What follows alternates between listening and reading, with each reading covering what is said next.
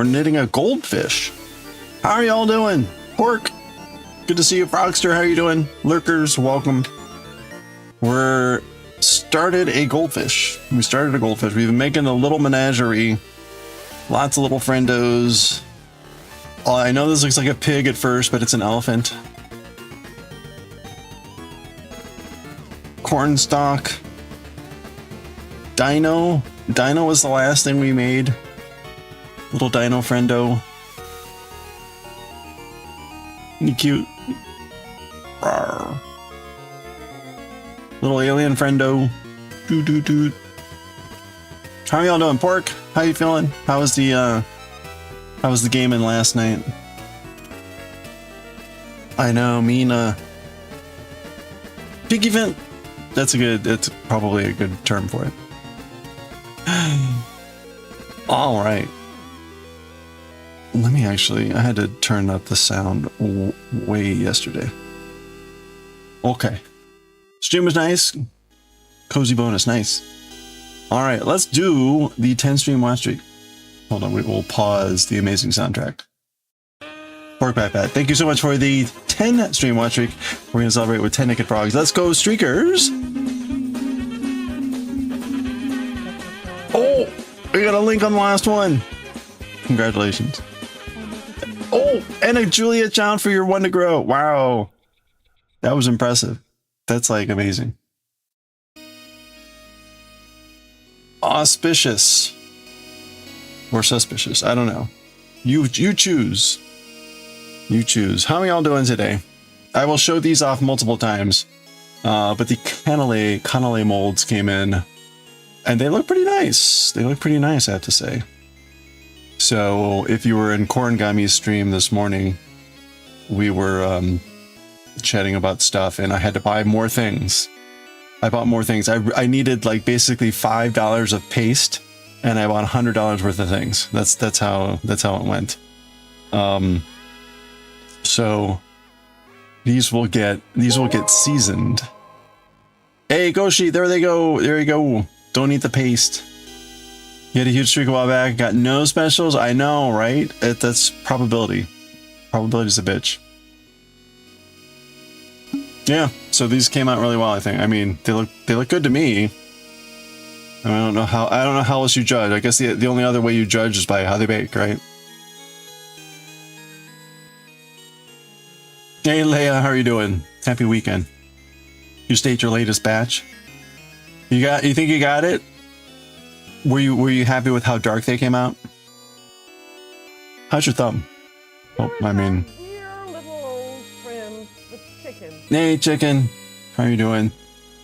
Yeah, nice and shiny. Here, well, this is. I don't know which is more. That's kind of cooler. Here, we could play a game. We could play Where's the. I could get 3 of them. We could play Where's the potato. Really, they're dark and crunchy. Oh, that sounds good. I wonder how much too was just needing to do it multiple times and season the thing. Probably not. Really crunch. Oh, nice. Oh yeah. It's a mold. It's a mold for making canale, which is a type of I guess you would call it not quite a pastry, a dessert. Making a dessert. Anyway, so but kind of like okay, it is considered a pastry. Kind of like how cast iron gets seasoned. These need to be seasoned with kind of like a beeswax type of mixture.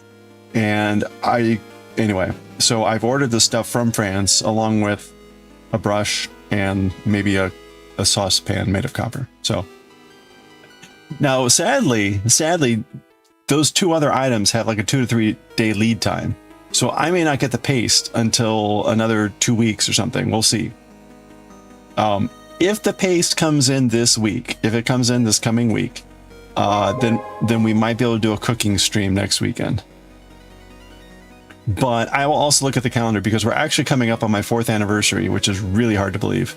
And we may do the cook. We may do cooking as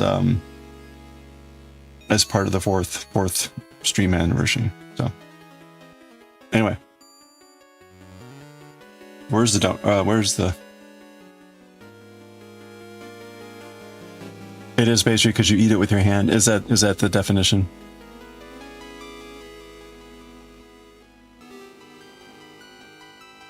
Happy Saturday. You're doing okay. Had a Boston cream donut. Ooh.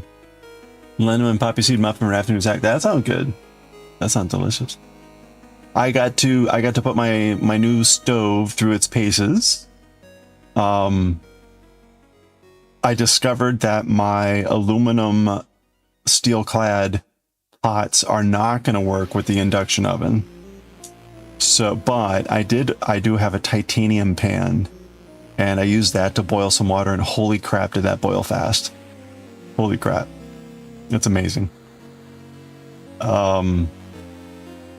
So at some point we're going to have to, maybe, you know what we'll probably need to do is we'll probably need to give it a month or so for all my finances to settle out. Right now, it's very confusing about like I know what I've spent, but I don't like the idea of continuing to spend when like there are huge bills pending, even though I know I can pay them all. But we should start looking at pots. So if you have ideas for pots and pans, we talked about what Staub, and some other ones. Put them in chat. Put them in Discord. They need to be induction friendly. Yeah, I actually didn't. I read the first page where it talked about the seasoning, but I didn't actually look at the rest of the recipe. Actually, let's do that because I'm actually curious about this. Goshi posted the entire recipe for the cannoli in Discord.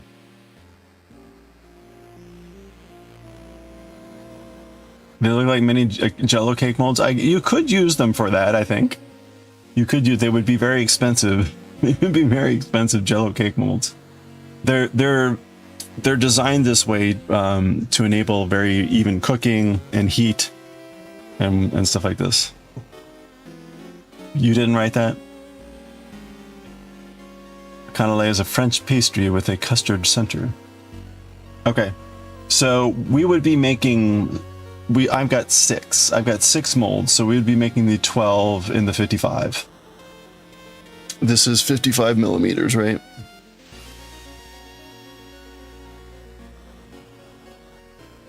Yes, 55 millimeters. So we'd be doing, this would make a double batch. 470 mils of semi-skimmed milk. What is semi-skimmed milk? 125 organic golden castor sugar. Okay, I have none of these things. Half fat. Okay. All right, thank you. You can use normal sugar. Okay, you can use normal butter. 30 grams of butter. 1 organic vanilla bean. I assume I could use vanilla extract. All-purpose flour. Golden castor sugar again. 1 organic egg. Is this a large egg? Half fat milk is the closest. Oh, it translates to 2%. Okay. That's the, I think, the type of milk that I normally buy.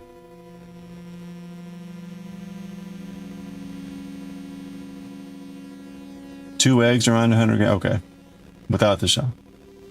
Oh, I got the rum. In fact, I've got rum from Dominican Republic. That would be fun. And a greasing agent. For cooking. For cooking. Okay. I see. Oh, this is the discussion you were having about single N or 2 N's. Oh, okay, and you're supposed to mix it up before. I see.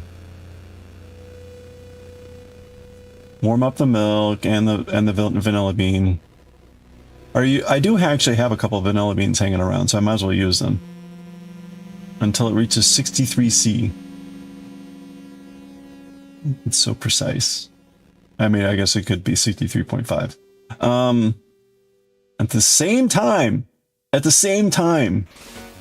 well, I don't know, with induction, this will probably happen before I can actually do the other stuff. At the same time, pour the flour and sugar in a large bowl and stir. Make a hole with the eggs in the center, sure. And the milk is at the right temperature.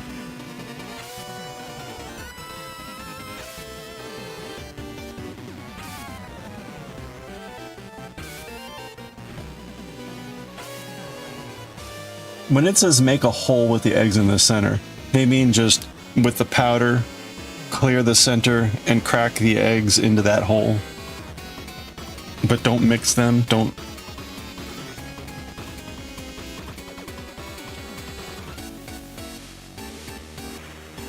Or are you supposed to have already mixed the eggs?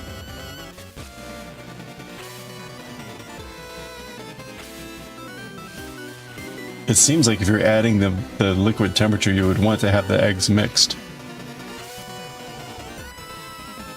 You can't mix them, but it's way better if you add. Okay.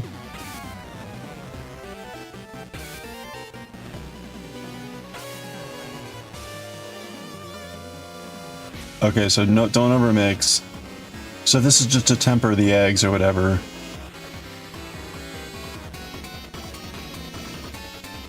And then you combine. Okay, then add a rest. Let the batter cool to about 30, then add the rum.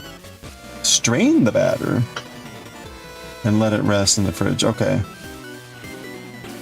Add the milk, mix, add the milk quickly.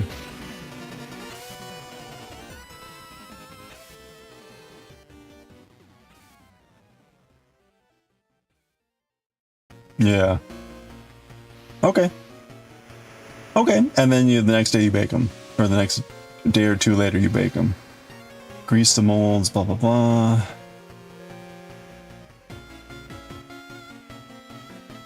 And when you fill the molds, you fill them to the top or close to it.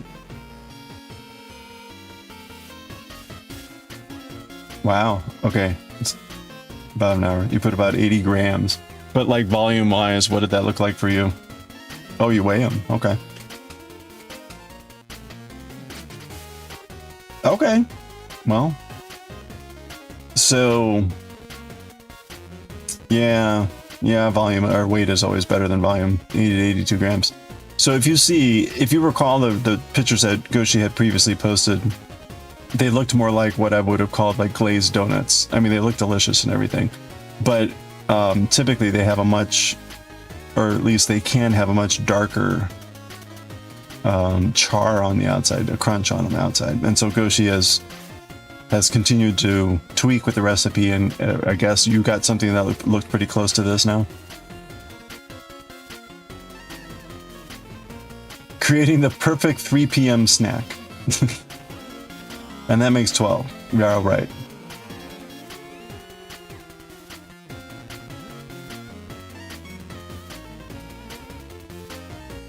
Three batches. No, I ended up getting 6. There were actually 6 in this one.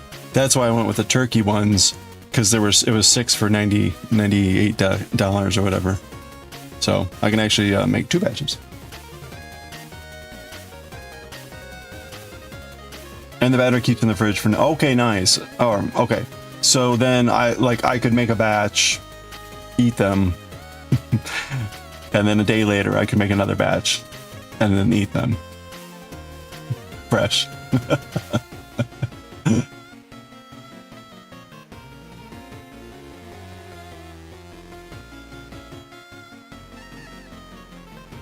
Dark rum.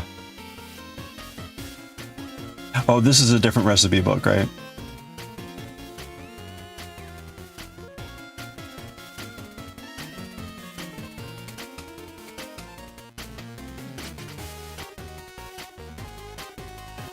You tested the green one. Okay. Well, cool. Very nice. By the way, this is how the pizza turned out. I actually went with the shorter temperature. I went with 20. It was still plenty crunchy. And it looked like it was about to start burning. Oh. It was a store-bought frozen pizza that I added half a pound. No. I didn't add the whole thing. I added 8 ounces, about 100 grams of cheese, and the black olives. It was nice. So my oven, it's like a third and 2/3. So I was able to use just the upper third oven. It definitely preheated faster. Maybe about 10-15 minutes faster. My old oven used to take like almost a half an hour to get up to 500.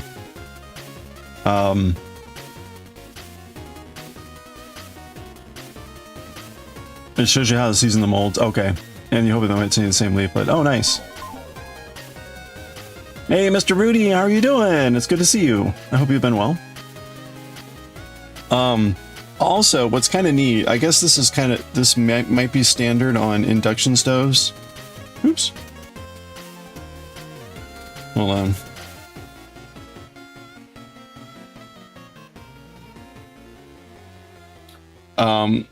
You can't, well, hold on, maybe I can get a better shot.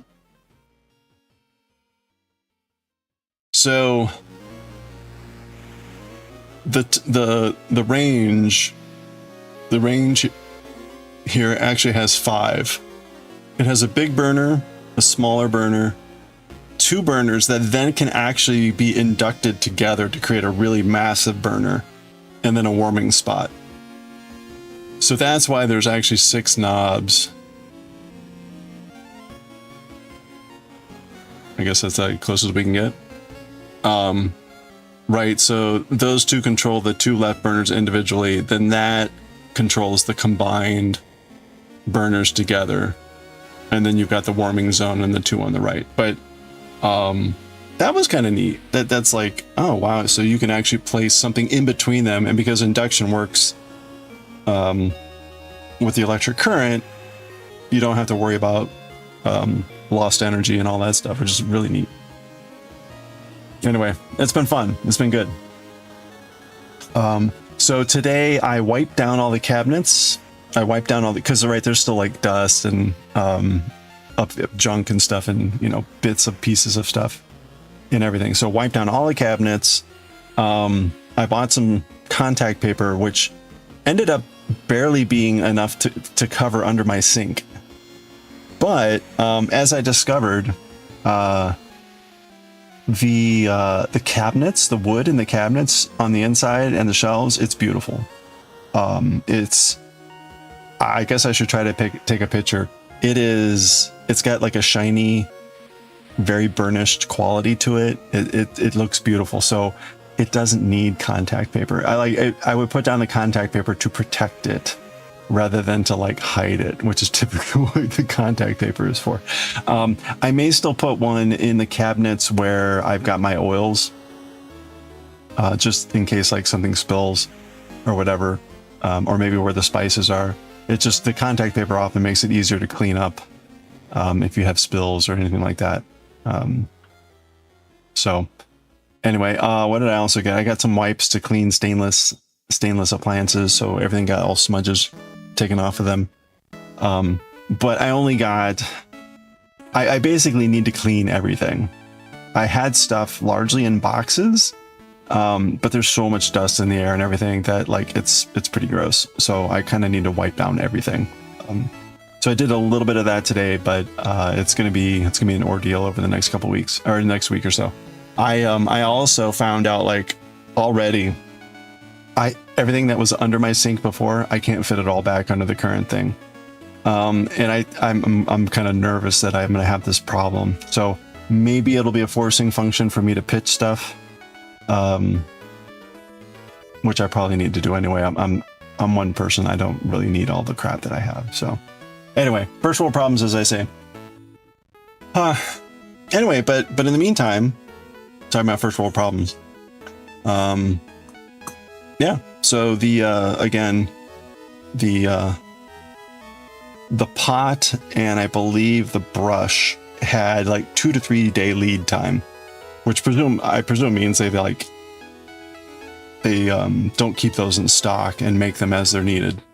So however long that takes, and then shipping it to me.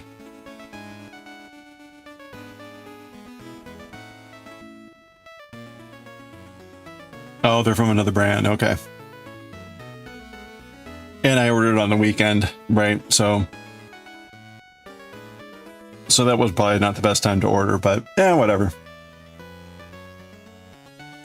Oh, also, right, I mentioned, I think, that I had ordered from an online supplier some Larimar, some actual Larimar. So I think this one is an actual Larimar bead. I think that is an actual Larimar.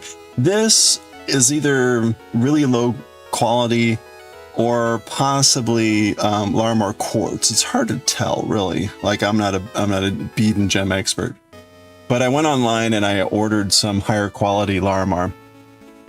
And it was supposed to ship this week. And I got an email on Thursday. I ordered 2 strands. I ordered like a strand of larger beads and a strand of like smaller beads, more like that size, of Larimar. And they said their smaller strand was out. And they gave me a couple options. And so instead what I did is I bought a couple strands of other stones. So I got some amethyst, some shungite, and I can't remember what the third one is. Amethyst and shungite, and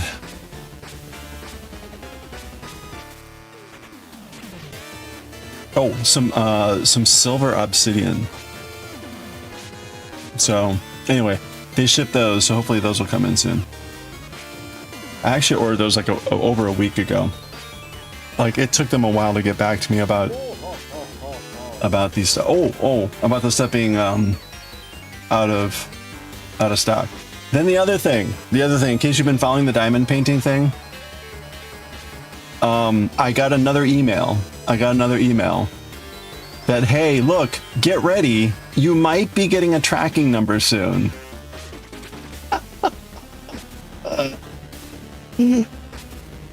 Right? If we go way back, it was on the 2nd, 20 days ago, that I got the email that I ordered it 3 weeks ago, from 3 weeks ago today.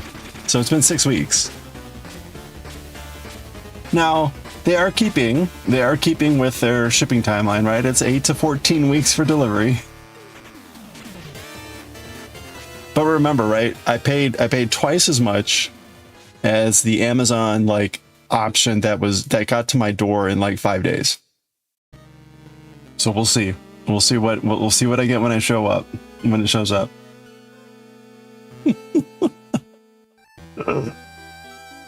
If I am able to clean up everything this coming week, I may do the diamond painting next weekend. So we'll see.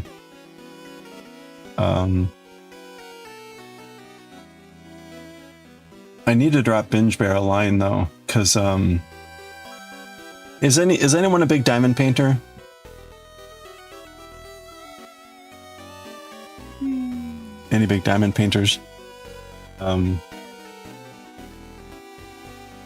I'm very excited. About this. I'm half tempted to get beeswax like today, but well, you know, I can wait.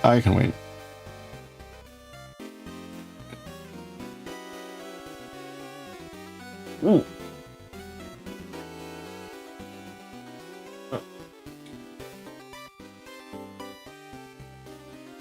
The beeswax process is rather long. Really?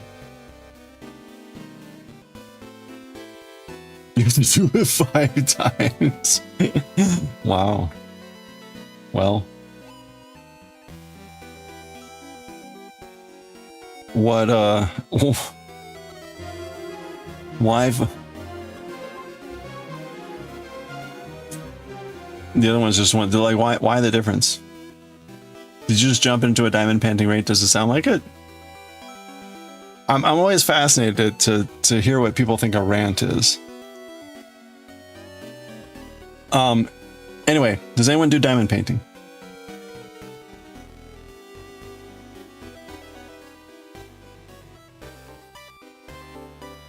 Not you.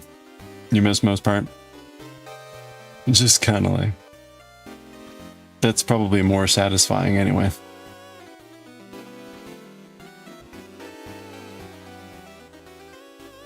Your dad and aunt do? You might have eaten 2. Really? I would have eaten 6. That's how many I'd make. Might be longing for 3 more. I was gonna say, See, there's a benefit, I guess, maybe to only being able to make 6 at a whack. It's like, well...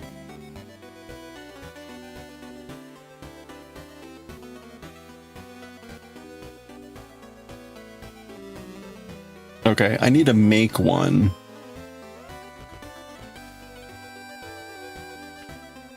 Make one, knit 3. Wait, 6 times? Oh, yeah. Wait, no. Need to make one. Oh, I see. He looks so sad. Did we get all our ducks in a row? We probably got what, halfway through the ducks. Probably got halfway through the ducks, and that was like, I played that thing for almost 6 hours straight. I was pretty duck and tired. Classic.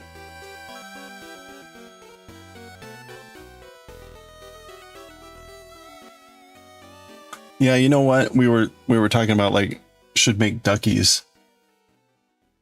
I want to be careful because Carrot makes lots of ducks.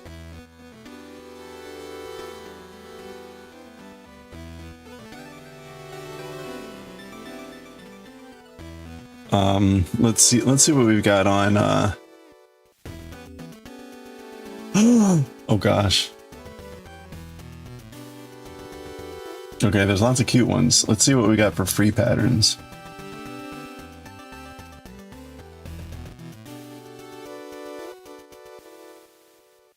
I don't know about these giant eyeballs, but the duck is cute.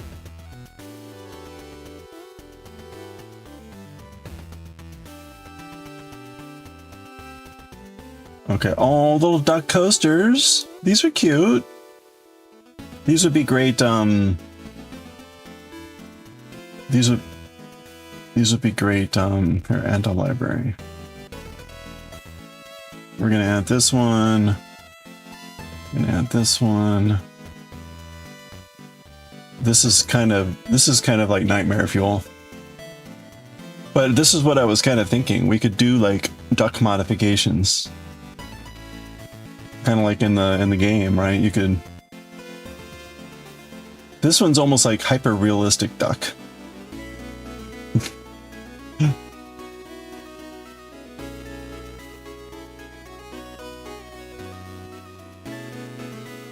Oh, this one's no.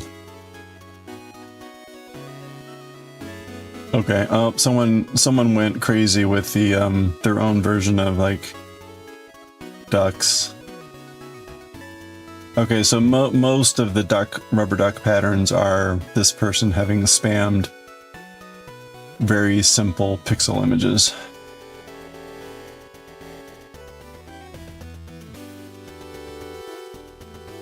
Great. All right, so there's really not a lot of options. If I remove the free, what do we get? We get these guys, which are very cute, but they're also made out of that like chunky yarn, which is not a bad thing, but oh, this pattern's even discontinued.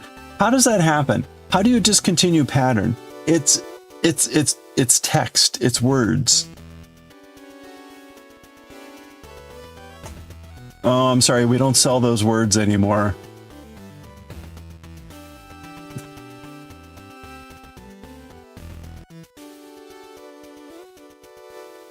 That's right, knowledge is just gone. Oh, check it out.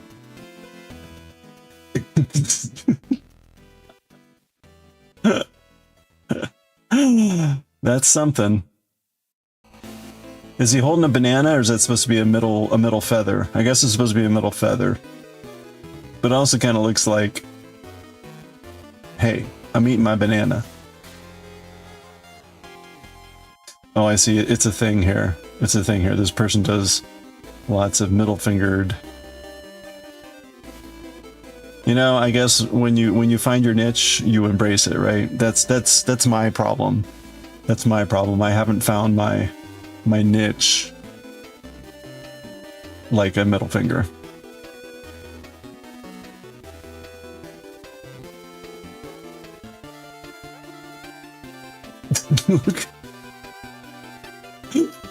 I'm sorry. It's supposed to be rubber duck and bath time. The duck does not look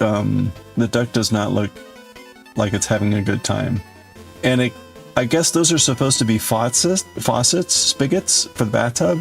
It kind of looks like bone hands, like bone fingers. So it kind of looks like the duck is being grasped by like the hand of death and dragged down into, you know, the red flaming pits of hell. So, you know, maybe that's why the duck is terrified. Hey, Corin! The duck sat on the conditioner bottle. Isn't that what they're for? How are you? Duck applique.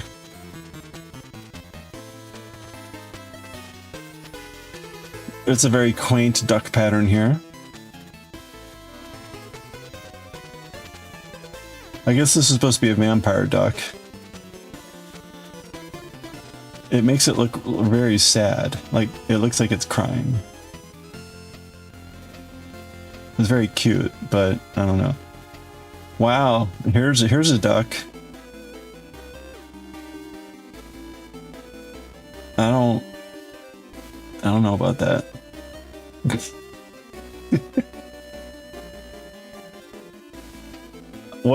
I just saw a t-shirt that had a cat, a very plump cat, leaning on a stack of books with a cup of coffee. And the phrase is something like, if you're useless, they can't use you. They can't use you if you're useless, or something like that. That's what this reminds me of. They can't use you if you're useless. You're doing all right, relaxing, very nice. How was the board framing? Your candle is crunch. Yeah, it was kind of like a Botox vampire. Oh, well, that's kind of cute. I can't say it quite looks like a rubber dog, but it looks more like a oh, what's the bird with the white plume?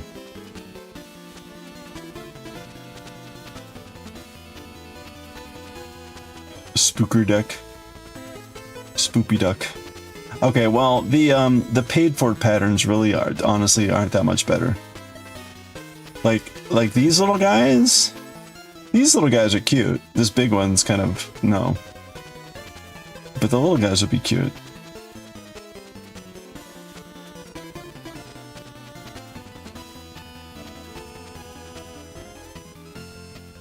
It costs 36 dicks.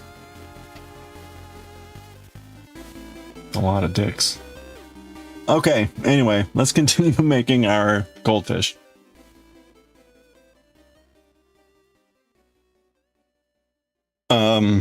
I am paging the assistance of any diamond painters. Any diamond painters out there?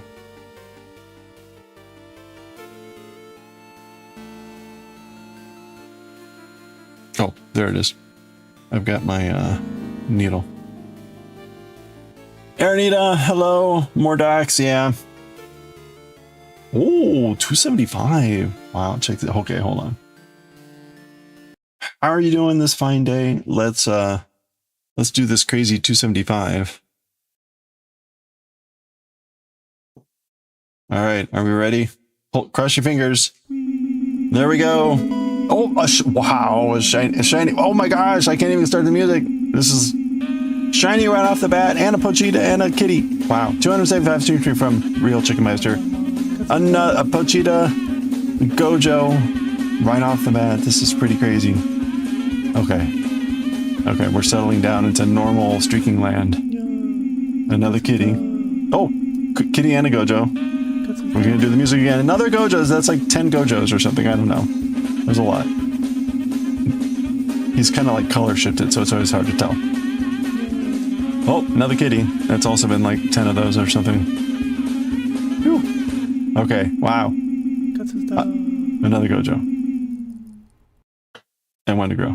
That was 275 plus a lot of friends. Thank you so much, Chicken, for the 275 streams. You guys, we're like 3 months away from a year, which is pretty crazy. Pretty crazy. Oh. Oh. I'm okay. Just my bones and organs. All right, I need to make a stitch. I need to make a stitch.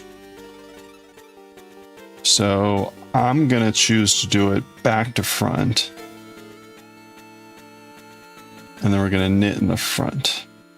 They don't say how to make the stitch, they just say make one.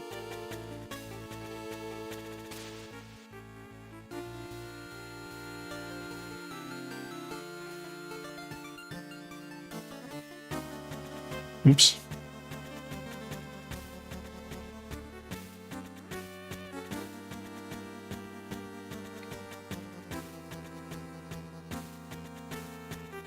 I'm also not sure, like, even earlier in this pattern, I mean, obviously just like a 2 rows ago, we used knit front and back to make a stitch. So I don't know why. I don't know why they suddenly switched to this method to make a stitch. It's kind of weird.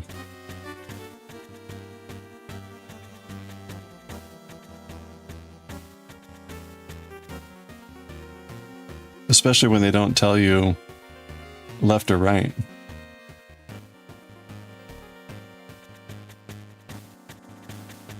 You're doing good. Struggling with, ooh, tiny beads. Nice.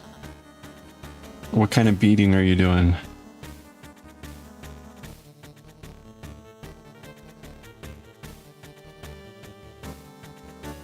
I'm doing pretty well. Did a lot of stuff in the kitchen today. Still have a lot left to do though. So we're kind of just easing into it. The one thing I need to talk with my contractor person about a couple things.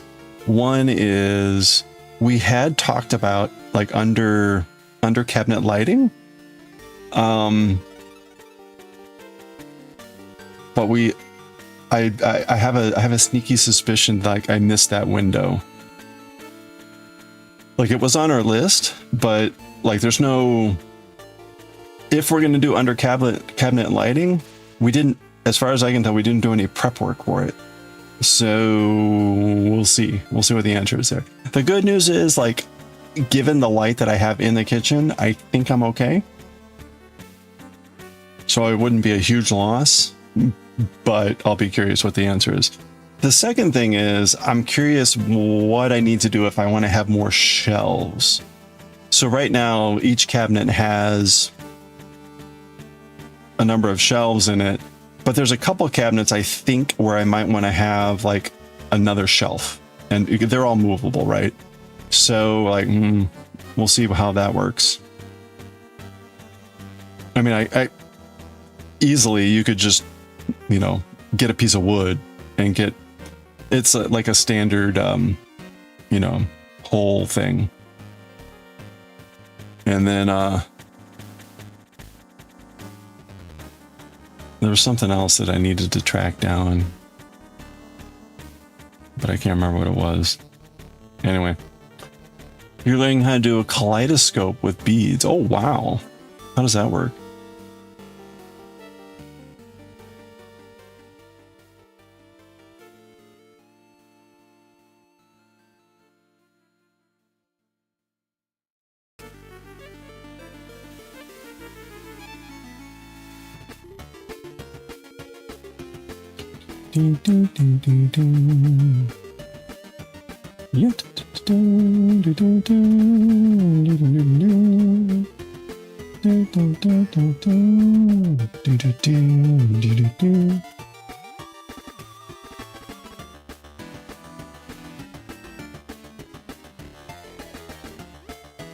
I thought kaleidoscopes were largely mirrors with like pieces of glass, so that makes sense about the beads.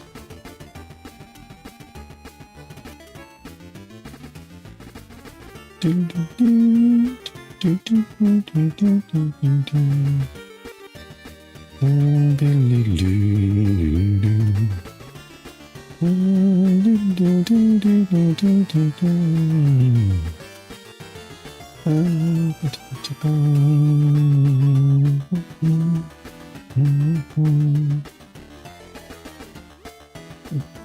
split the yarn there, didn't I? I did. Okay, that's fixed. It's also called flex tangle. 3D rectangles that are linked together. Wow, okay, that's interesting. Flex tangle.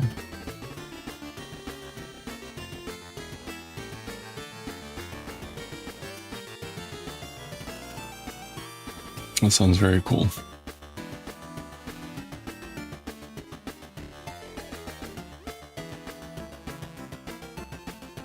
Oh my gosh, my eyesight.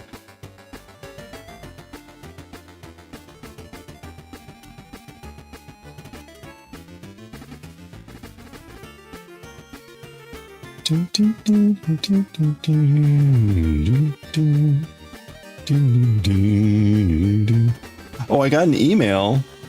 So the bank transfer for the calligraphy course, they had told me it would take like 7 to 10 days or something like that. And I had sent an email to the Saito-san from the calligraphy school to that effect. And later that day, or the next day, I got an email from my bank saying the transfer like has gone through. Now I don't know if there's more to do on their end or whatever, but I was like, oh wow, so that was actually passed. So I don't know. Maybe we'll see. The real question mark there. And I put this in my email to Saito-san was, there was no way to know what the bank fee on the receiving end was going to be. So I was making a payment to Sumitomo Bank, but my bank, they had their own fee for me, which I paid separately, but they had no way to know what any sort of fee might be on Sumitomo's end. And the school didn't give a specific value. They gave a range. They said like 1,500 to 4,000 yen. I'm like, well, range doesn't help me, right? So I just said I guessed, and made it 2,000. So if that's not enough, let me know.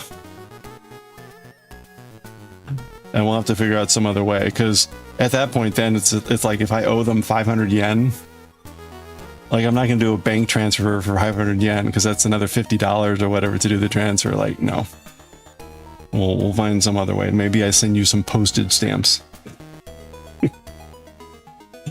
We're really that worried.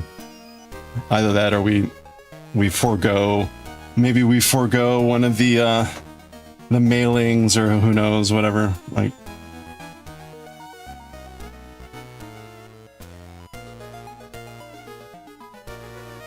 yeah, that was the most annoying part, really. It's crazy it costs anything at all to send money. Yeah. Yeah, if only they had PayPal. I think it's that way across Japan. My sense is like that's just how Japan works. Like, if you live in Japan, you will pay your bills. You have to have bank accounts with whomever you have the thing with, or you have to send to their bank account, and it's all done by bank transfer. Maybe that's changing, but I don't think so. Not the sense that I get. That's why you can go to places like Lawson's or the convenience stores to pay your bills. Anyway.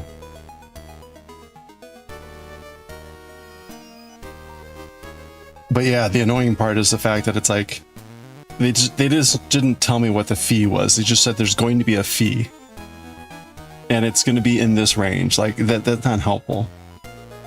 I mean, I guess I could have overpaid and then, like, just to be safe, but, like, who wants to do that? Somebody said to me, it's coffee.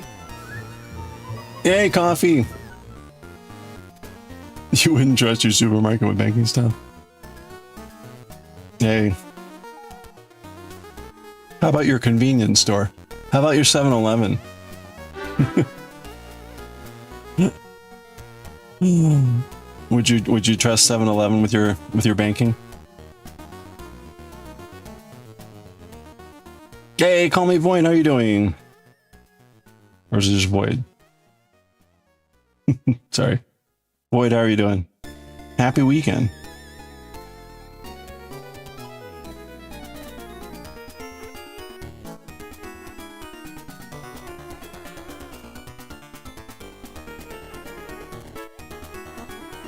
Just Void. Okay, perfect.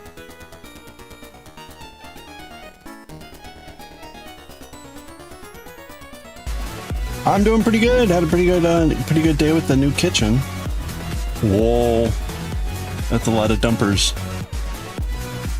Is that third? Counter dumper counter dumper counter dumper counter dumper counter dumper counter dumper counter dumper counter dumper counter dumper counter dumper. It's gonna be 39 dumpers. Dumper counter dumper counter dumper counter dumper counter No. counter dumper counter dumper counter dump.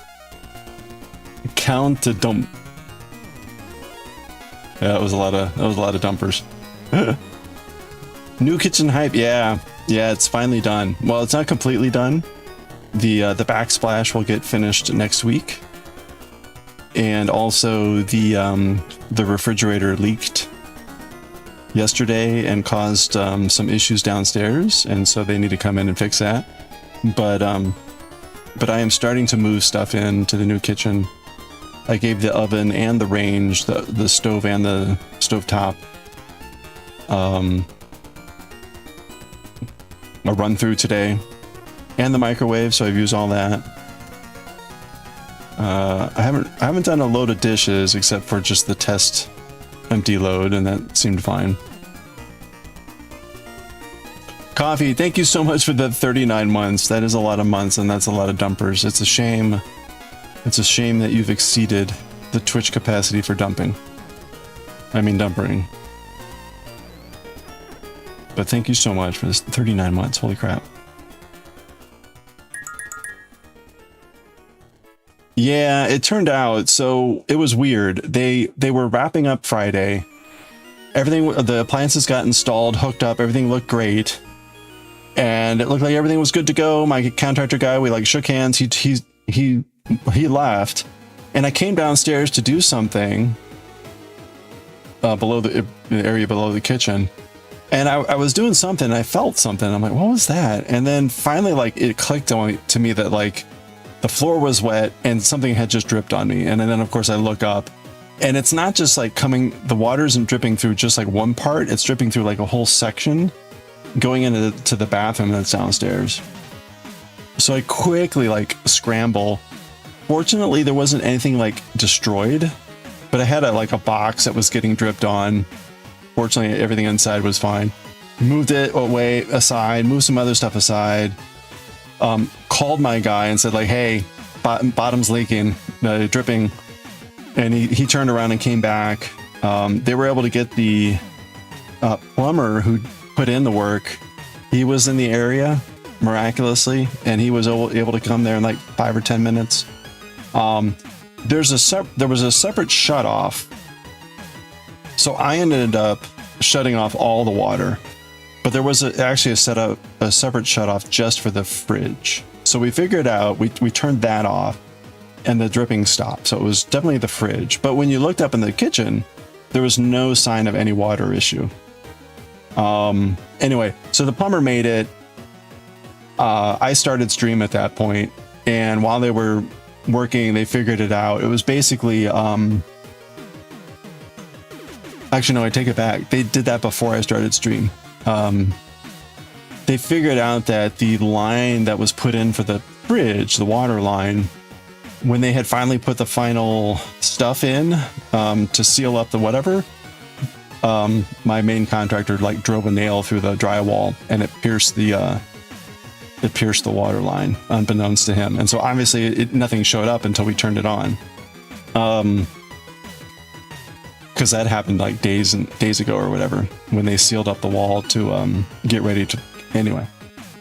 So they figured that out though. But the guy didn't have the tools, the farmer didn't have the tools and the equipment to repair it at that moment. So it was either going to be a few days or something But he ended up like getting his stuff and coming back in a few hours, and then during stream they fixed it.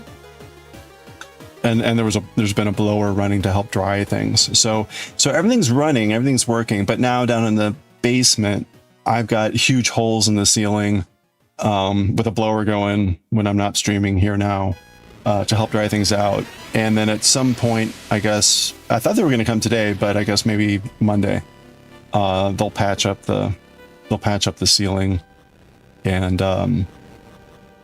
that'll be done. But then again, the backsplash is the last big thing that needs to be done in the kitchen. So that should be done Monday and Tuesday, I guess. We'll see. So today we are knitting a goldfish. So we're going to be doing this little guy today. We're not going to make the bubbles. I think those honestly look kind of stupid. And I'm certainly not going to have anything like this that would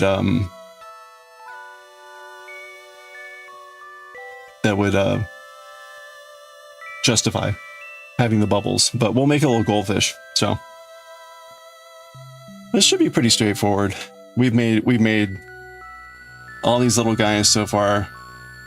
Corn, little lion, little dinosaur, mermaid. We made Bender. They had a robot, but we turned it into Bender by giving it a booze bottle and a cigar. A hot dog? We got a hot dog. Anyway, we got everything. You can get a monkey with a banana. Woo-hoo.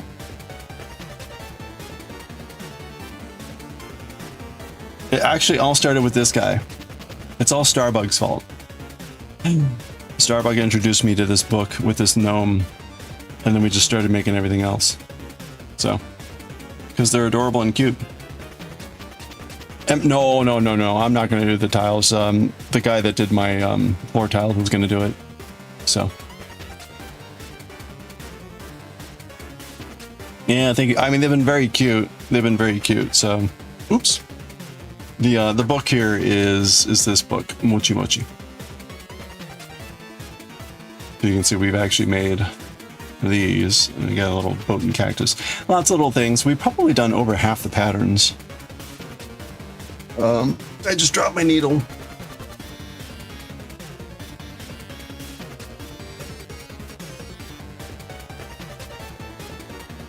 All right, well, I need to find this needle. So we got an ad break starting in 20 seconds. I need to get some water anyway. So let's grab a stretch break here. 3 minutes of ads coming up. I'm gonna find this needle and get some water. A good time to get a stretch break. And oh, there it is. Okay, good time to get some water. I'm gonna finally get some cold water. I can't tell you how happy I am getting some cold water. Okay, grab a stretch. Oh, and we got a new BRB screen. So all right, 3 minutes, be right back.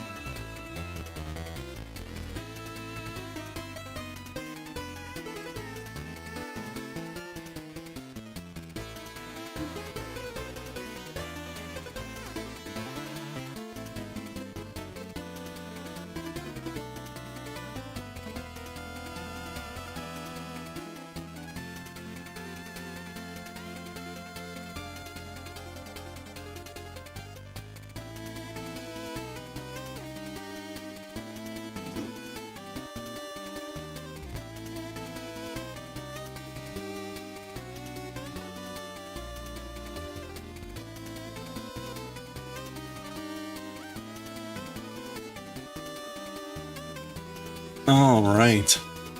10 seconds.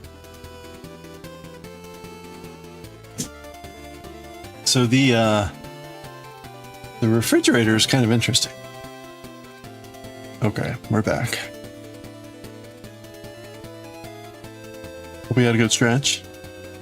So the refrigerator is kind of interesting. I like it. It's different. So first of all, the ice cubes I do like. They're actually like kind of smaller, which is cool. I actually might use ice more frequently. It has a water line inside. So you open the fridge door, and on the inside panel towards the opening, there's a push button and then a spigot, right? So like that, your water dispenser in the fridge is right there. So you can, whatever, but it's not cold. So that's kind of weird. I don't mind that because I keep a pitcher of water in my fridge anyway. So I just use that. But that's weird. And the fridge uses a water filter. So we'll see. I'm not too fond of that, but like whatever. The other weird thing is the fridge has no handles. The fridge has no handles. So you actually can open the fridge actually on top and pull, or on the side and pull. But it's actually kind of nice. So Mad Scientist, how are you doing? Yeah, I like the smaller cubes. Pretty, I like it. Nice. Have a good one, Goshi. Hope your thumb heals well.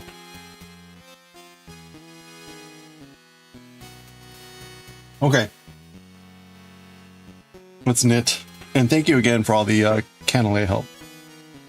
Looking forward to trying this. Oh, yeah. In case you didn't see, Goshi's been making cannelé, the pastry, using cannelé molds, and I just got these in yesterday. And today ordered some seasoning wax grease for it. So hopefully in a week or so we'll be able to make cannelé, and I will be aiming to do that on stream. We'll see how that goes. Okay, let's get back to making our goldfish.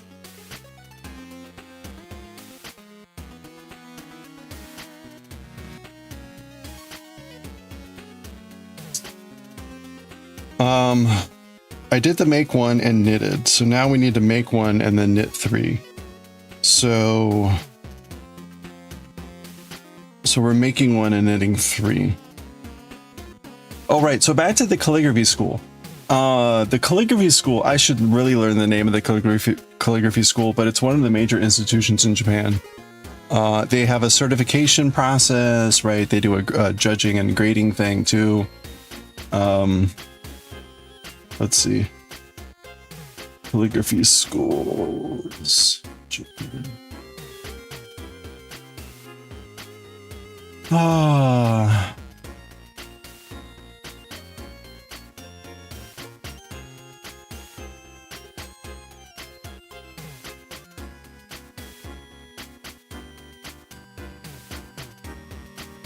Oh man, you know,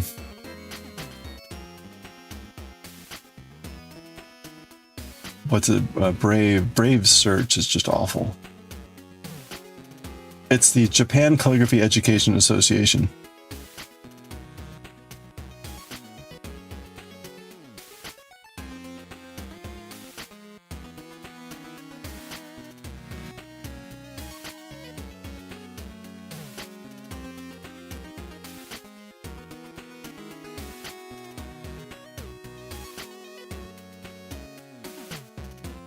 Sorry. Brave also has this annoying thing where it just automatically translates everything. There we go. So it's the Nihon Shodo Kyoiku Gakkai. Okay, that's pretty easy. Kyoiku is just education and Gakkai is society. So, Calligraphy Education Society. I'll be taking their basic calligraphy course.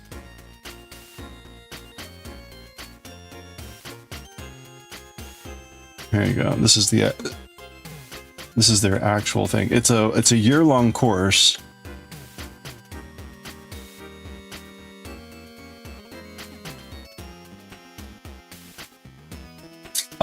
If you look here, this link is the correspondence courses.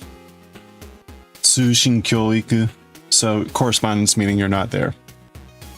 So you could either be in Japan or you could be overseas. You're a chandler as well. You make silicone molds using containers to match molds in your 3D printer. Nice. Okay. Yeah, I wanted to get the metal copper tin molds for this.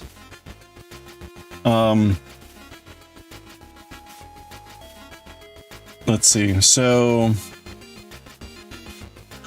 these are the courses that they offer. They offer like a basic. You can see it says Kiso here, which is foundation basic. So Shodo Kiso course, Koza. And so this is what I signed up for. They also have a specialty one, but that's obviously you do that after the basic. This is a 12-month course. There's like 12 sessions where you like write stuff out and then send stuff back to be graded. It's split into 3 from what I can tell, 3 sections. One is the kaisho. Kaisho is like this style of writing. It's the sort of right and proper and standard writing style. Then there's the gyosho, which is the semi-cursive style, which I believe is more like this. There you go. That's gyosho there. And then finally, there's the sousho, which is the grass style, which is the really crazy style. There's also, I think, a kana, like a hiragana katakana thing. Like that might be in the advanced. I don't remember. Anyway. So you get materials for all 3 sections or whatever, and then it's largely then just self-paced. So we'll see how it goes. Here you can see, yeah, the cursive is pretty much unreadable. Also, it's what I would call degenerate, in which one cursive style could actually be multiple different kanji. When you like reduce so quickly to that style, it's like going lower res, right? So you lose information, and so multiple different kanji could be the resulting mess of squiggles. That also doesn't help. Anyway, so this will be the course. Again, the whole thing with the transfer fees, so it was probably like $40 of transfer fees. The whole thing was $280 US, which is pretty cheap with the exchange rate. I mean, without the bank transfer fees, it was like $240 US. So, with the so here you can see this is overseas. With the overseas, you have to pay shipping for the materials as well. So the materials they send you end up being almost like a kilogram or so of books, if not more. So shipping ends up being like maybe $50 of that. And then you also pay for them to ship your graded material back. Now the material is sent as letters, as far as I can tell. So there will be 12 times again in which I write out an assignment and then mail it. But that's just paper, and that can be folded, and so that's cheaper to send, right? That's maybe like $2 to send. But you pay for them to send it back to you, so that's like $25 or whatever, if not less, because it's cheaper to send from Japan, and again the exchange rate. So that's a lot. Anyway, the point is, it looks like it'll be interesting. We'll see how it goes. I mean, obviously a lot will just be on me, how well I do and how well I study and and do whatever. So I'm looking forward to it. So they've got the banking fee, or they got the payment. We'll see how it goes. It just hit yesterday, so maybe I'll hear something over the weekend or next week. Manalka Queen, hello, how are you doing? Yeah, for a year-long course, it's not really that much. So they also do. They have a penmanship course. So writing everything with pen instead of a brush. It's kind of different mechanics and different balance. I know a little bit about this because I've done some amount of work with pen, but you can, I mean, if you're familiar with it, if you just take a look at this, it looks different than if you were doing the brush, because right with the brush strokes, the brush stroke can be variable in its width based on how you're moving the brush and where you're turning and all that stuff. With a pen, you don't really have that, and so it's a bit different in how the visuals look and how you draw the characters. And also keep in mind, this is to make it look pretty. This is to make it look nice. not like, this isn't going to be how the typical person writes. Although everyone would say like, oh, this is very pretty. And just like kind of with English handwriting and calligraphy. So just, there's an introductory penmanship course and then an advanced one. They also have, what do they call it? It's seal engraving. So these red stamps, their pictures suck. But if you've ever seen a Japan stamp, a seal, a hanko, they can come in a variety of different shapes and sizes and stuff. But the kind of classic standard seal is this like red square, which is either kind of like red background with white characters or white background with red characters. This is a class on how to engrave those seals. Now, pretty much you're buying like a stone stamp. You're buying a stone stamp that's like some sort of, object, and with a flat surface, a flat square or circle. And then you're using stone chisels to create the seal. I've done it once. I have actually made a stone seal. It's pretty interesting. It's an interesting thing to be able to do. So these are all fascinating. I would love to take all these courses. They have like a speed learning course, which is just like, I think like a crash course in the penmanship. And then they have a course on copying the sutras. Sutra copying, think of it like this would be like for Westerners, like copying the Bible. Or even like copying like poetry or something that you enjoy. But the idea is the art of copying that material is itself kind of a spiritual, relaxing activity. So they have a course on that as well. Anyway, so those are the courses they offer for the correspondence course. They all have different rates and all this stuff. Is the pen normal pen or Fuda pen? I think they actually do all of them. I think you learn with all of them.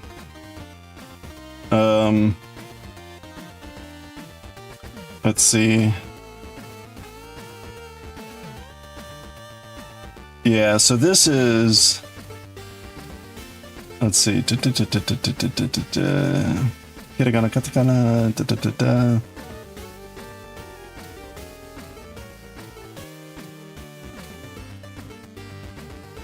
It's in here somewhere. I believe it's actually all the different pen types.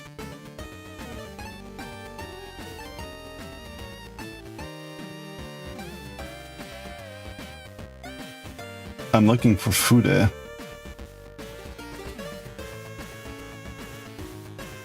Because I could have sworn. Let's just cheat.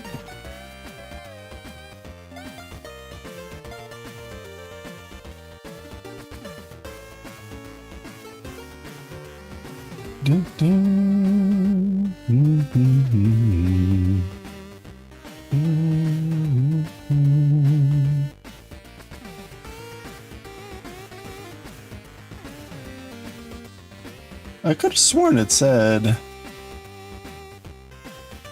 Cheat mode activated. The pendant thing is only 6 months, which is kind of interesting.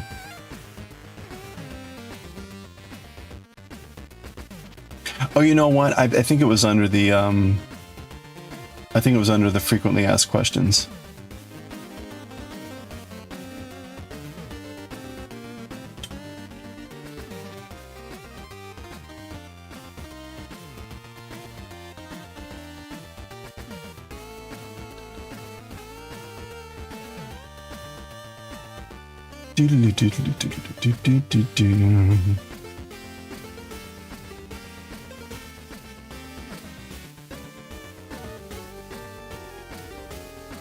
No, oh, maybe it's just under the maybe it's under the more specific course. Oh yeah, there we go.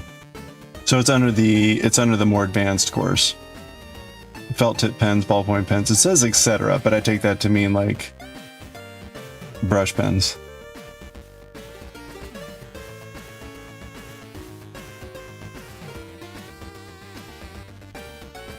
Although to me, I think a brush pen would be more of a hybrid between pen and like a full-on brush. But that's just me guessing. Anyway, well, there you go. So again, this seemed to be one of the major schoolhouses in Japan. Now, I have over the years, I bought several calligraphy books from Japan. And I can see aspects of what I see there here at the school. So I think there's a lot of kind of like standard teaching stuff. So I'm sure I'll see a lot of the same stuff. Even years ago when the DS first came out, the Nintendo DS, I bought numerous Japan software over the years for the DS and the handhelds. And one of them was a daily kanji writing thing, which is kind of cool. So it's storming there. Oh no, power's iffy. Well, I hope. Good luck.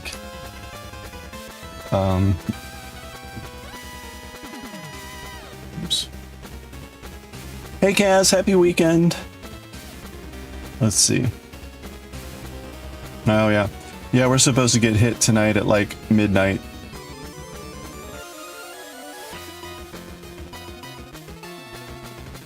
Oh.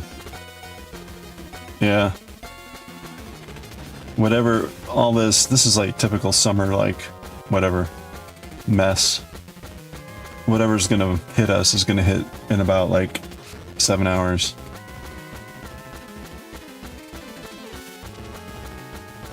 Yep. Well, I hope everything stays okay. Okay. Enough dawdling. But yeah, so I'm excited about the calligraphy thing. Like, I know I can. We'll see how it goes. I've certainly done the brush calligraphy a fair amount, but I know I could do a lot better. It'll be nice to have something that's kind of a more standardized way, and at least it's like more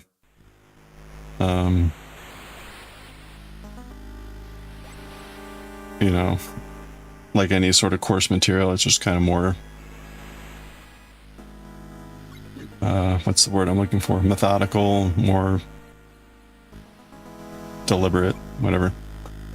Sounds like something we're gonna enjoy. Yeah, I hope so. Well, and I should be able to set up like streaming upstairs where I have the camera oriented over the material to look at it. So you got the tummy bug? Oh, I'm sorry to hear that. I hope you're feeling better soon.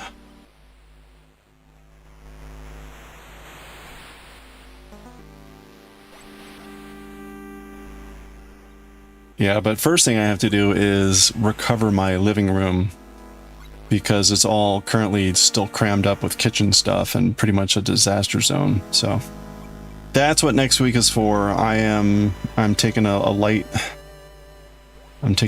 day, a light week at work. Meaning like basically I'm mostly on leave. I'm mostly taking vacation, but I will be checking my email and taking care of any taking care of any pop-up critical stuff.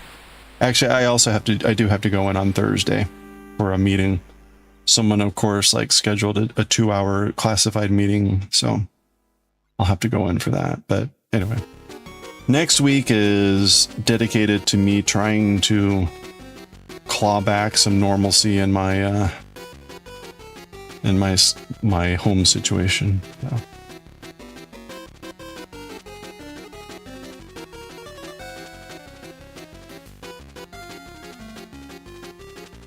Some soup. Ah, the soup did it.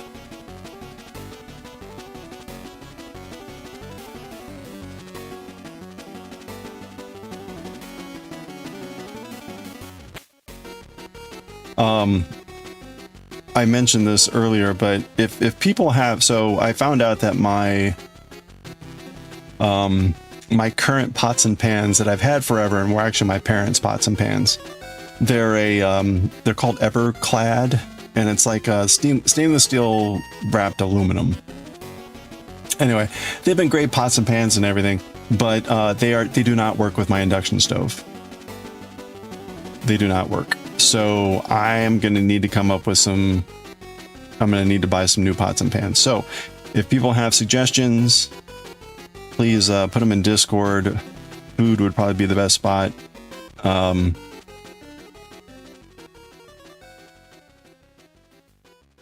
I've got stuff I can use in the meantime that should be okay.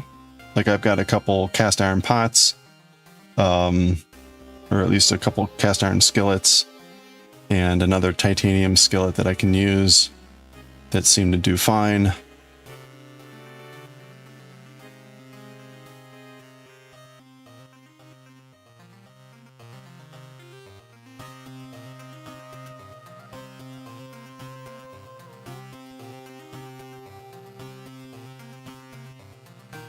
But it'll be time for me to get some new pots and pans, so it's a good time to upgrade, get maybe some nice ones.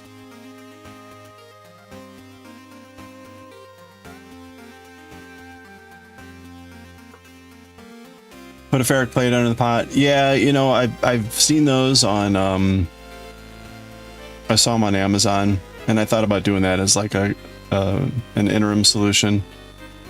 But I think I'm just gonna get new pots. It's a good excuse. As nostalgic as the old pots that I have are.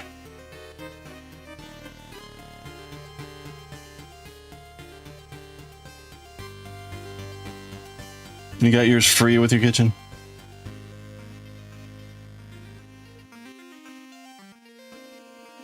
Oh, you got your pots and pans free. Nice. Yeah, it's a workaround. I was shocked though. I filled up this like 8-inch titanium skillet with water to just boil it to make ramen.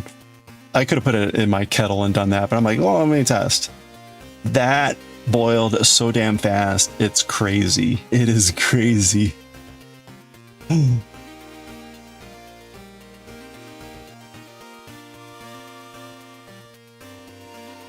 Berghoff. Ooh, nice.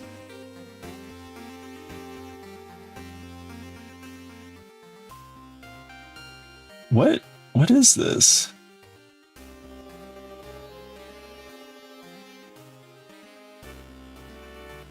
Huh.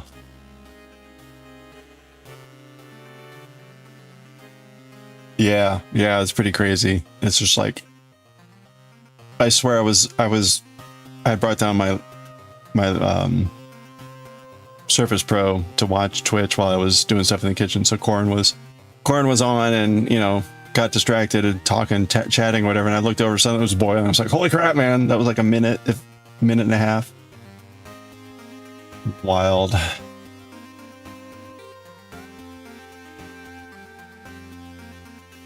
Also really remarkable was just how quickly it went to a full boil. You know, like with a burner, you get kind of the roaring, rumbling sound, and slowly the bubbles form. more bubbles form on the bottom, and then finally they start, you know, you get the rolling boil. It was just amazing how quickly it was just like, there's the bubbles, there they go. Like, oh my gosh.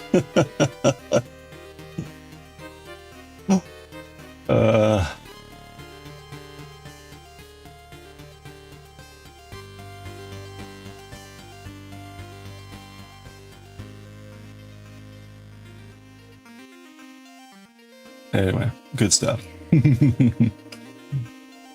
Yeah, I'm definitely happy. I also mentioned that I had read at least one review that made a complaint about like terrible sounds from the induction, and I am happy to report that like I do not have that issue. So that's good too.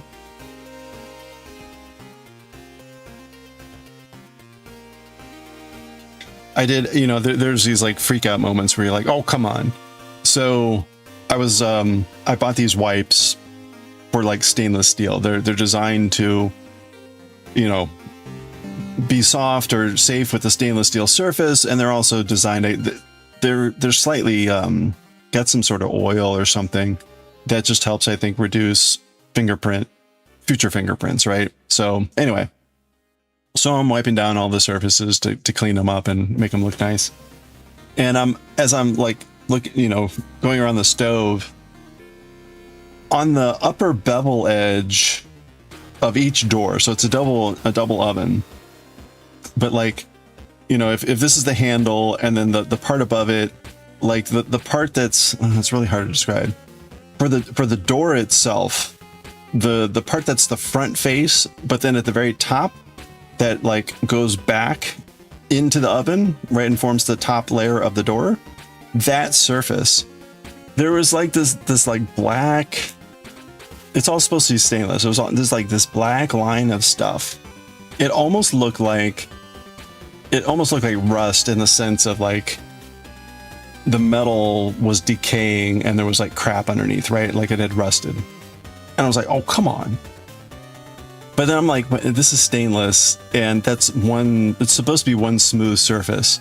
So it didn't really make any sense. So I, you know, took the stuff and scrubbed really hard. And of course it was like just some sort of either like manufacturing grease or scum or something like that. And it all came off. But there's that typical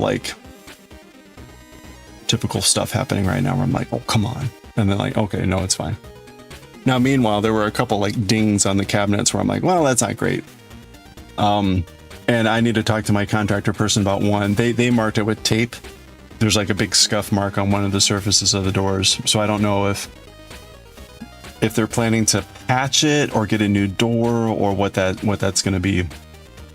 So we'll see. Anyway, first world problems. But also, right, this is the time. It's like I gotta get this stuff right, now. Otherwise, like, nope, that's it.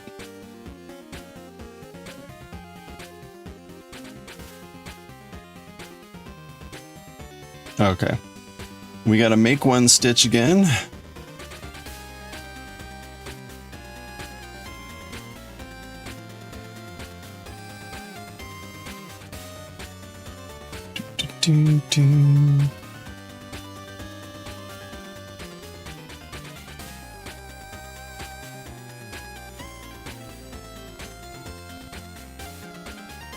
I might need to make a run into work earlier than, so I'm going to be going into work at least Thursday, but I might go in earlier just to start to migrate food back. So I actually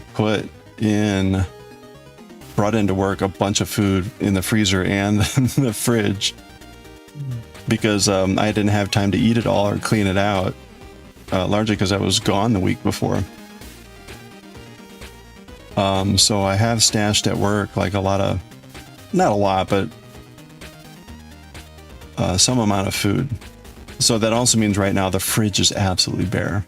There's like a gallon of milk, my pitcher of water, some cheese, and I bought some eggs yesterday.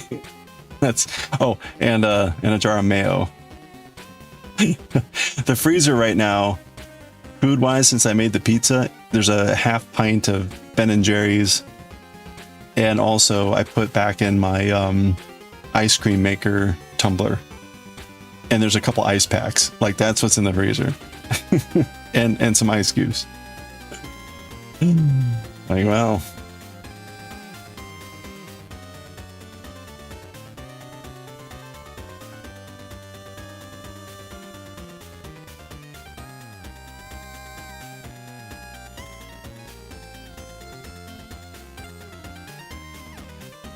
we'll get there.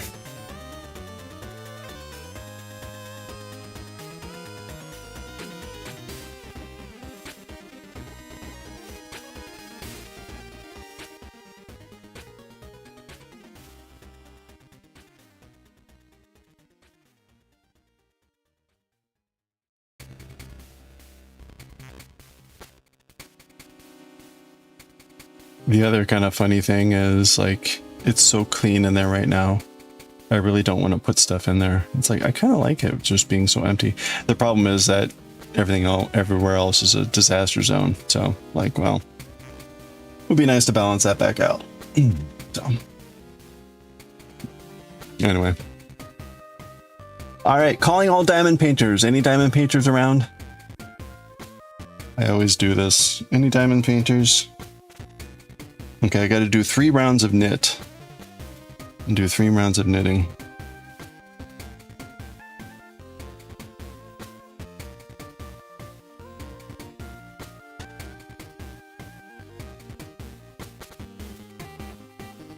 I swear it's nothing important.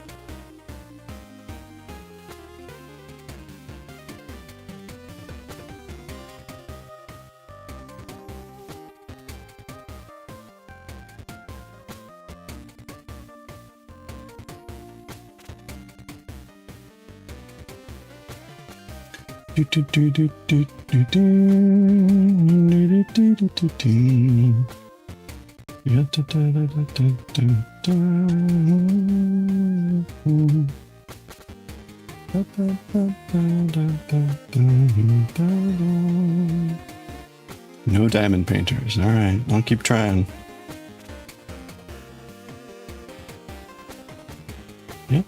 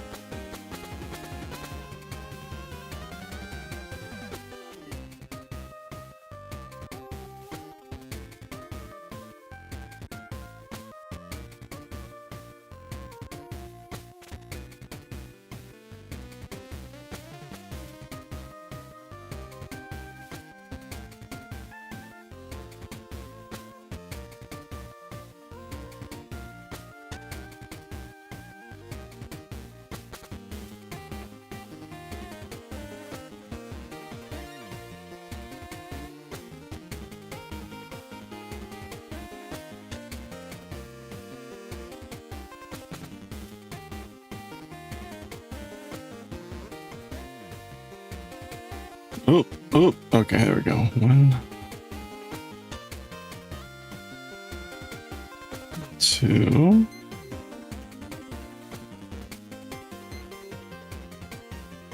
Three. 4. Okay. So that was one. We didn't do 3 rounds. I was going to, oh right. Let's just, let's ask Google.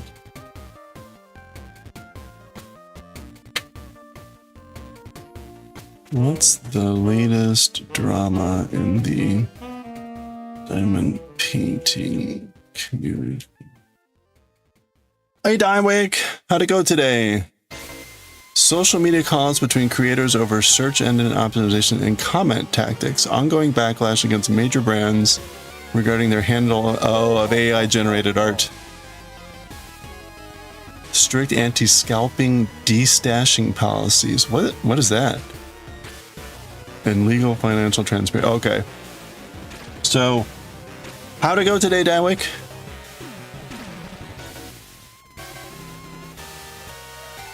So I've been asking for the diamond painters to understand what this latest drama is going on. Creator clashes. TikTok and Facebook creators have been publicly calling each other out over alleged comment section poaching, search manipulation, and petty group gatekeeping. Okay, this is from Reddit Diamond Painting. Diamond Painting SEO issues. Major friction persists over companies like DAC allowing or defending popular art-generated, AI-generated designs. Okay. Anti-scalping. Corporate policies intended to crack down on kit scalpers have triggered unintentionally, causing some destashing groups to shut down over doxing and overreach fears. What does this mean? Crackdown on, what's a kit scalper? What would a kit scalper mean? Is that like someone that sells kits at really low rates? And what's a destash group? Oh, okay. You know the problem that I mentioned about like, I just want a bunch of black diamond drills, you know, blah, blah, blah. Destash group, right? Because typically when you buy a kit, you've got lots and lots of leftover drills. So there must be groups designed to be like, hey, I need, you know, 5,310, 310 color. And so they're groups that help trade. So apparently there's been a crackdown on that, shutting down over doxing and overreach fears. Interesting. Brand drama. Ongoing tension surrounds corporate legal actions, customer service complaints, intense FOMO. Marketing cycle surrounding limited stock canvas drops. Okay. All right. Interesting. Well, I'm glad to hear that, Dywick. Did you end up making a cake? Or did you get what you needed from the grocery store, I guess?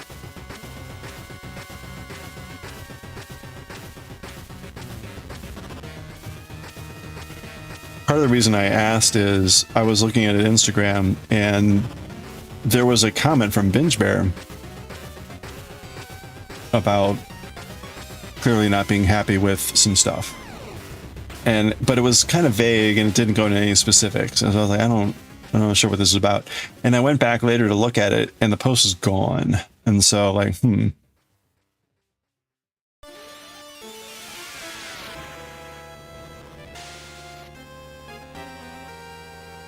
So I don't know. I'm assuming he took that down, but who knows with the way things are going. Limited drops are being bought up by a handful of people, then posted in destash groups. Oh, so there's that scalping issue. Okay. Yeah. Okay.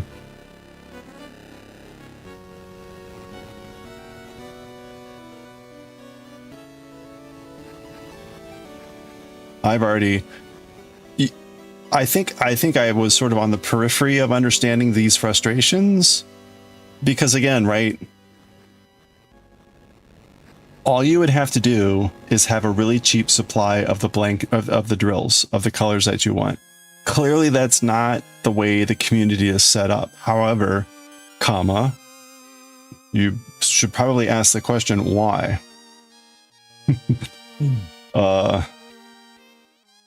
Because if someone had the image, they could just basically make their own kit. So it's a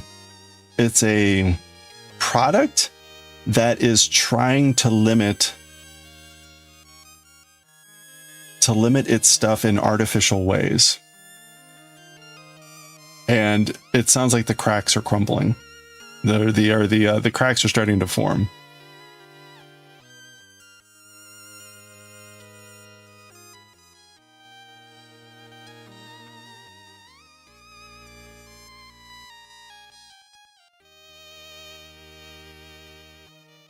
And why are there no safeguards against mass purchase? Yeah, exactly, right? It should be limited to like one per person. I mean, that's an easy fix. That's an easy fix. But go to the broader problem, which is you have an art, you have a craft that is based on placing colored bits on a grid.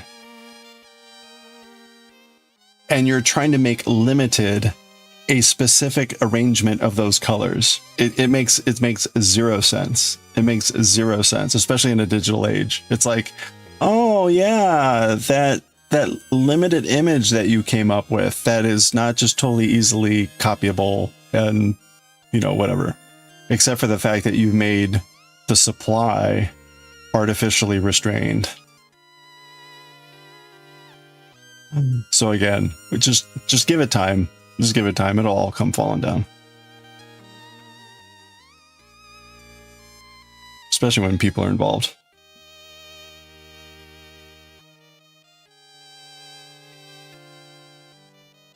Interesting though.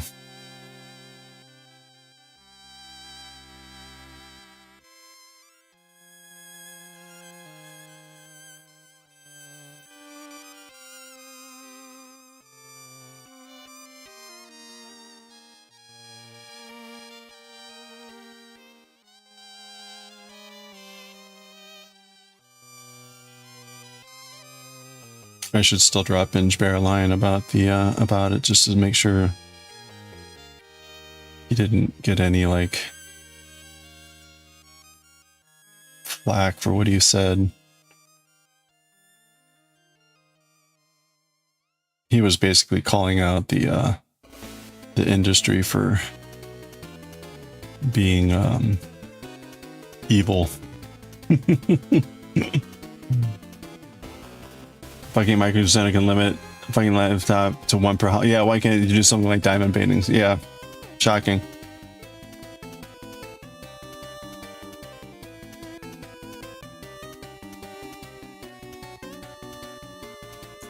You know, I mean, it happens with everything, right? That, like, even say the Moko gang, right? They did the big giveaway party back in April or whatever.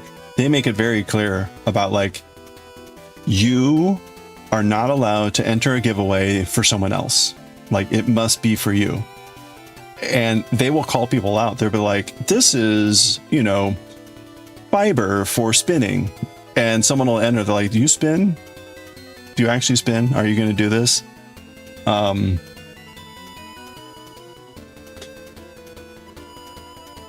I mean, this happened with one of my giveaways. Was they also don't allow people to enter a giveaway if they don't know what the thing is, which already says, like, is this something you're going to use? So for instance, someone, you know, I was giving away the calligraphy or whatever, or they were giving away the calligraphy for me, and someone won, and their response is, oh cool, what did I win? And they're like, dude, you specifically know. And they basically said, like, no, you did not win. We're spinning it again.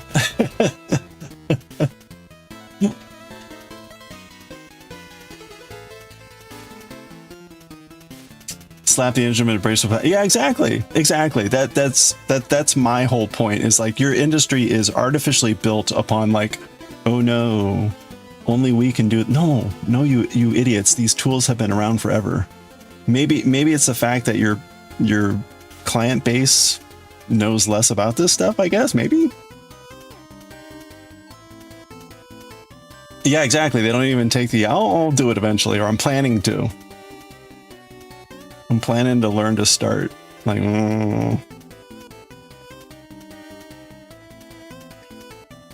unless if, like, the giveaway were like a beginner's kit, then it would be like, okay, I mean, you could still obviously, like, not ever use it, but then at least that would be designed for people that have never done that before. Because the people have done that before, like they've given away a beginner's kit to crochet, like learn to crochet. Well, then obviously, obviously you need to be either new to crochet or have it always wanted to try. So, but anyway.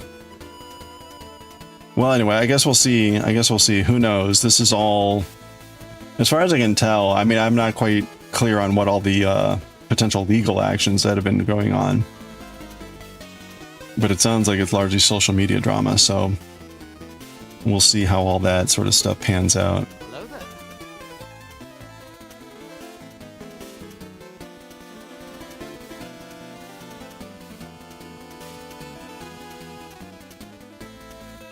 My sense was that there were like it was a combination of like a lack of response from industry plus like the clearly paid influencers who were still like trying to hawk the wares and pretend that nothing was going on, like, oh look, the latest awesome drop, you know, where it was just like, yes, please serve up more of your shit burger for me to refuse.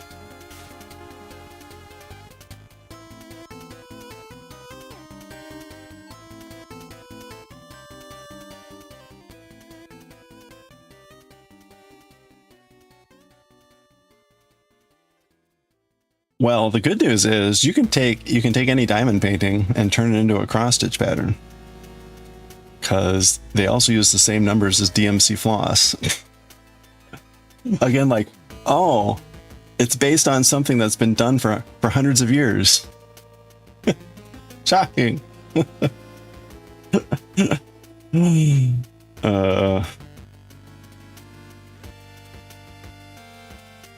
Now, granted, that cross stitch will take you much longer to do. But hey, welcome to the world of crafting.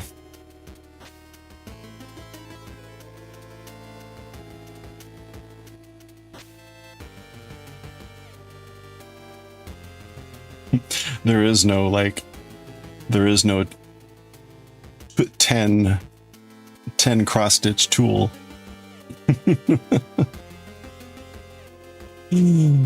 Oh my gosh.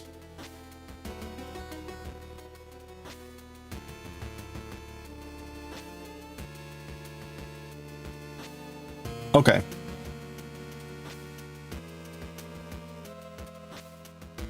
That's probably like something that's kind of unique to diamond painting. All right, I think that's the 3 rounds. So we're gonna knit. Oh, okay. We're already starting to decrease again now. Excuse me. So I guess this is the front of the fish, is my guess. If it doesn't look like the front of a fish, you know, use your imagination. You went to the fabric store to buy something that would have cost you 14. Guess how much your bill was? 28. It depends. Did you buy other things or did you?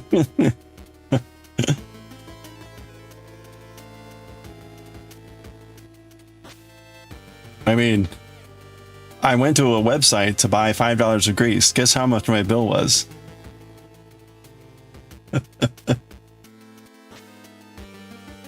How much is your bill, Dywig?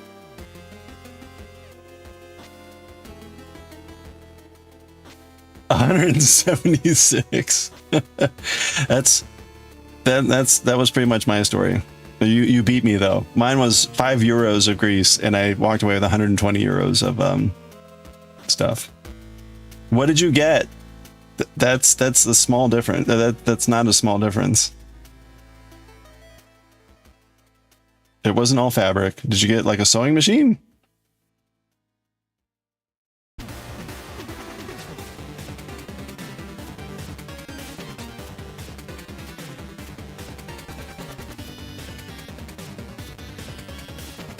Look at this. Already new job, already dropping the big bucks.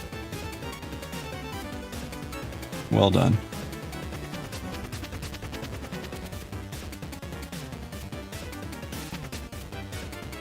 That's how it's done.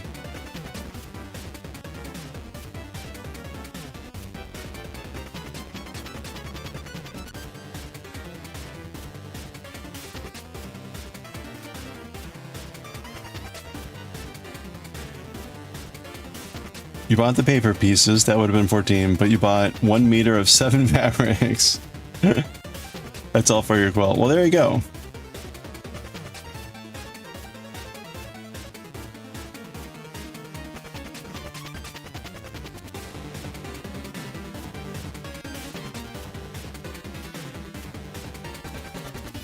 Very nice.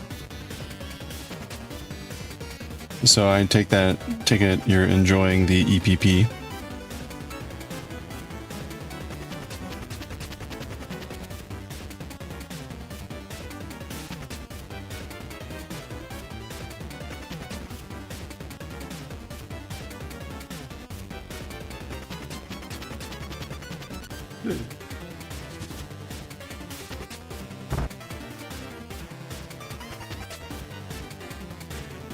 All right, getting into these awkward decreases. There we go. Oops. Welp, after all that.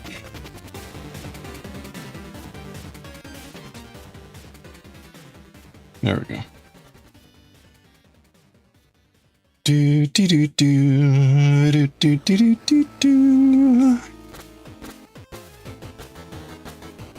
We should take pictures. Yeah, please. Be curious to see the fabric you got. Welcome back. Do, do, do.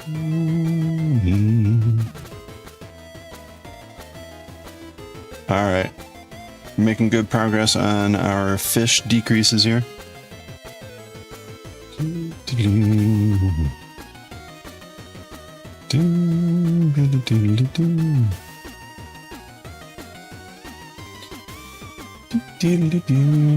Actually, come to think of it.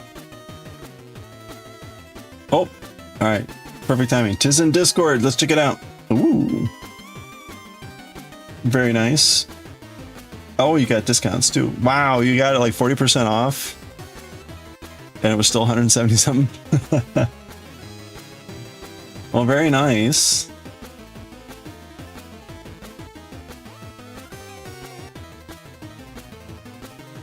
Carolina gingham, classic gingham pattern. Oh, animals! Little chickadees, squirrel, fox, hedgehog. Oh, butterflies, strawberries. Very, very cute. Ooh, that's nice. What is that?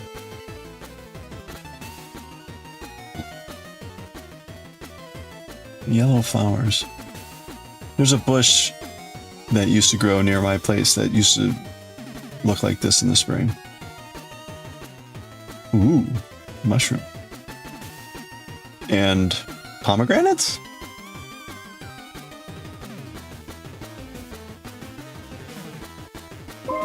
It's an interesting interesting combo. Hey Nordic! Oh, is that Forsythia? Oh, very nice. This holly reminds me of like yeah, Forsythia. Reminds me of Christmas holly.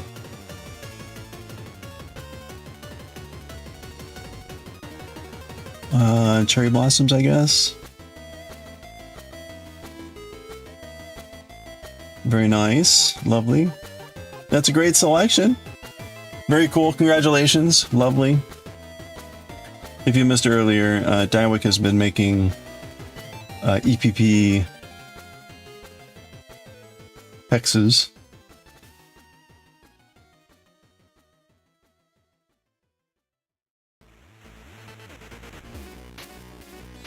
Oh, I missed this.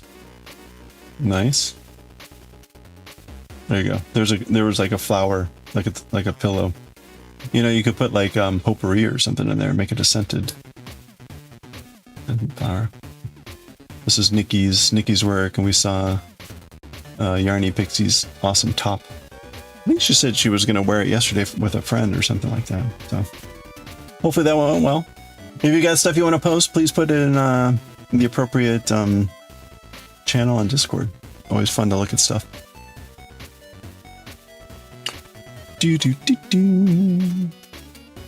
Nordic, hope you're having a good weekend.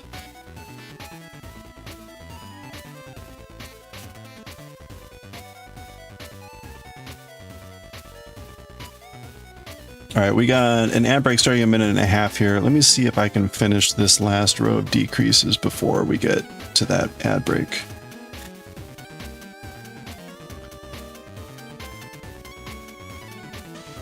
Yeah, it's been good. It's been good. Got to break in the new kitchen a little bit.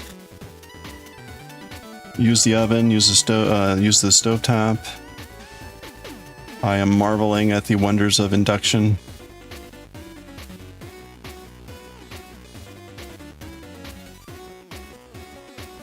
I am also realizing that I need to get some new pots and pans. Yes, and the cold beverages. Yes, I'm very excited. I've got my water pitcher back in. I also discovered that the ice maker, well, oh, there's still just a little bit left. The ice maker makes like smaller, squarish ice. Or I guess more cubicle ice. Which I like. Anyway, actually, so ad break in 30 seconds, 3 minutes of ads. I'm going to go get some more water and get a stretch. It's a good time to do the same. And I will get some more ice and show off the ice. As one is wont to do with a new refrigerator. Okay, come on, let's get this, yes, all right, got it. With 10 seconds to spare. All right, look at that, just completed the round in time. All right, ad break is gonna start almost immediately. 3 minutes, grab some water, grab some stretch. Be right back. Go to BRB. BRB.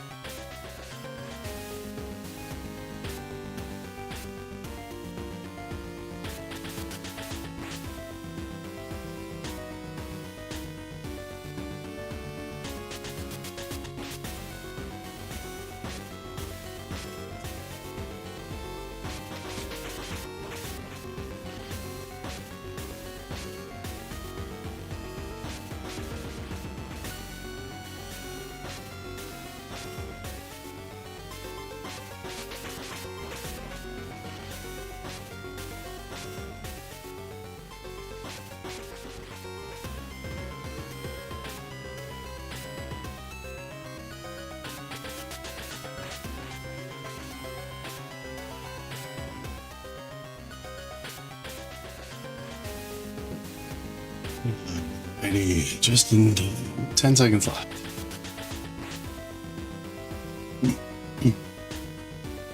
Where are we? It's 6 o'clock. All right, we should be able to continue working on this fish. Let's get back to it. Welcome back from the ads. Here we go. So yeah, the ice maker has these more, I guess, almost trapezoidal pyramidal cubes.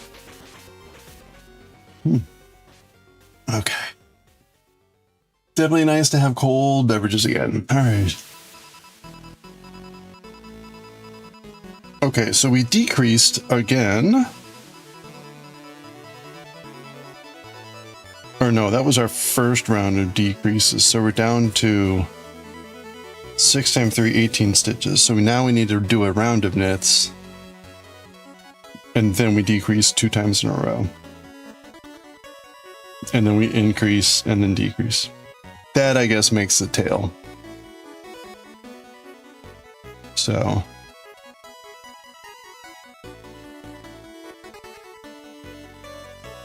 we'll be sort of decreasing to make the backside of the sphere, but then we'll increase and then... Oh, we are also like doing a Kitchener join on the 2 sides, so it's not like a full-on spherical decrease or whatever, round decrease. Okay, that's 1.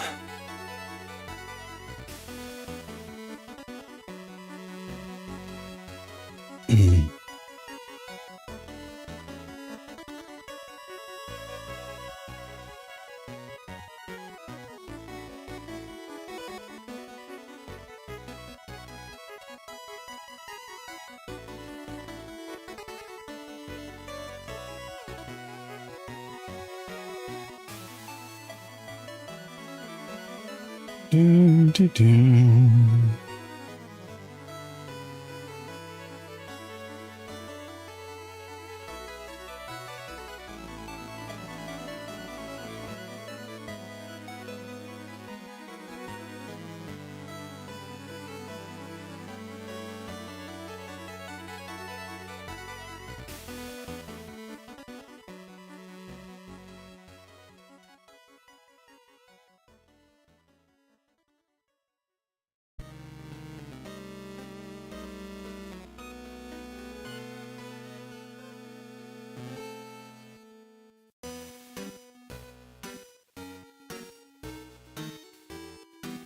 Okay, that was our round of knitting.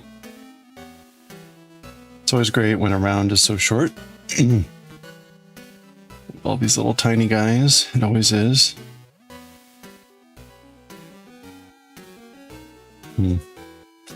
Okay.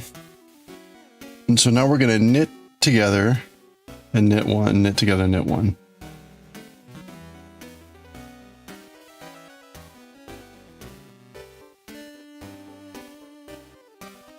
I swear, also with these instructions, they say to stuff the piece to me what is 1 row too late. Like, I'm going to make this hole as small as it possibly can be, and then I'm going to tell you to cram a bunch of stuffing in there. Like, you know, I get that, like, trying to knit when you've got, like, stuffing potentially in your way sometimes is annoying. But you know what is also annoying? Trying to stuff a lot of stuffing into a tiny hole. So, thanks, but no thanks.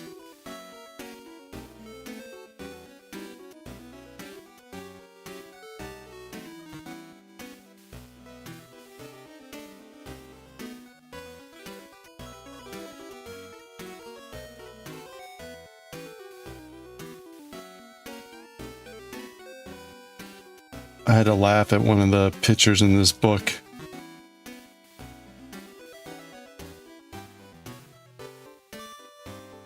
Let me see if I can find it. It's on the stuffing.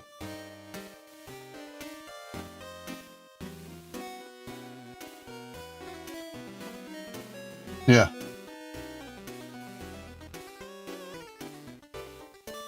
If you use your finger on the tip, use the tip of a closed pair of small scissors. The metal really seems to grab onto the stuffing. Like, I don't know what weird sort of fiber-magnetic scissors you have, but that's not how my scissors work.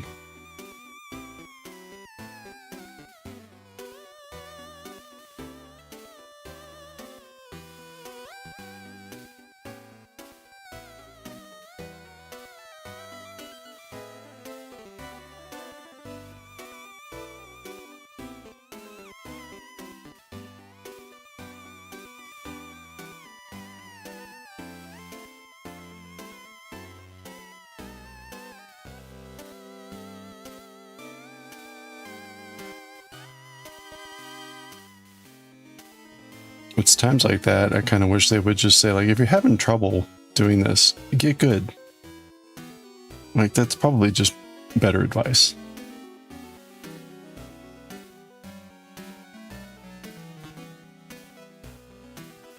At least, certainly as opposed to, like, do this thing that actually won't help you at all, but will probably just make you more frustrated.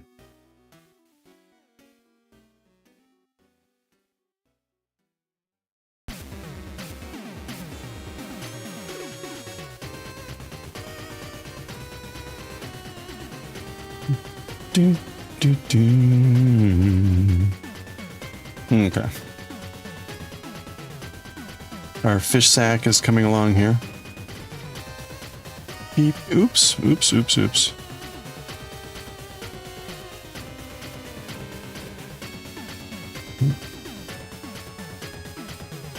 All right. There we go.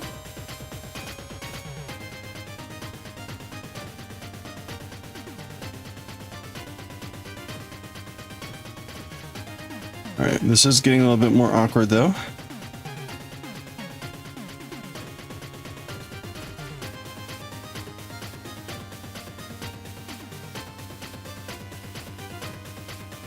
Alright, there we go.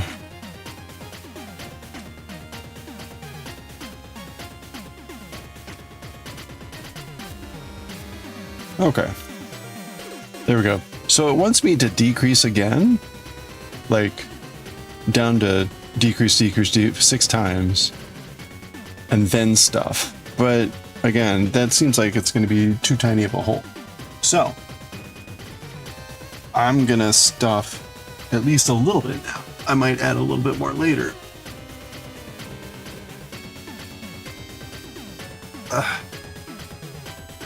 We're gonna put all this into this little tiny fish. I'm kidding. Probably.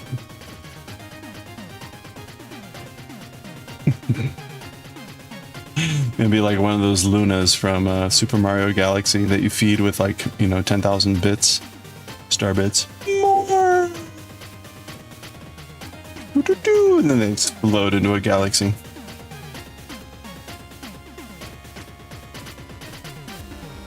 Leave it to Nintendo to make something horribly cute, but with like terribly like horrific undertones. Like you're feeding a small star bits until it explodes into a galaxy.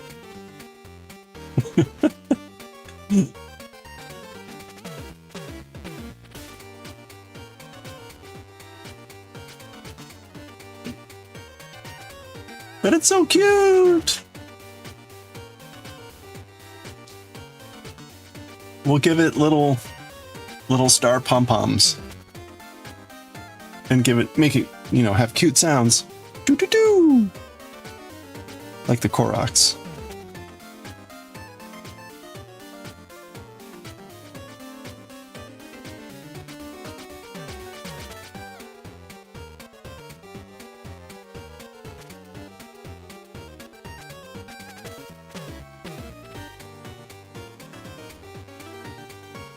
Okay. So there we go. Let's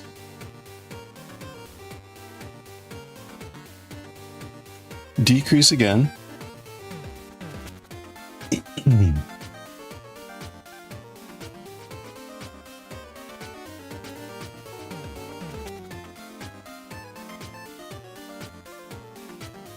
So to me, one of the reasons that these patterns take so long is that these last few stitches where we're doing these last few decreases on really tight angles and everything, this is the reason the patterns take so long, is like getting the angles lined up and getting a clean stitch through, and this takes a lot of effort to get right, and it's really awkward.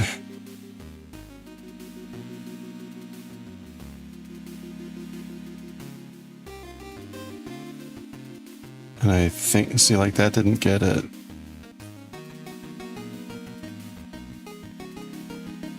It was close.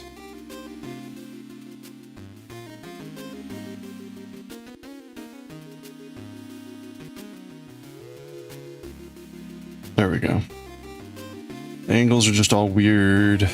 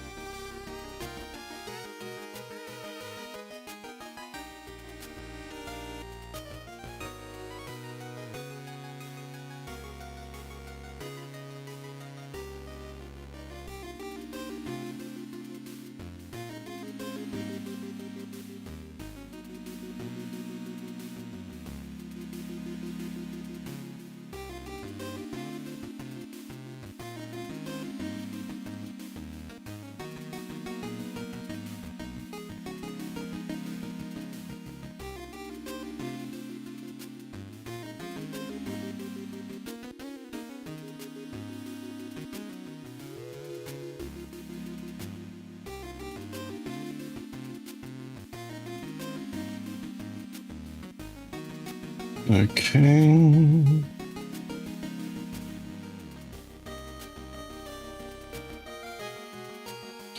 Two more to go, two more decreases.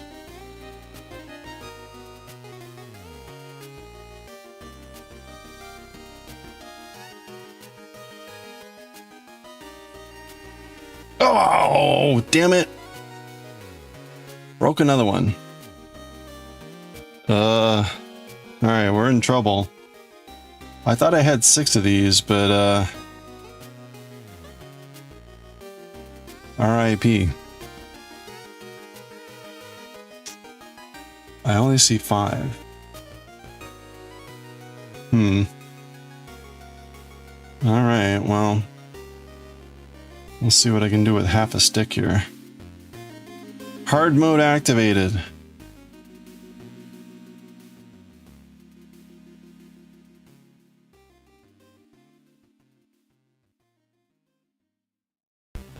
This would totally be like a curse or whatever on a video game for knitting.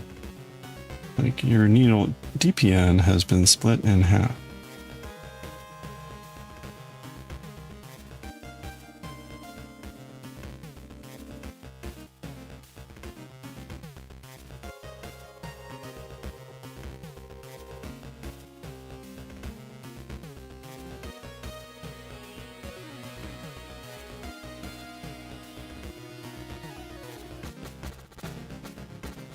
Actually, you know what? What I should do is I should move these stitches. I should move the stitches onto the broken needle.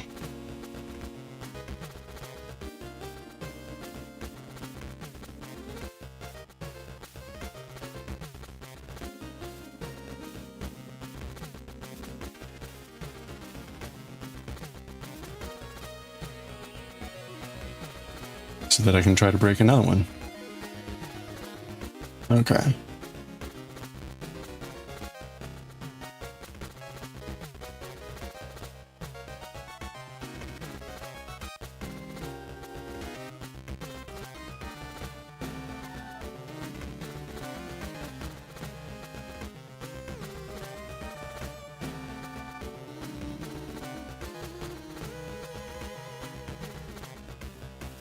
Oh, wait a minute. Oh crap. How did the stitch fell off. Okay, well this is not good.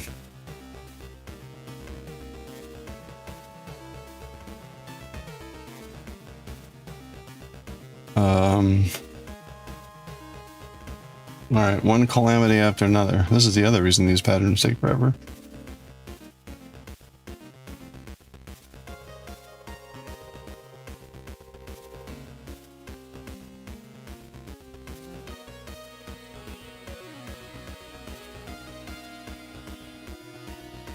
Alright, so stitch fell off, so we'll pick this one up.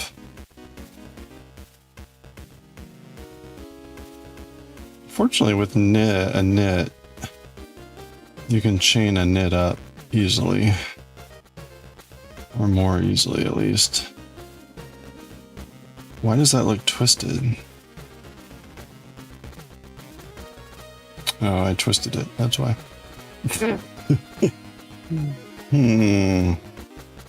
Funny how that works. Okay, there we go.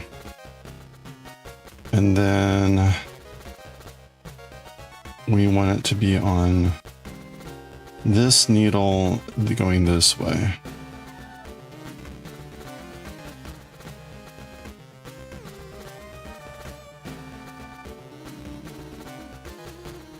There we go. All right. Saved.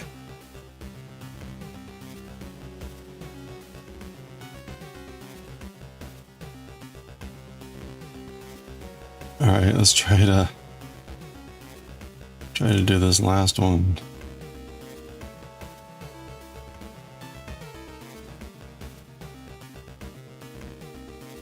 Ugh. Maybe I should be switching over to my metal ones.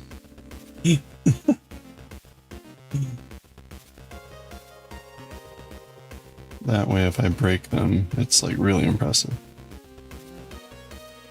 Okay. Alright, I think that did it.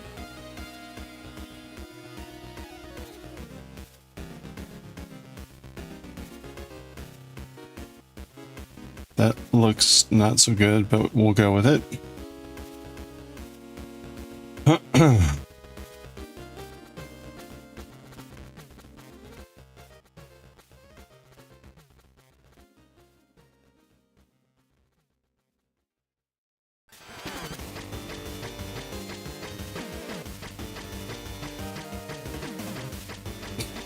Okay. Now we're going to make one and knit. Make one knit, make one knit. So we're going to increase again. So this is to make the tail. And then we're going to knit around.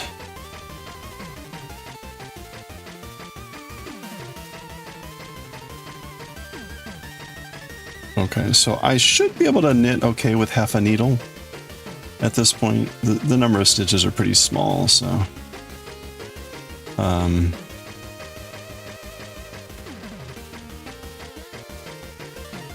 course we'll see how this goes. So we're gonna make a stitch.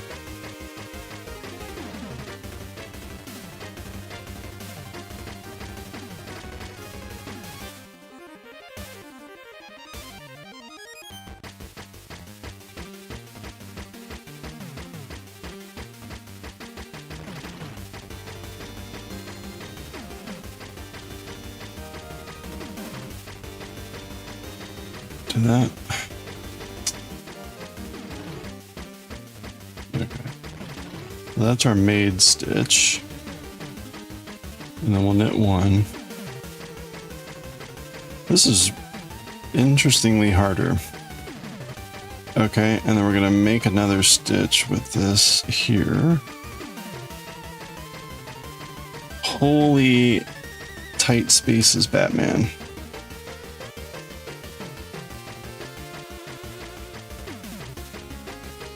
Okay. I'm trying to loosen the stitches if I can. And then we're knitting. Oh, okay. There we go. There's our broken needle.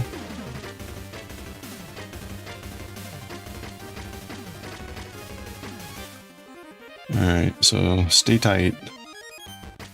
Was that even the longer piece? I did manage to break both of those kind of evenly in half, so that's good at least. It's not like... Well, actually, maybe that's not good. Maybe I really... Oh no! Crap. Maybe I wanted, like... a long one and a short one. Okay, so I need to... Oh my gosh, this is ridiculously tight. Alright, so there's our stitch.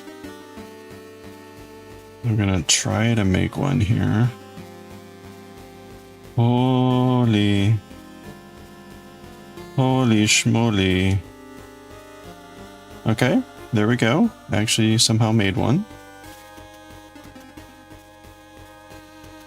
And then we're gonna knit that one. Okay. Then we're gonna make another one. Somehow. I feel like any looseness and slack that we had is rapidly diminishing with these stitches that are making out of thin air. Okay.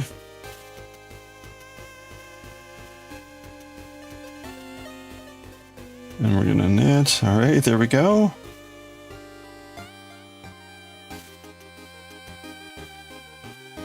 And our final increase. Pick up a stitch.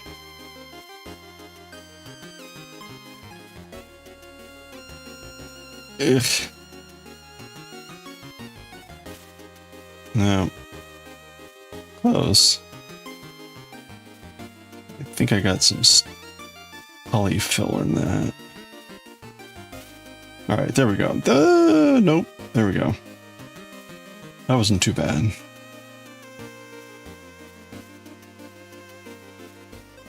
Knit, okay. One more make one.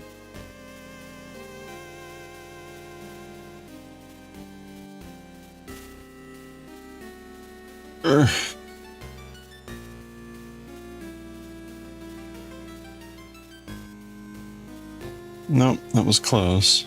Try that again.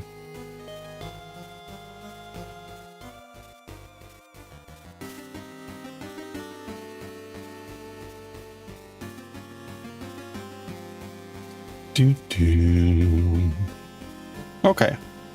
Shoo. So there we go. You see the poke marks from where the needles are digging into my palm. Okay, so now we do a round of knits. Oh, this is my broken needle. Okay.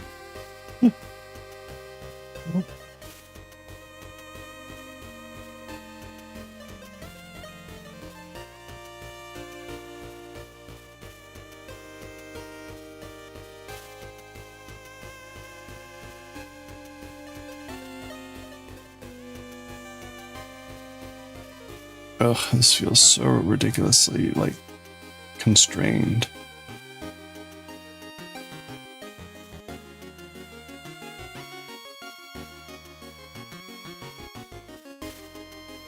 Okay, that's one.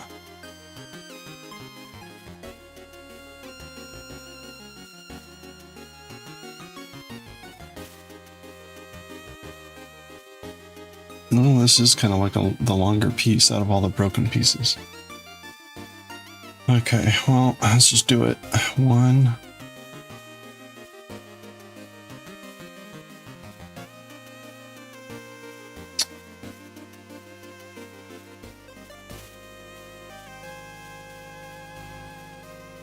Should be straightforward.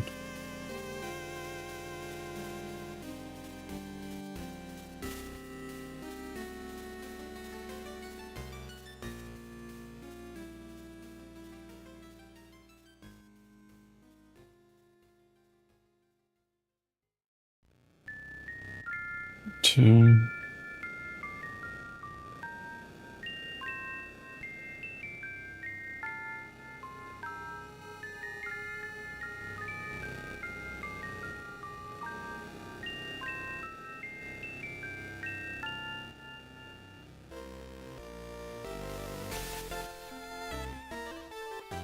3, 4, okay. On our broken needle, and then one last row before we get to the horrific end.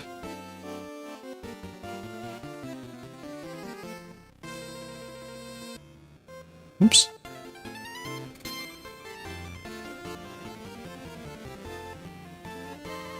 All right, well, that could have gone a lot better, that's for sure. But we made it. Well, we made it to the horrific end. So the horrific end is that now we've increased a little bit to make the tail. The tail is not decreased, the tail is Kitchenered. So we got to put the stitches on 2 needles, which means basically we're going to remove the broken stitch. So we're going to put 2 of the later stitches on the back needle.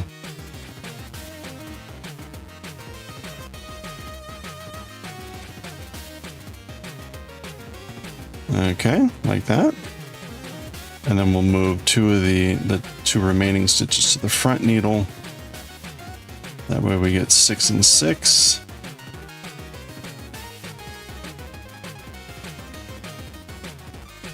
Okay. 1 and 2. Okay. So there we go. So we're set up now for a Kitchener close, right? So like the tail of a fish, there'll be a seam for our goldfish. So that makes sense, right? The sad part is just the fact that it has to be a Kitchener stitch. So try to remind myself the Kitchener.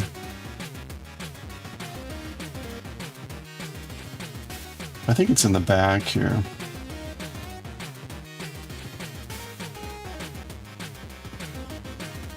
Yeah, okay.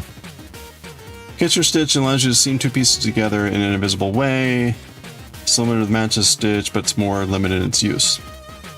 Divide the last stitches on 2 needles, even number of stitches on each, right? Fold stitches parallel. Working yarn attests to the rightmost stitch on the needle in the back. Now for me, that's the leftmost, so we're already set up. When I've done Kitchener in the past, this is the way it usually looks for me. Working yarn in the back, and we're going to work our way to the right again because I'm left-handed. If you're not familiar with the Kitchener stitch, it's basically the way to join the 2 ends of the working yarn, the live stitches, in a way that looks like knit stitches. So if we do it right, it'll look like a seamless curve around that looks just like knit stitches all the way across. So it's a specific way to bind off as you're basically going to weave back and forth here in a specific knit purl pattern with the bind off. Sorry. It was looking like this one was about to snap. Wouldn't be surprised at this point. Wouldn't be surprised.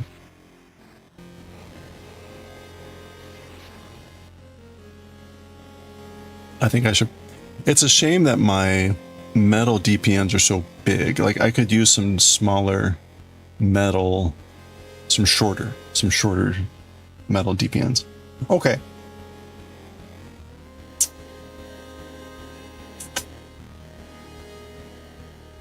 Okay, cut the working yarn, leaving a long tail, right? Where's my scissors?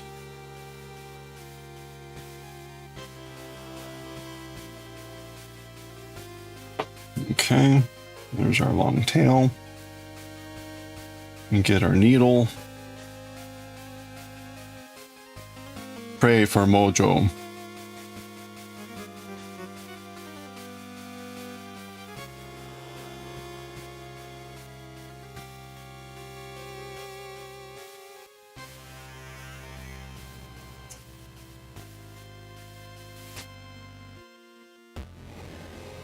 Okay, insert the tapestry needle purlwise through the first stitch on the front needle. Now see, my recollection was that you actually start with the back to do some prep, but whatever, we'll follow what they're saying.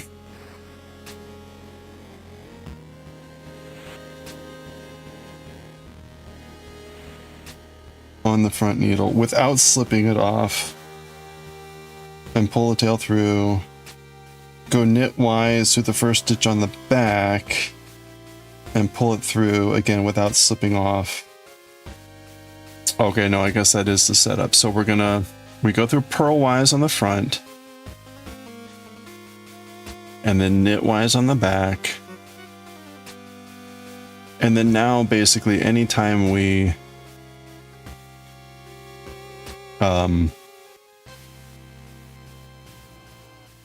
is that right?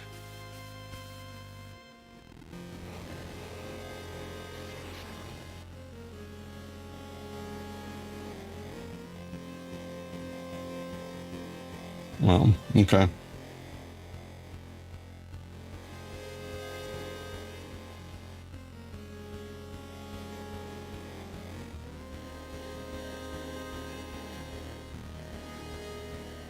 Okay, next we repeat the same pattern. Knit, purl, purl, knit, purl, purl, knit. Knitwise through the front stitch now. Then slip off the needle and then purlwise through the following stitch on the front. Yeah, so knit, purl. Yeah. Okay, so now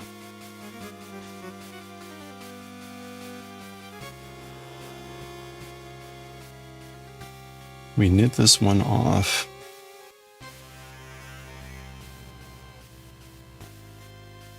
And then purl this one.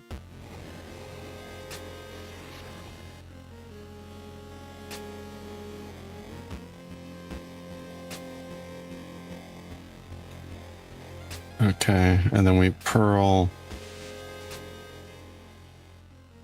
this one. Oh, wait, yeah, we purl this one off.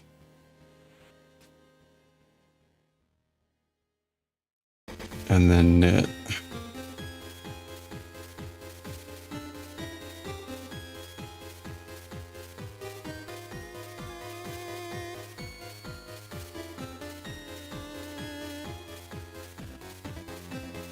Okay, so that's pretty much it then.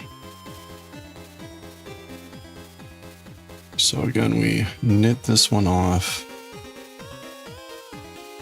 and purl here.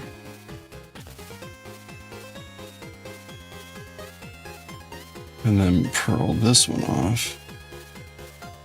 Oh, no, purl that one off. Yeah.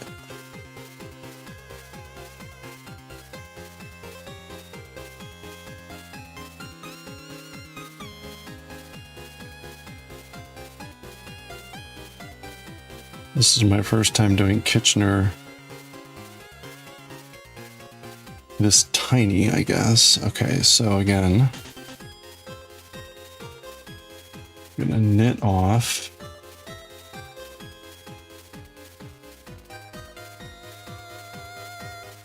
Purl. Whoop. The other trick here is to get the yarn to actually not get caught on anything. Okay, then we purl in the back. And knit. Okay, we're getting there. We're gonna knit. Off. Ooh.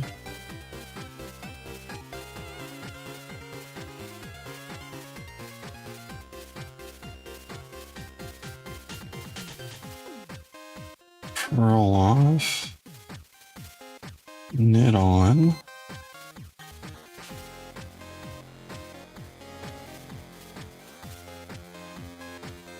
Okay, almost there. All right, knit off.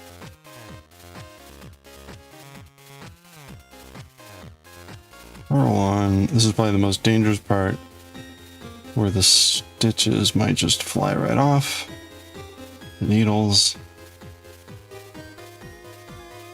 Oop. Okay, and then we purl off.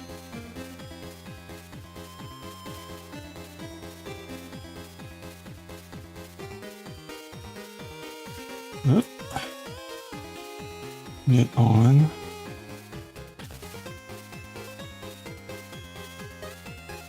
Okay, and then we have our final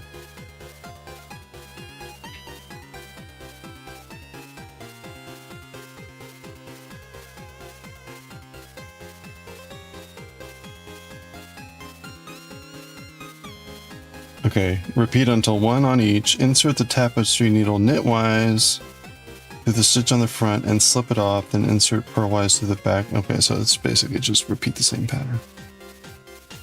Get it off.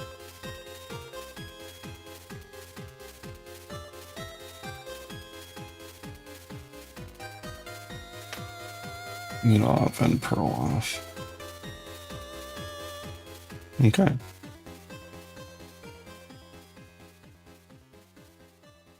There we go.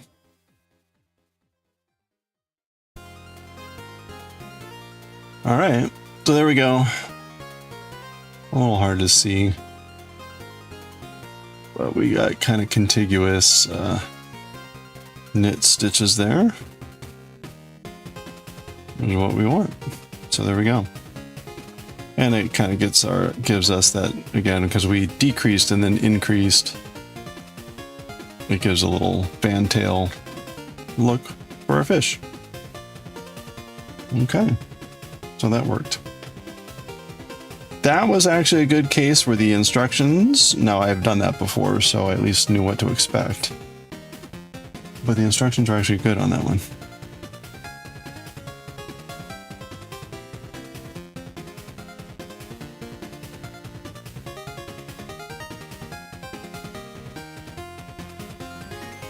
Oops, I don't want to pull that too much. Oh well. Hold on, pull that back out a little.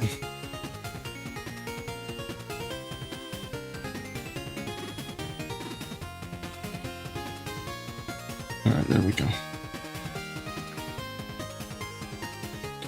Dun, dun, dun, dun, dun, dun. Okay. There we go.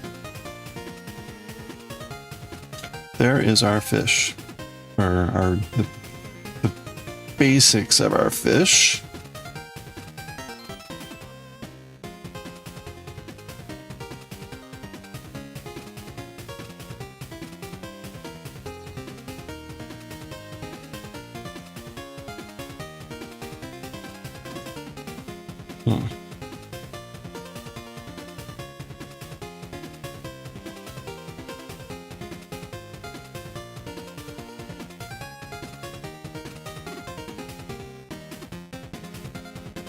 Okay.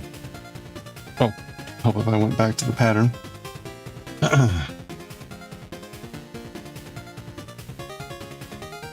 Fins.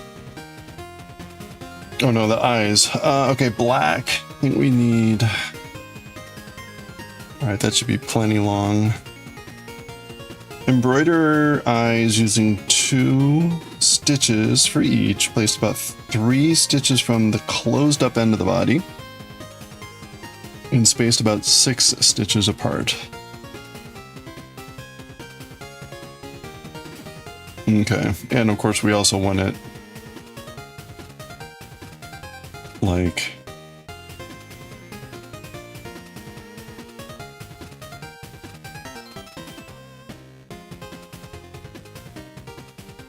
this. We want it like, let's see, 1, 2, 3, 4, 5, 6. Yeah, so it's going to be like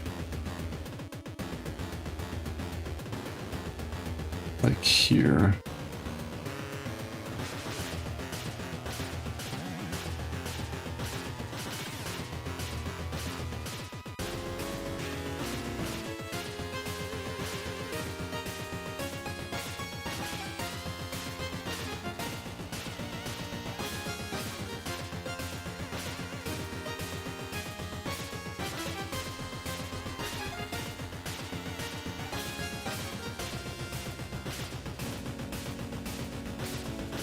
Oop.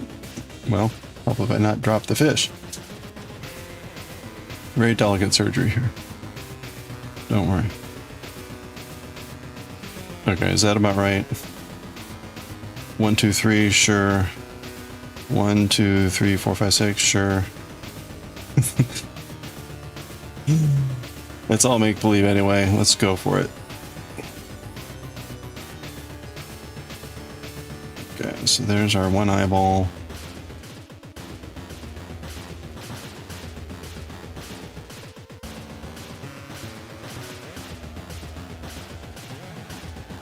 There's our other eyeball.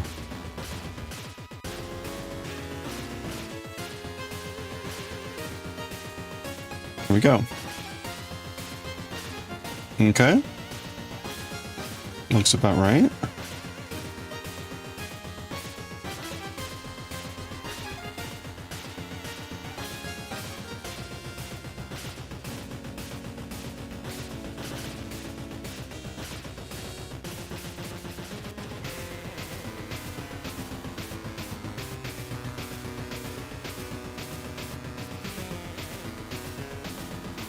Hook that in.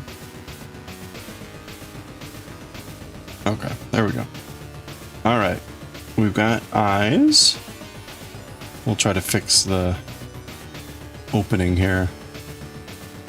When we're done, we need to make some fins. Flip the body upside down. And with color 1, pick up and knit 4 stitches at the side of the...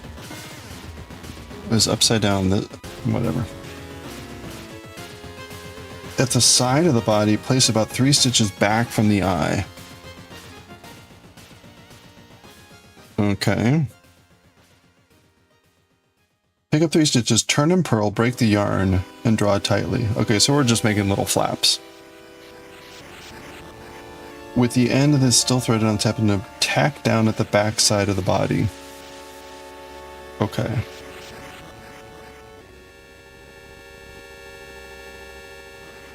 So we're going to pick up stitches, purl, tie them off. So we're going to pick up this way.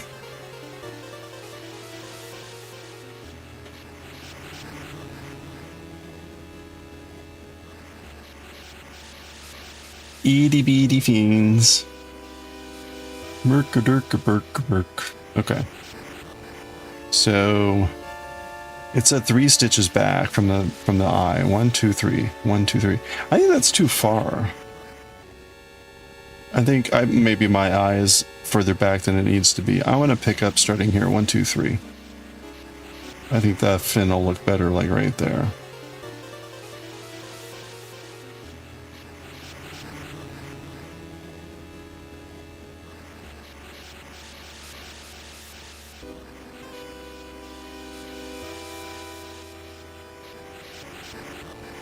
Okay, that's 1, and I got a bunch of stuffing with that. Let's not get that again. 1.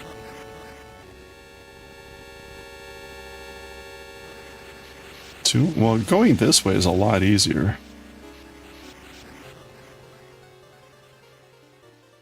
Okay, that is our pickup. I'll put those on needle. And we were supposed to turn and purl.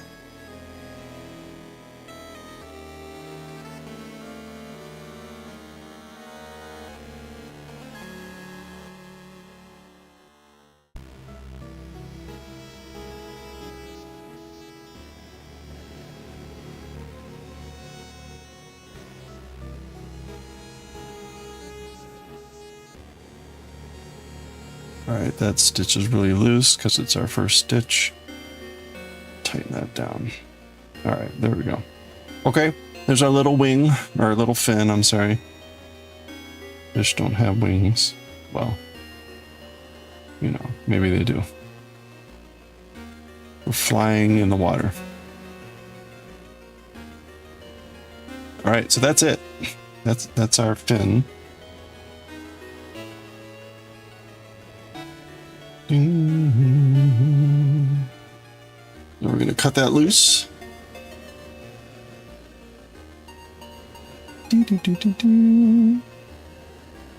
And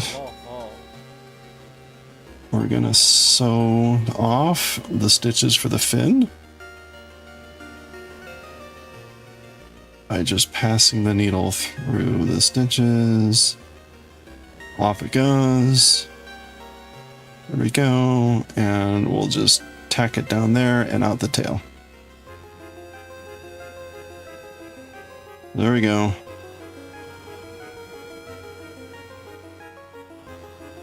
Ugh, buzz. Alright. Alright, so there's our little fin. And I'll sew in the other end as well.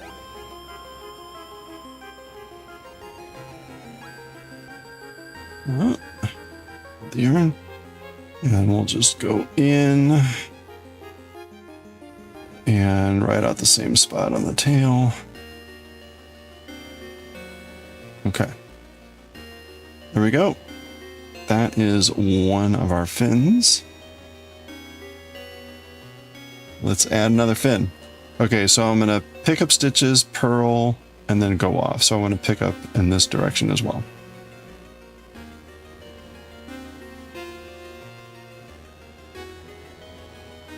Nice and easy. And again, I end up picking up one after the eyeball. So one stitch out the eyeball will be 1, 2, 3. Does that look about right? Actually, we're going to go below the eye. 1, 2, 3. So we're going to go with these 3 stitches. I think that looks good there. So this is our first stitch. Okay, so pick up one. All right, that was one. Here's your second stitch. Yeah, this is way easier going in this direction than trying to go the other direction. You can actually see your stitch. Anytime I go like that way across stitches, I can't see where the stitches are after the first one. Okay, that's our pickup. The needle on. Purl back.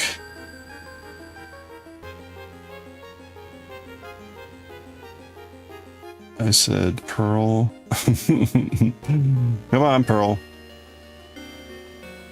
Alright, let's try that again. Doesn't want to purl. There we go. Nope, still doesn't want to purl. There we go. It's just 3 stitches. Come on. 1. 2. 3. Oh, okay. And that's our really loose stitch because that's our first stitch. So we'll tighten that up. All right. That's how many licks it takes to get to the end of a goldfish fin. That was easy. Look at that.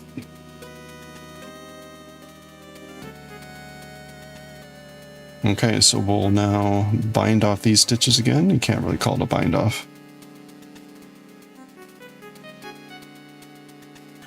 We will thread off, I guess.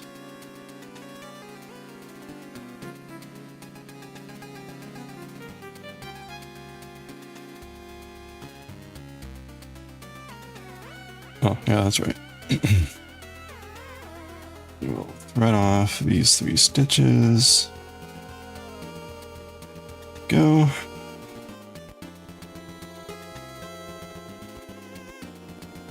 And we'll just pass it in through the back part of the fin to tie it down. And again, out the back of the tail. Boop. Like so. There we go. Makes a little flap. Whoops. Whoops. No, don't lose the needle. Okay. And then we will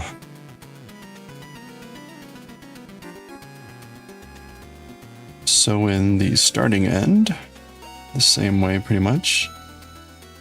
Just go in a stitch here. Out the tail.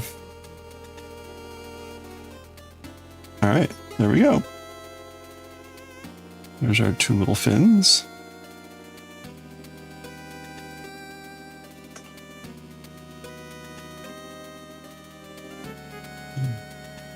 Got a huge, lots of streamers coming out of the goldfish tail. I'll trim the tail now. I probably shouldn't trim these all at once. Let me trim them separately so that I get closer.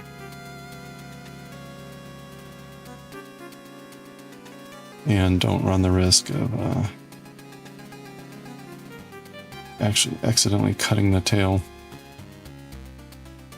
Also, I can pull each one just a little bit so that when I smush the fish, the remnant gets sucked back inside. So I'm just pulling out, oh, just the tiniest amount there as I cut. Okay. There we go. Okay, let's now fix the face. We've got two parts of the face we can fix. We can fix that patch and that patch.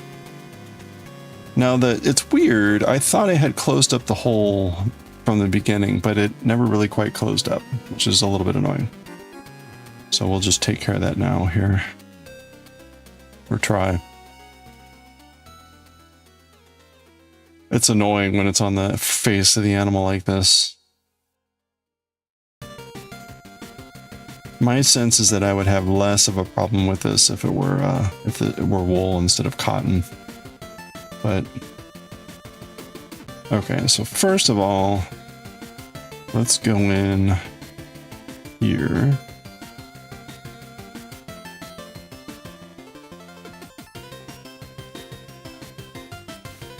And we're gonna like do a stitch here.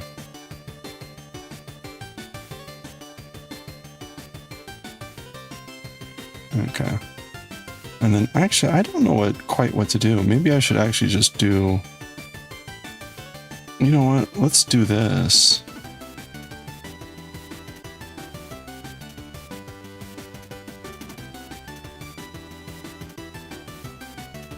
Yeah, this will work. We'll treat this like a typical ending. Yeah, that's much better. Okay.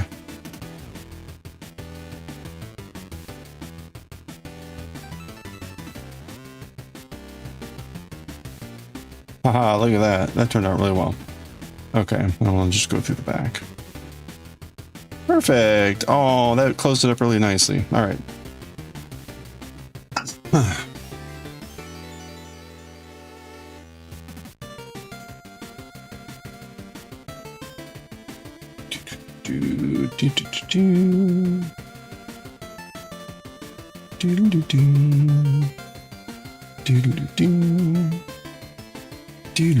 There we go. There's our little fish. That turned out really well. So we actually had to do a fair amount of like trickery there. There was a Kitchener, the Kitchener on the tail to close up the tail. This was quite annoying to come down and then increase again. But so the only thing we didn't do, let's see, finishing, kind of event, thread the bubbles, yeah. The thing we're not doing here is the bubbles. So this pattern calls for the fish and then like 3 water air bubbles. But again, like we don't have any place to put this, so that would just look weird having some bubbles hanging around. So we're not going to do that. I suppose if you were going to make this into earrings, and you really wanted them to dangle, you could have little air bubbles dangling. But that does it. That's our fishy. Okay, we got an ad break coming up in 2 minutes. What else can we do from this book? I have now broken 2 of these needles, so unfortunately, I don't have enough needles to continue knitting in the round easily because I need to have 4, and I've broken 2. So I only have 3 working ones. So we'll have to either switch to metal or go smaller or bigger or something. But what can we do here? We have made all the animals. We have made all the animals. We have made all of these. All the animals are done.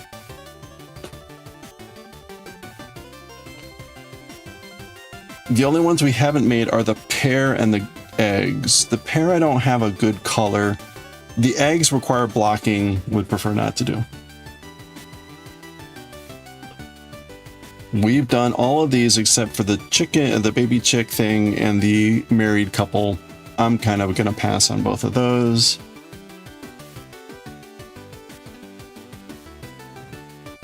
We have not done any of these. We have not done any of these. The airplane, record player, boat, iMac, mailbox, and rotary phone. So we could potentially do those. We have also not done any of these. I'm a little bit ambivalent. I mean, this look is supposed to be a planet. It kind of looks like a cookie or something. I don't know. This is sort of cute, but also looks just annoying to make like 10 of those and like sew them down. So I'm not sure. Maybe the cactus, but even that's like meh. Oh, ad break. Okay, we got an ad break. A few minutes ad break. Get some water, get a stretch. We'll be right back. Crap, sorry. All right, where's the ad screen? All right, we'll be back to knitting in about 3 minutes. Grab some water, get a stretch.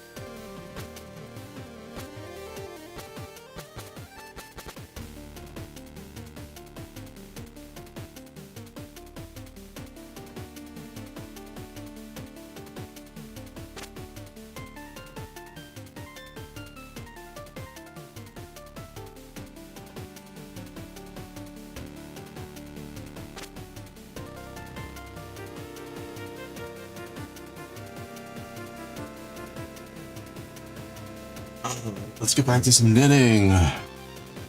What are we gonna knit next? We finished our fish. What next? What next? That's for the Octopath Traveler fans. Okay. What next? So we haven't done any of these.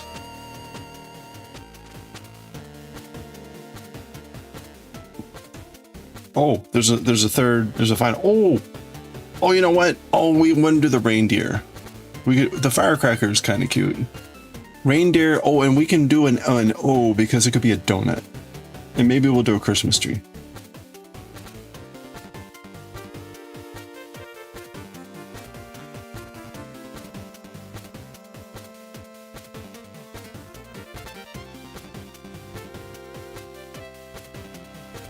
I am kind of curious how they make the O's. So actually making both of these would be interesting. One thing I found very interesting about this book is just it's helping understand how making shapes works with knitting. I'm kind of familiar with I'm familiar with a number of the tricks for crochet, but this is the first time really being exposed to like, oh, if you want to make this type of shape, here's an interesting way to knit it. So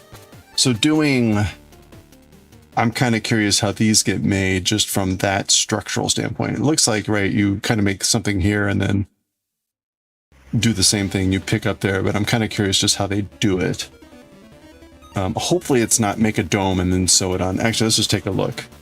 If it's make a dome and sew it on, I'm like less enthused at the X.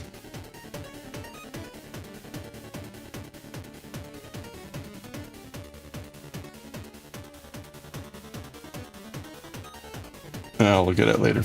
We're gonna do first. I think first we should do. Let's do the reindeer.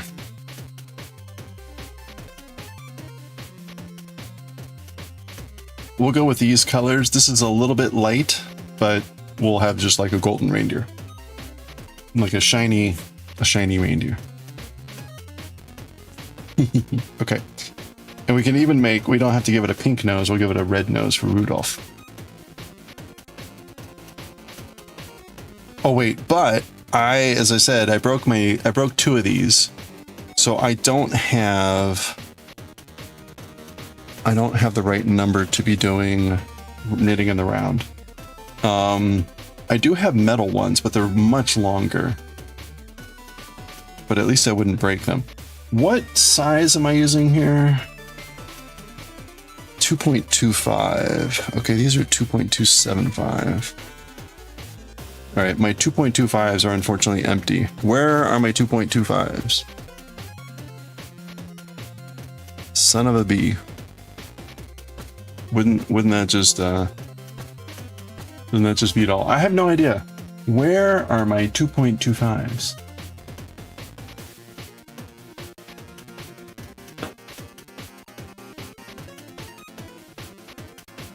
Where would they be? They're probably in a pattern or in a. Oh, are they in the alien socks? I think they might be in the alien socks. That like I started 2 years ago. That's like the one project I really haven't finished. Oh crap. Well.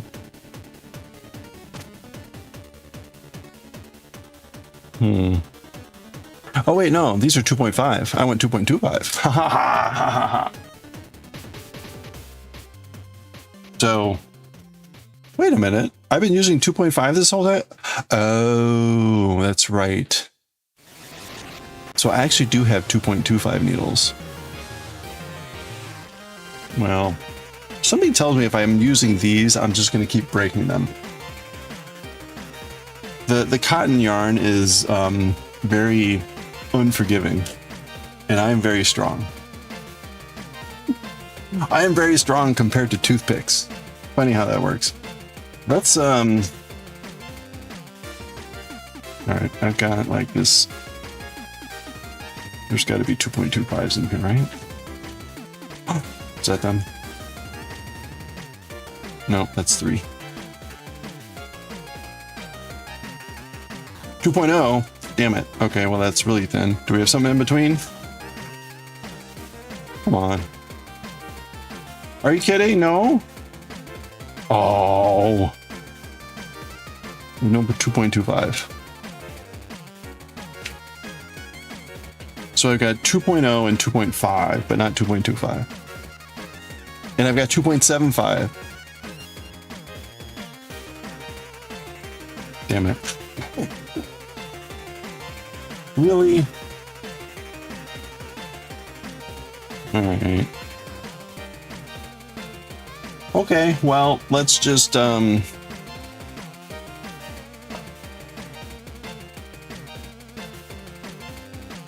guess we'll just risk breaking more needles. I will put away most have broken them. Probably not the metal ones. I hope not the metal ones. Alright. We'll take out the 2.25s. See, I'm also supposed to have 6.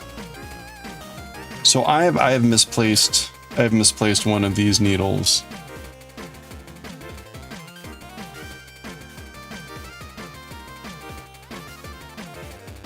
But it's possible. I don't remember breaking one though. So I've got one of these misplaced somewhere. But we'll go ahead with the smaller needles, which means I'll even have a better chance of breaking them. And we're gonna start with a reindeer. What do you bet? What do you bet? The first instructions are to divide 6 stitches on 3 needles. What are the chances?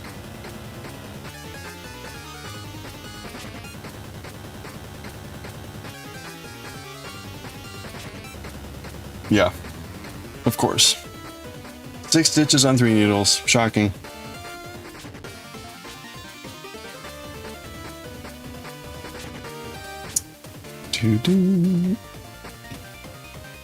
What are the chances you're back? 1 to 1. Welcome back, Bork. How are you doing?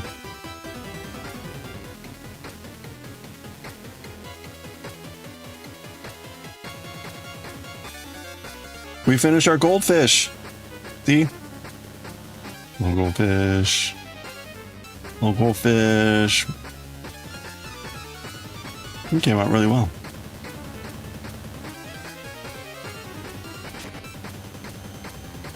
Old body ain't what it used to be. Hey, you and me both, man.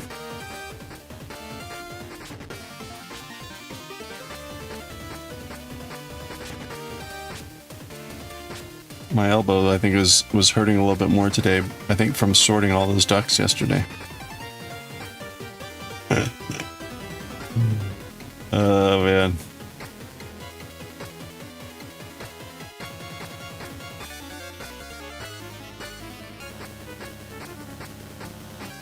Okay, we're going to split 6 stitches on 3 needles. And as I always do with this, I'm actually putting 7.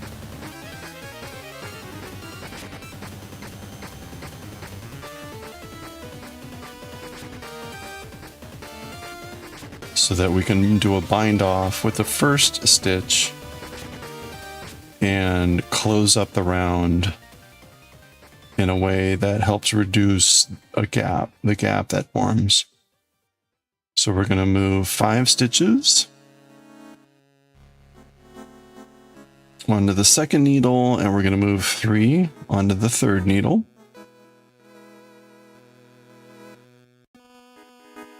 There we go. Okay, so that is the beginning of our round. Oh, what do we want here?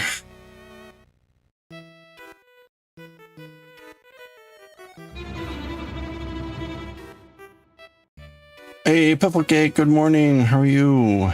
Happy Sunday. We just finished a fish. See? Little goldfish. Oop, crap. Adorbs. Hope you're doing well. Woken? Oh no, I'm sorry.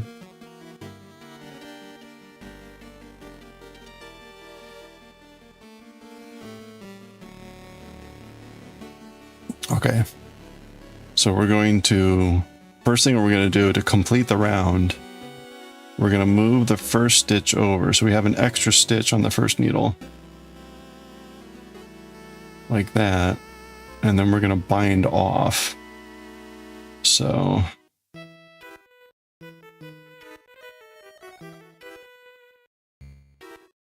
Oops, is that right? Yeah, that's right.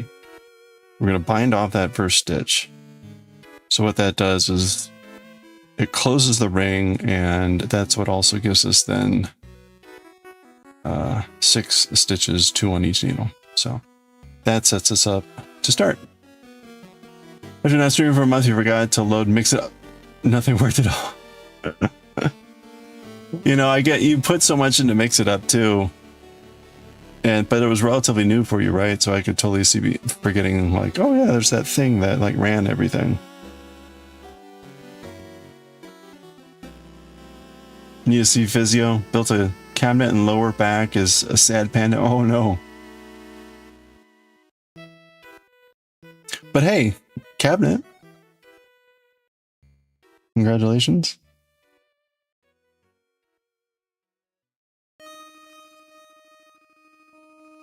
All right, our first row is to knit front and back 6 times. So we're basically just going to be increasing each stitch.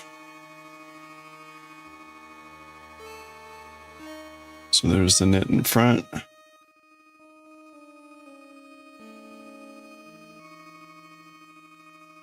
Oops. Ouch, ouch. Okay, these are, because they're even smaller, they're even pointier.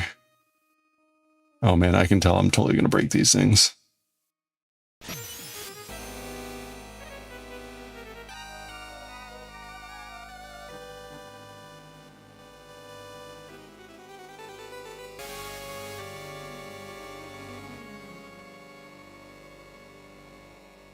Okay, there we go. There's our first increase.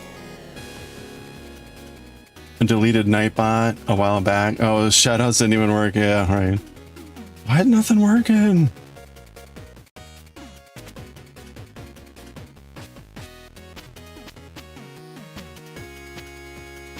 Dee, dee, dee.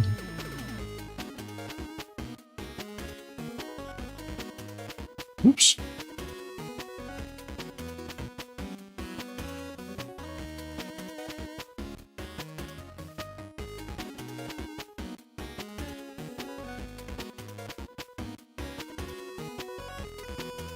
Okay, oof. That's rough. That's our first increase. Oh, you got one more to build? Oh no. Well, okay, that's less exciting maybe. Been able to do unable to do any building for months, still have a dresser and entertainment center. Oh no. Well, someday. You need a robot. You need a robot assistant. Let's see.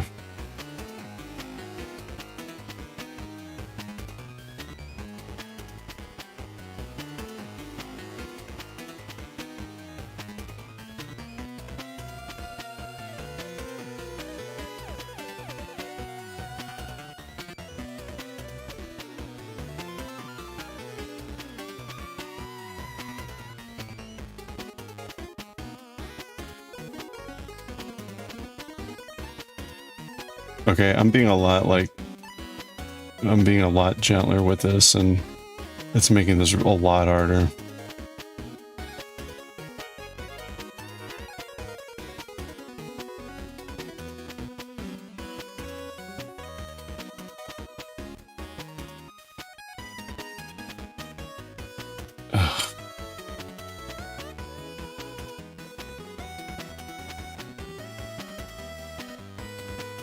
Come on. Shouldn't be that hard to knit a stitch here.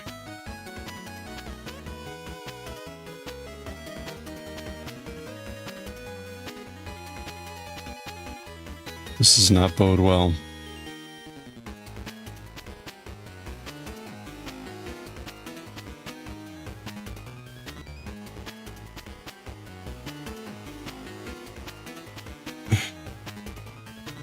Why can't I get a clean knit on this?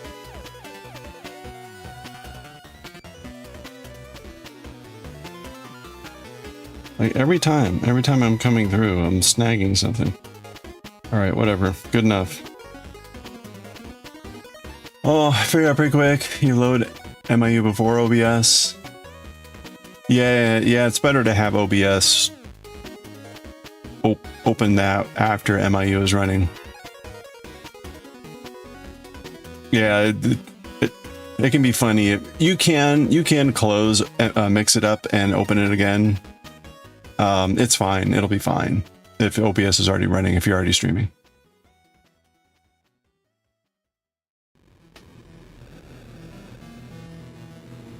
Hire some teenagers. There you go.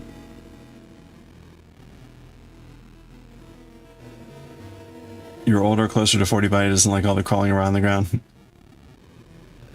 It does. Yeah, so I would say sadly that does not get any better. Titanium spine replacement. That could work. That might work. At least it wouldn't rust. You built the whole kitchen last year? One cabinet now dead. It's amazing the difference a year will make, right? You herniated a disc just lifting laundry basket up and half full. Yeah, the only time the mix it up thing is annoying is things that are like the one actions that happen, like the first entrance command, right? So that will trigger again, even if people have been in the stream. But that's the cost. As long as there's nothing that you're like, ooh crap, that would be bad if that happened again, you're fine.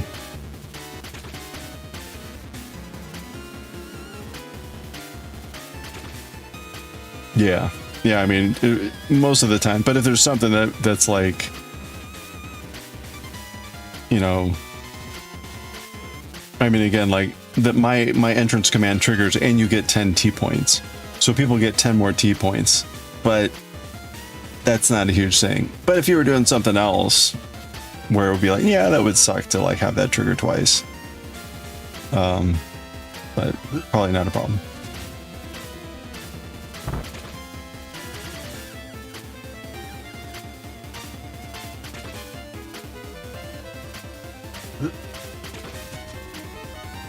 Ooh, nice.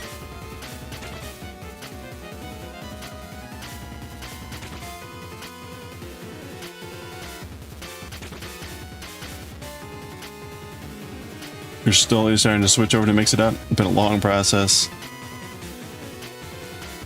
Yeah, I guess I still have some stuff scattered on like Streamlabs, Twitch. I still have Isa Creates. One of my things is still there, which I should just get rid of.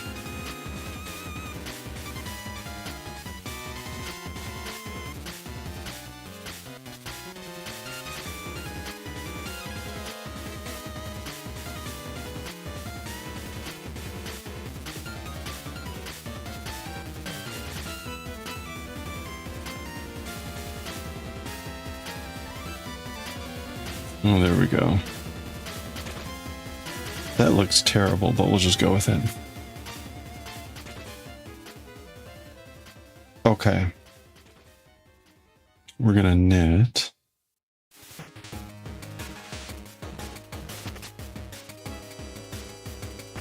Yeah, Pebble Cake usually streams crocheting and some other fiber art spinning stuff.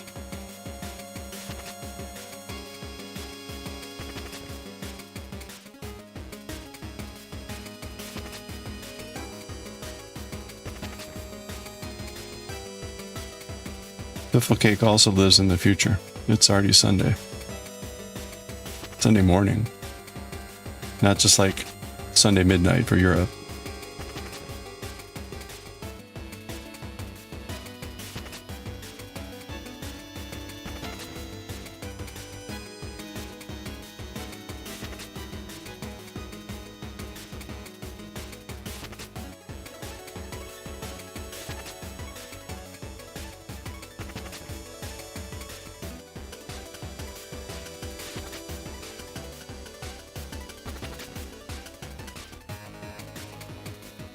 Another mutual that you have is sure misfire. Whoops.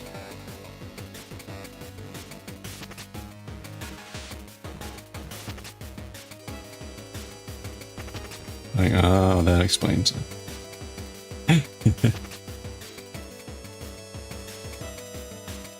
Yeah.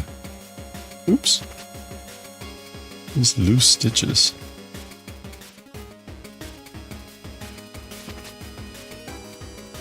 Gah.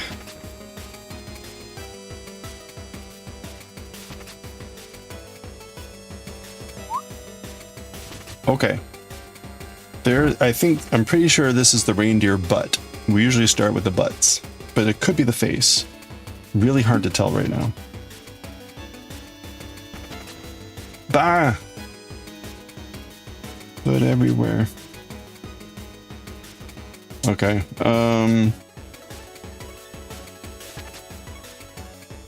I'm gonna go ahead. Oh, in case you're wondering, I got these canale molds in yesterday. These are for making a lovely pastry. And Goshi has been making those. He put the recipe he's been using in Discord under the food channel. So I got these molds. It turns out you need a special, well, there's different ways to like season these. You can use beeswax or there's some other method. And I picked up the other grease, but it's coming from France and who knows when it'll get here. So whenever that gets here, we will probably do a cooking stream and I will make some canapés. But nothing.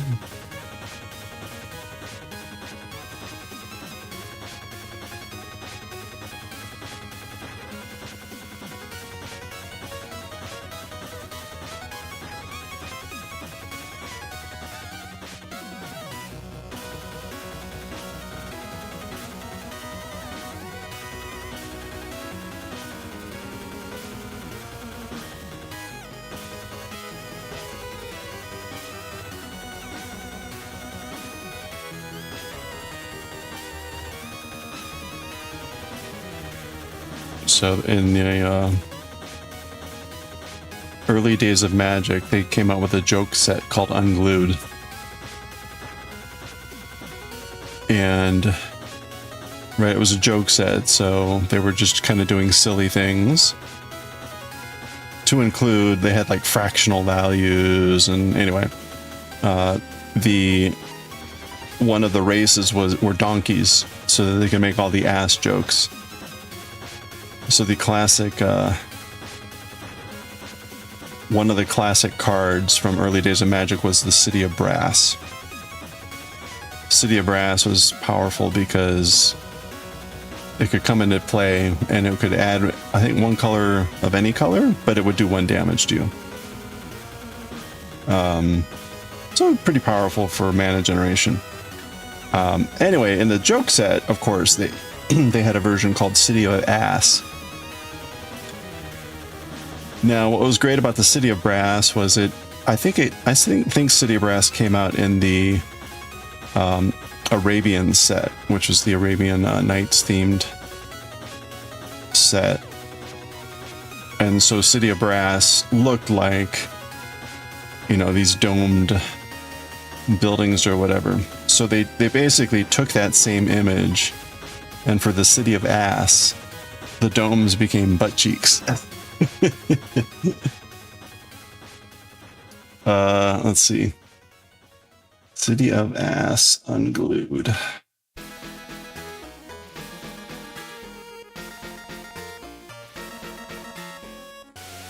You know,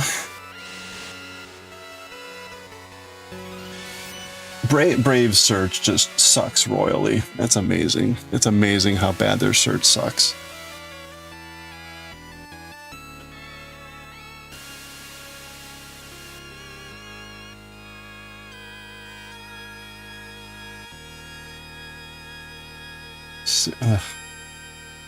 Every time I'm like, oh, this one should be easy. This one should be easy. Like, no. 0 hits. And then meanwhile, Google immediate everything. Yeah, so here we go. Yeah, card after your own fart.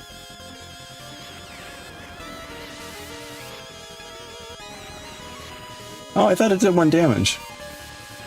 Anyway, so there's the city of Ass.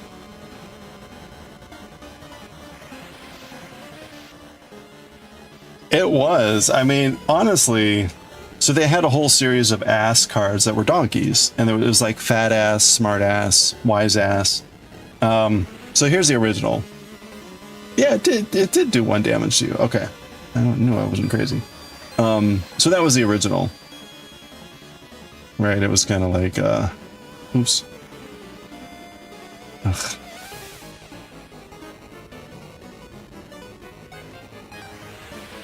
Anyway, so the city of Ass. Oh, it comes into play tap. That's why it doesn't do damage to you. Anyway, good stuff.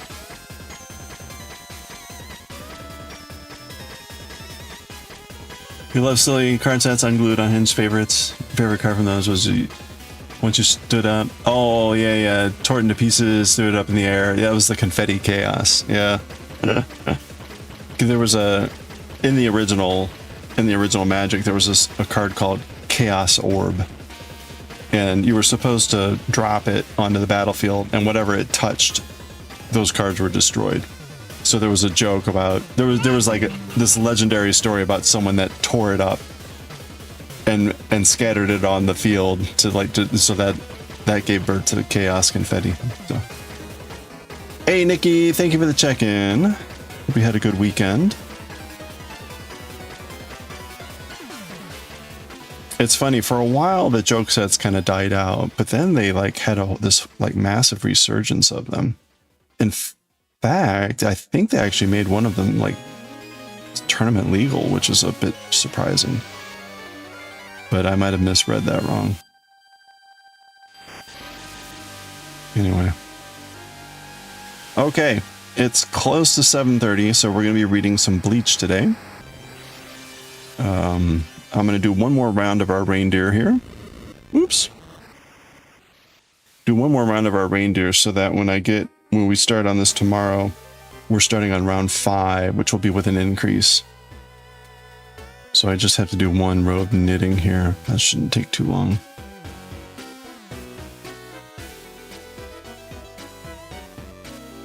Not too bad so far. Yeah, it's been pretty nice. Thank you. A little hectic yesterday with that whole leak thing in the kitchen, but it seems to have stabilized. So I got all the cabinets cleaned and wiped down today, and started moving in some stuff. So I'll keep doing that now here over the next week.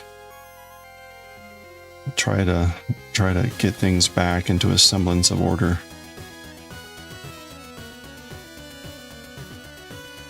Tomorrow's first order of business is to clean up and take a picture before everything gets too cluttered looking, which is a shame because the backsplash isn't done, so it's not done. And although I'm going to do my best to keep the kitchen looking nice and uncluttered, at least initially,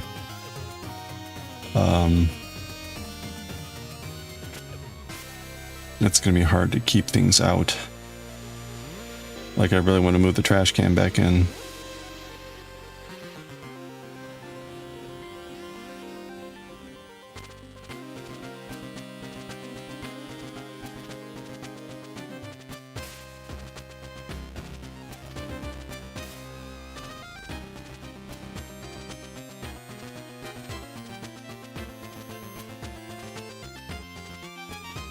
All right, a little bit more to go. So,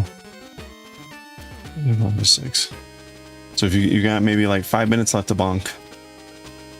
5 minutes left for bonking. You know, I'm okay. So the whole issue has always been there. I guess what I need to do is do what I did with the goldfish, which is treat the hole as a do that sort of like what do you call it?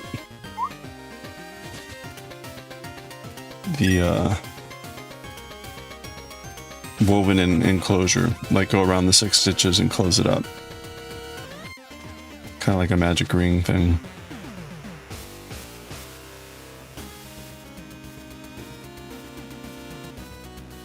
Okay. There we go. Oh, perfect timing. It's just now 7:30. All right. Boy. I could feel the needles bending. Not a good sign. Cuz we're not even doing the decreases. It's the decreases that are most dangerous for the needles.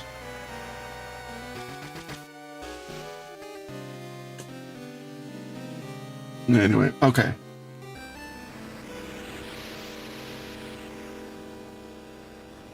All right. So we finished our goldfish. Oh yeah, let me take a picture. I'm trying to remember to post these on Instagram when I can. I feel like I kind of want to be able to see the tail.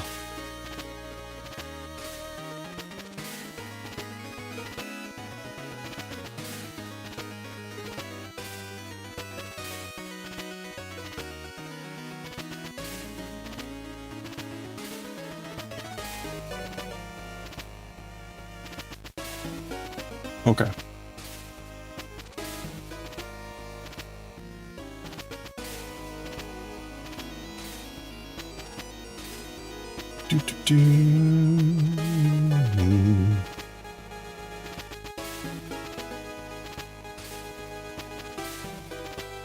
Fishy, fishy, fishy, fish.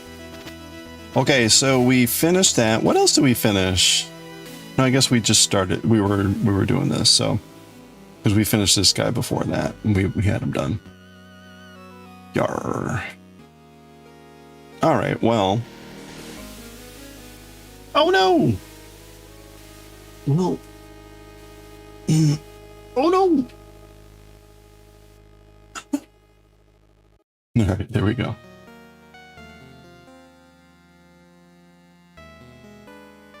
Baked potato hiding under the cannoli mold. You know what? I've been like kind of just throwing everyone onto the book here. That's kind of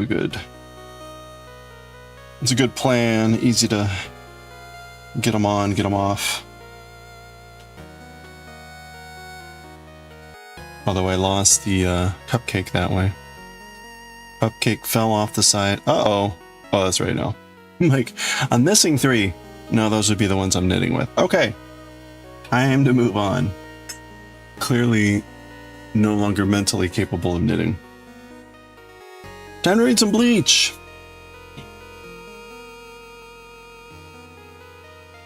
Let me do some tab cleanup here. Oops.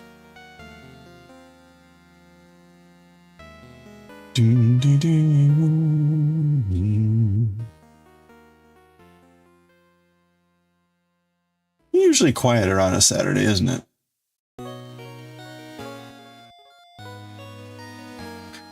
All right, let's switch over to some Bleach. If you hadn't noticed, our background is Hachi from Bleach today. Looking quite freaky in his mask. Oh, I forgot. We've leveled up. We're level 15. Thank you, everyone. We've hit level 15 for the month. So come on, Link. Bump it up. Doodle-doo-doo. There we go. The fishies are back. Thank you for the level 15. Level is based on subs, subscriptions, and bits. So thank you.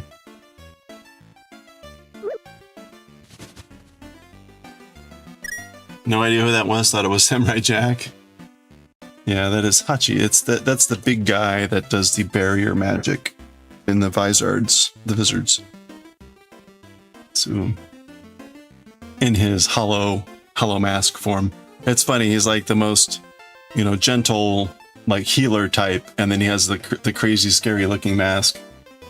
Kind of funny.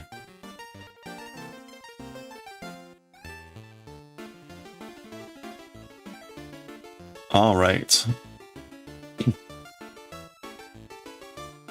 Let me get Z kanji up. I don't remember closing it, but whatever. There it is. We're on 3/7/69. Bleach. Volume 43, chapter 369.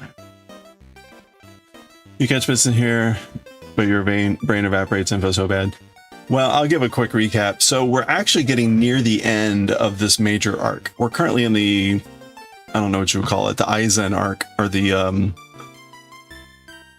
I mean, technically it's the Hueco arc, or I don't know. Now we're in the Karakura town arc, but, right, they all went to Hueco to rescue Inoue because she had been kidnapped, or at least gone, whatever.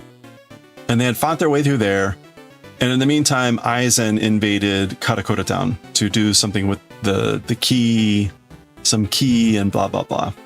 And that's where we are. Lots of fighting going on. So the Soul Society captains and everyone were there to stop Aizen's invasion.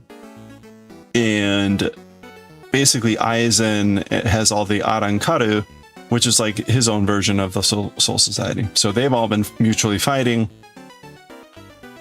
Finally, just in the last few chapters or so, the magical flames that have been holding back Aizen have come down. So they're starting to enter the battle. So kind of like things have ratcheted up to more of like the main, all the peons have gotten obliterated, and it's now kind of like the final things. But it looked like things were going to completely collapse, like all the Soul Society was on the ropes.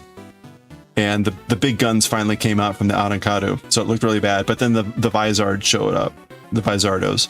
We learned that the Vizardos are this group that Aizen had experimented on with hollow transformation. So they're the people that had, they were in the Soul Society, but basically Aizen experimented on them, like basically bringing out their hollow forms. They went and hid in the real world and formed their group, which is where Ichigo ran into them because he was having, in essence, the same problem. Anyway, the Vizards showed up and they started to kick ass. So they're there, but they're there in kind of like their own third party. It's like they're not really friends with the Soul Society, but they both hate Aizen. So, you know, friends of friends or enemies of enemies. That's kind of where everything is. So this guy, Hachi, is part of the Vizards, the Vizardo.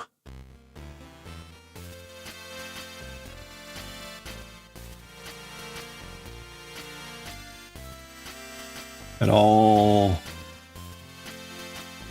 and it's you know, just lots and lots of fighting. Okay, so that's correct. That's correct. We want the overhead. We want the overlay to say start recording. We want the overlay to say bleach. Yep. And again, we are on. Oh, so we're probably 2 or 3 volumes away from the end of this arc. So from what I can tell, without trying to spoil too much for me, is that this arc is going to be a major closure for what I presume will be the final sort of big arc, which I assume devolves into whatever this 1,000-year blood war is, which I have no idea. Okay, so volume chapter 369, which is where the anime is picking up after however many years of not having done anything.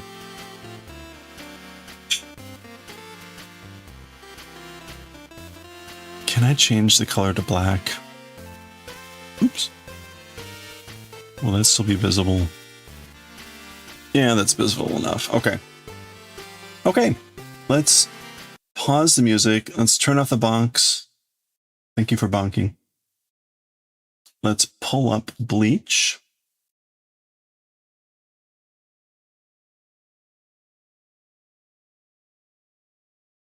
Okay, here we go. Let's do it. Okay, let's read chapter 369 of Bleach, Spit on Your Own God. Kiro ni wa oi ga nai todemo omotta ka? All right, so this is a recap of what happened at the end of the previous chapter, which is Hachi had come in to confront Baragon here and had erected some barriers around Baragon. And Baragon had responded, as for Takido, which is the demon way, but it's the name of the spells and magic that he was using. As for Takido, old age not existing, even that thinking. So did you think that even Kido won't get old, or, you know, getting old doesn't exist for Kido? Oh. So again, the idea behind Baragon's power is that he ages everything. It gets old. Oi. And so you can see here now, it looks like the barriers are decaying away. Koke. Koke. Koke means like comical. It's also kind of a funny word because isn't that just like slippery? Yeah, funny, humorous. But also the radical uses bones, which is, I don't know if that's, you know, kind of intentional or whatever, but the word itself just means like laughable, humorous, comical.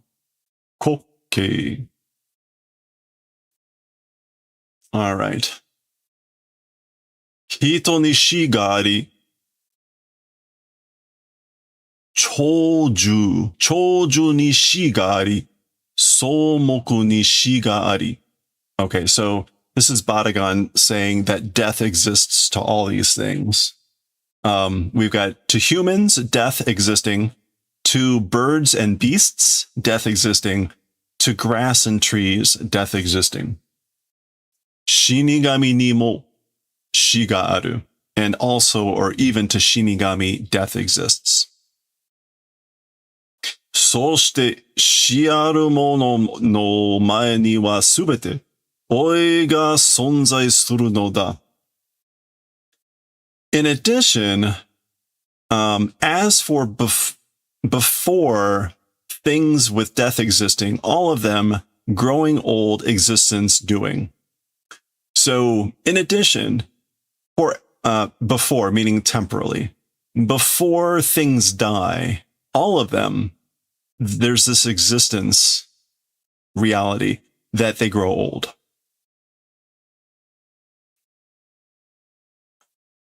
Okay, so his, I guess, age cloud is spreading, and was this supposed to be like some sort of power thing at the top of a building or telephone pole? It's decaying.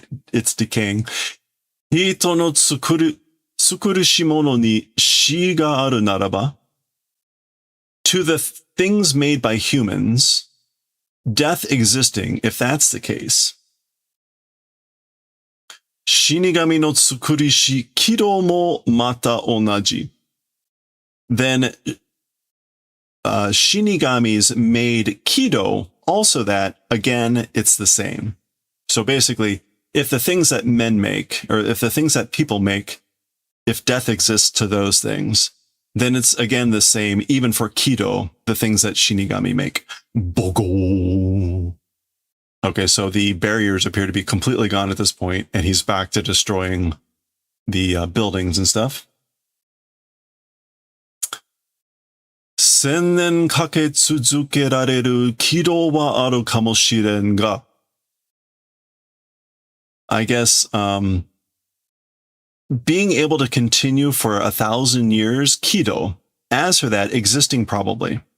So there probably exists a Kido that is able to continue for 1,000 years. However,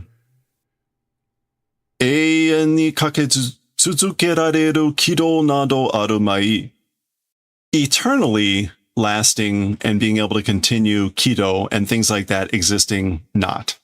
So there do not exist Kido and things like that are able to continue for eternity.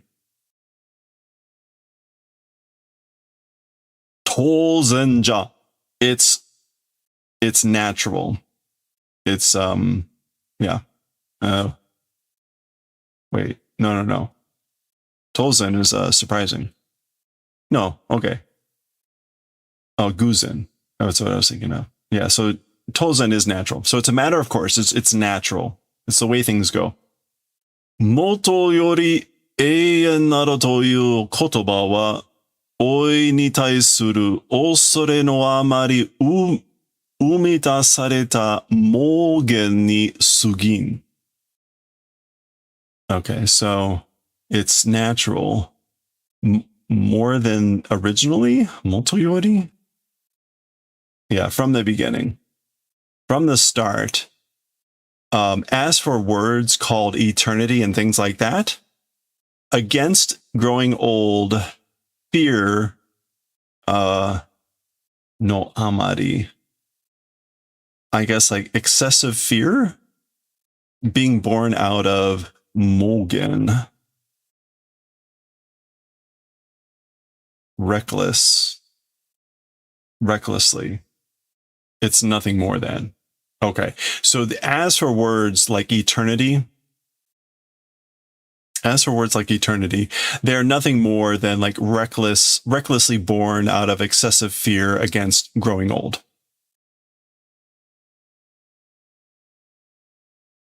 That's what they are from the start. Words like that. Okay. Sa. Horobiro. Okay, well then, this is like crumble, or horobiru is to like perish, to be ruined. Yeah, to be ruined, perish, to be destroyed. So he's saying basically be ruined, be destroyed, perish. Okay, and then we get zuba, or no, it's zoom. Okay, so presumably that's the sound of his old age, oi, spreading out. All right, we go from that into this splash page with the spit on your own god for 369. Nice.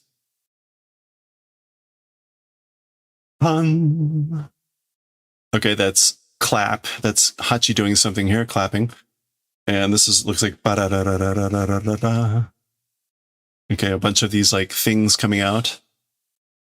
And maybe coming in towards Baragan. Ba-ba-ba-ba-ba. Za. Okay, so he's doing a lot of hand movements. Things are moving. Okay, so he sort of erected a wall here.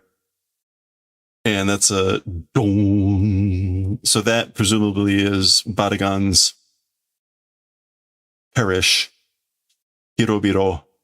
Hitting the wall. Uchiro toita. Said will decay, will rot. So he's saying, like, I said this. I said it will rot, it will decay, meaning your Kido. Zo. Gunso hasun hiku ni atawazu.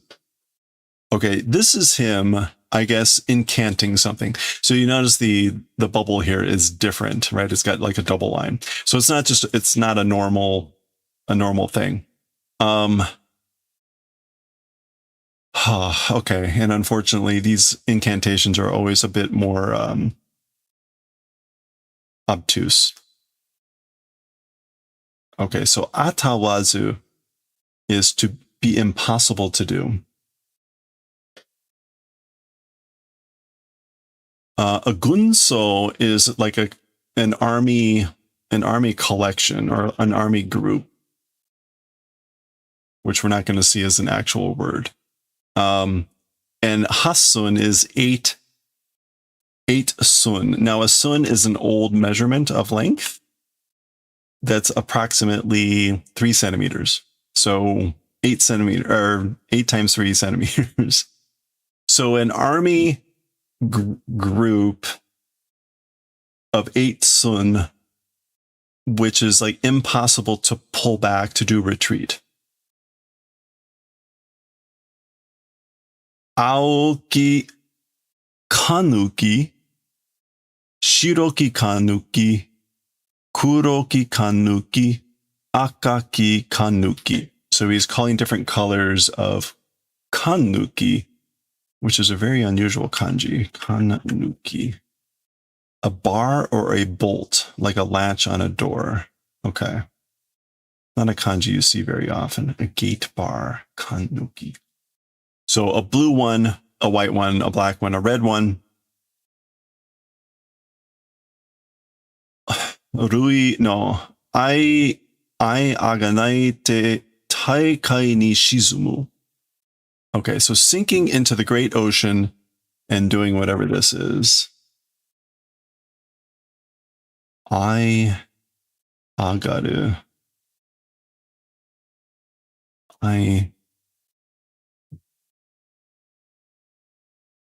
Aganaite. Aganao, to compensate. Compensate, making up for like the group and sinking into the ocean. Okay, I don't think that is a normal combo word there. Let's look at this. Yeah, okay, I don't see many things for that. And calling this reading as I, that's also a little bit unusual. Let me see if I can get, if there's a special meaning when it's I.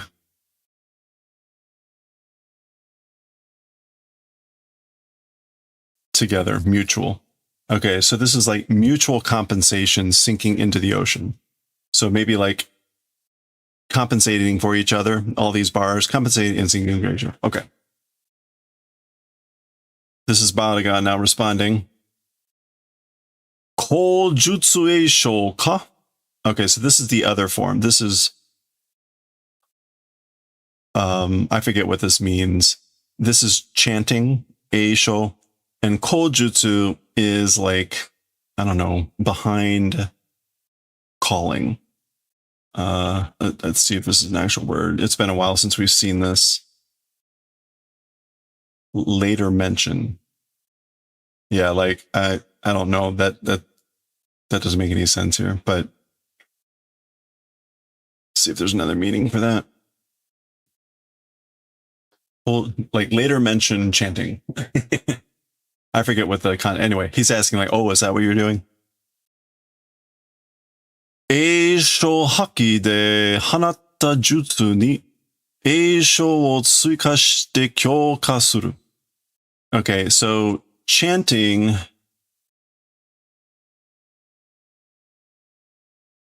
haki is destruction and like tearing up.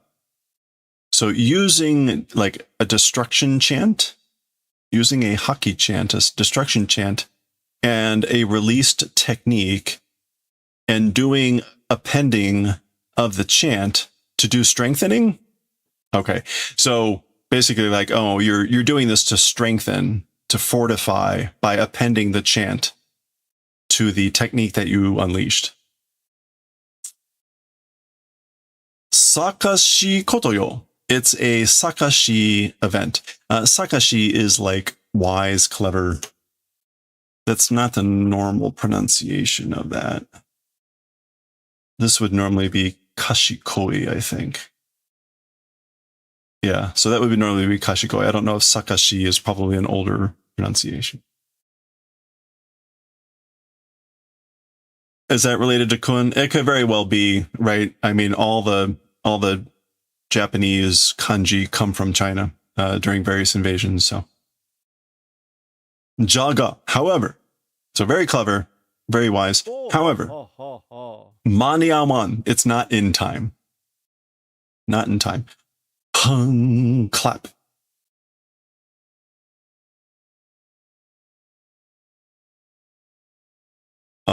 Especially, by the way, Nikki, if the character was this character, there it is there, then yeah, it would be the exact same one. That's the character. It basically like looks like a little bit of an offset cross with a dot under it.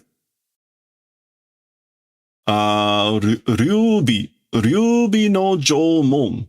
Okay, so now we get another sort of statement here, which is Dragon Tail's castle gate. So the castle gate of the Dragon Tail. All right, so presumably that's some technique thing here.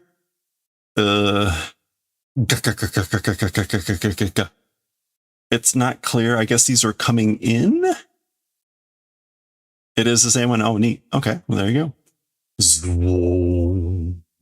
Okay, so he's moving these things around, tossing it, gun. All right, so he's made some sort of like structure.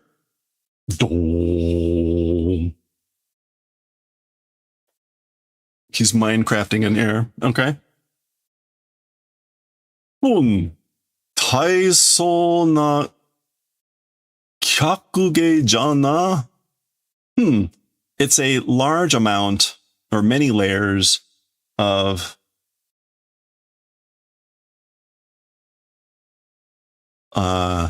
kyokuge, which is like, this might be like musical art.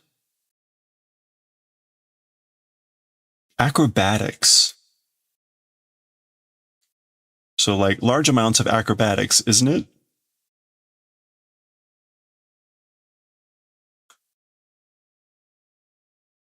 So, Soifon-san, Ms. Soifon, chikara o kashite kudasai. Please lend strength. So please lend me your strength. Anata no bankai no chikara ga hitsuyou desu. Your bankai's power necessity it is. So, like, I need your bankai's power. The power of your bankai is necessary.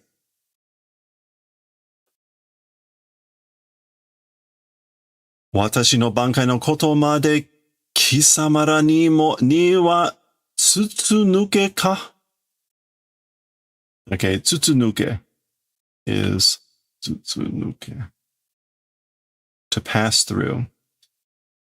So Soifon is sort of talking to herself, which is even or up until the event of my bankai, by you guys passing through. So she's basically like, oh, like even you guys know about this, even information about even my bankai has passed through to you guys. And she uses kisamara, which is, you know, not necessarily the best polite way to refer to someone. We're getting a flash of Urahara here. Tsugutsugu fuyukai na otoko da. And this is her calling him a not so polite term, which is tsukutsugu. A complete, thorough fuyukai, which is like imbecile. Yeah, or complete disagreeable man is. So she's calling Urahara that. A completely disagreeable, discomfortable man. Anyway. Urahara-san to kakawari no aru waraware to te o kumitaku no wa wakarimasu. Okay, so somehow he knows what she's referring to. And says,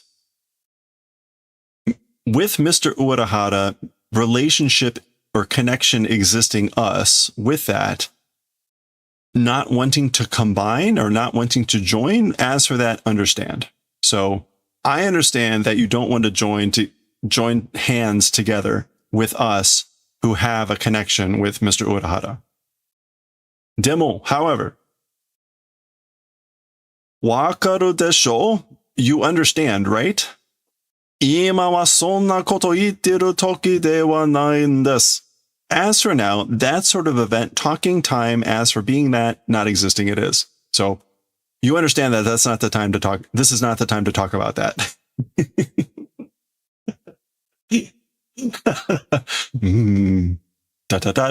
Wakarimashita. Understand. Understood. Dewa. Well then. Koukan joken o dashimashou. Let's put out a like joining together condition. Koukan would be to exchange, and then again, joken would be the condition. So a bargaining point.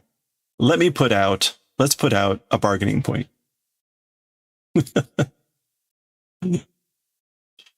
Okay, so this is his dragon tail castle gate, whatever. Da. Nani mo shite kuru kehai ga nai na. Doing nothing, presence not existing.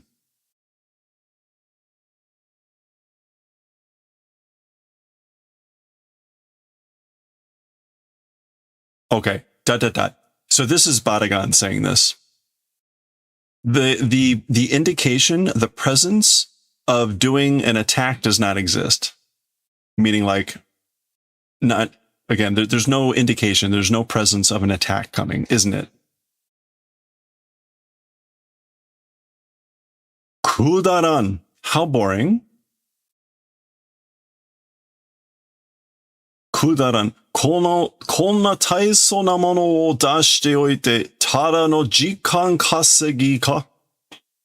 This sort of a large amount of thing putting out on purpose, simply or just a time earner. So just wasting buying time by putting something like this great amount out. Basa. Okay, that's him. He's going back, and the basa is his cloak sort of flapping as he does that. Uchiro, rot, decay. So that's an order. Okay, kyun, go. All right, there's something happening behind him, making those sounds. Mm-hmm. He turns around and looks. Koko no jomon. Okay, so this is now a new type of castle gate. So the previous one was the dragon tail, which was the barrier that we saw. Now we have a koko, which is something tiger. Tiger. I don't think that's going to be like a normal word. What is this longer ko? I should probably just look it up because almost positive this is not going to be a normal word. We have kuchi, mouth. And then we have mix or ko. To gnaw, to bite. Okay, so this is like tiger bite. So castle gate of the tiger bite. Okay. All right, he's doing more things. Oh, so there were 3 things that were appearing. So here's now the second one, I guess. Kigai no Jomon. So another Jomon, another castle gate. And this now is turtle armor. Turtle armor of the castle gate. And finally, Yoku no Jomon. Castle gate of the Phoenix wing. Yeah. So castle gate of the Phoenix wing. So that's Phoenix, that's Tsubasa wing. Again, these aren't like normal words. It's just you see the kanji and those are the own readings, so you get the meaning. If you had just heard Yoku, could be a billion things. Well, not a billion things, but there could be a lot of things that would be. Now, if you were thinking mythical creatures, because we've already heard turtle and dragons and stuff like that, you'd probably say that's probably the Phoenix. Yoku, well, good luck. Okay. All right, so we've got this whole thing happening. Hello there. Oh boy. Shiju Saimon. Okay, so we still get a mon. And this is 4 beast something gate.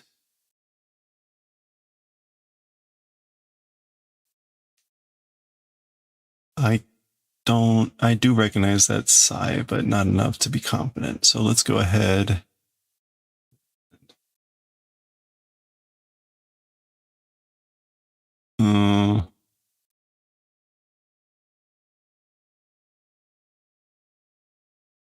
Okay, that is it.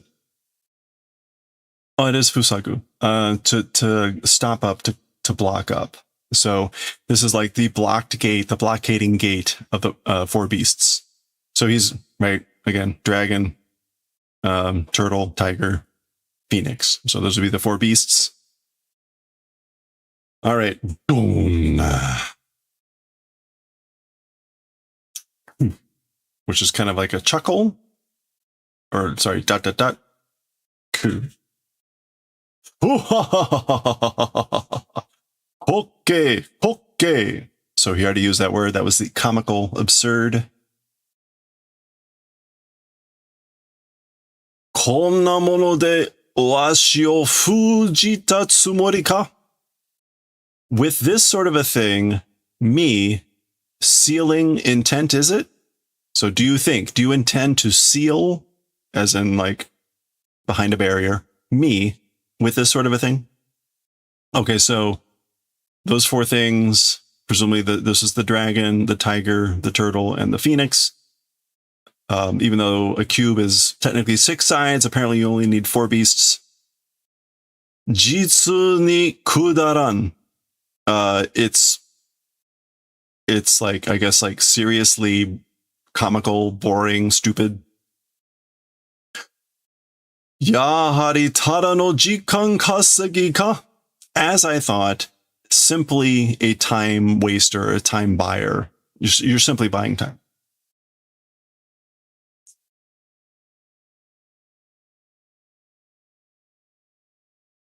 Yeah, oi o tsukasaroru washi ni jikan kasegi to wa kami ni tsuba suru ni hitoshi kouii da. Okay, so we're starting to get an indication about the title of this chapter. So Vanagan is saying, no, to me, who is like the governor of growing old?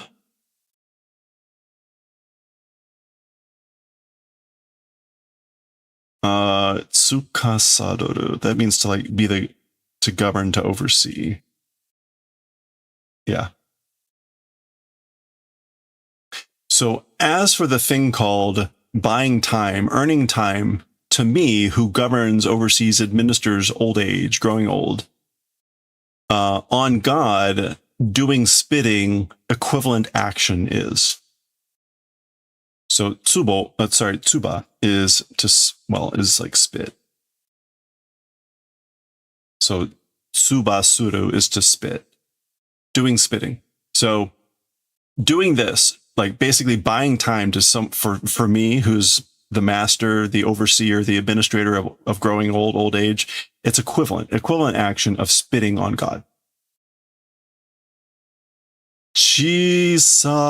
Chisaki mono ni shite wa yoku yatta to homete yaru beki kamoshiren na. I guess like as for a small one, did well, praising, doing that favor ought to do maybe. So perhaps I ought to do the favor of praising to a small one, meaning hachi, a little one, that you did well. Yokuyatta. Perhaps I ought to do that. And he's using yaru to be further sort of denigrating about like the level of like I'm doing that down to you. Anyway.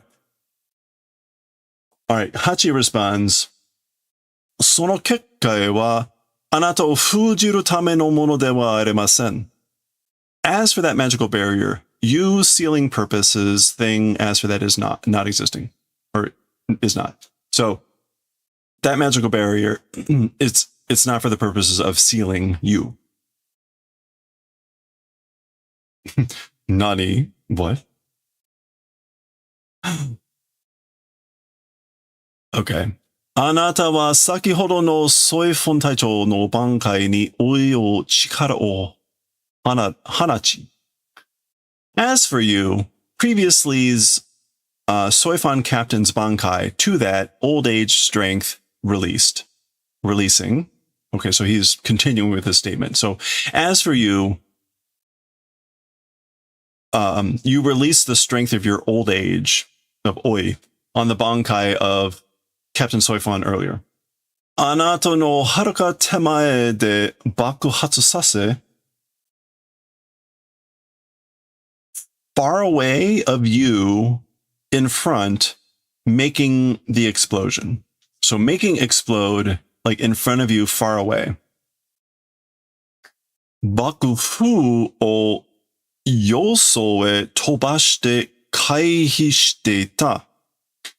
And the blast wind towards far away or towards the other way make fly kaihi did, which is, and kaihi is to like not retreat but to evade. So you did evasion, avoidance, and made fly to the other side, to the other way, far away, the blast wind. Okay. So maybe you could see that where this is going. Naraba sono ichigeki yo. If that's the case, or if the case, that one attack, bakufu no chikara o mataku nigasenai basho de, explosion wind, and again, this would be like the blast of the explosion or whatever, the strength of the explosion wind, wholly not able to run away place in that.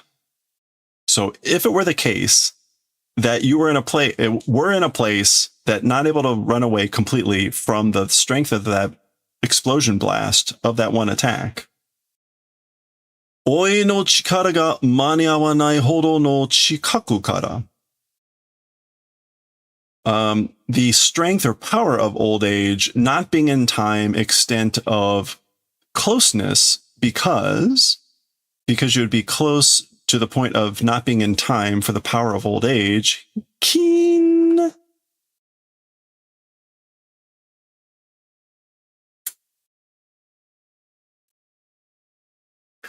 Abisaseraretara do desho. And if it were showered, how would it be, I wonder? Okay, so he's sort of like asking a question. So the one gate is opening, and there we see Soifon ready to go to blast him. So the idea now is like, okay, well, let's do this again where you can't get away from your own explosion blast. What would happen? So let's put all that right back together because we didn't really get the whole picture until the final thing. So again, if it were the case, that one attack that you did, and that you were in a place where you couldn't get wholly away from the explosion wind, the strength of the explosion wind, and because you were close to the extent of not being in time for the strength of your old age, yeah. If you were showered in that, I guess. What else can abiru mean? Abiru. To be dashed over. I think that means like the attack. If you were dashed. Or to suffer an attack. Okay, that's like, if that were done. If you were to suffer an attack with all those circumstances, how would it be? What would happen? I wonder. Okay, so that was just Kisama. You. Ra. You. Plural.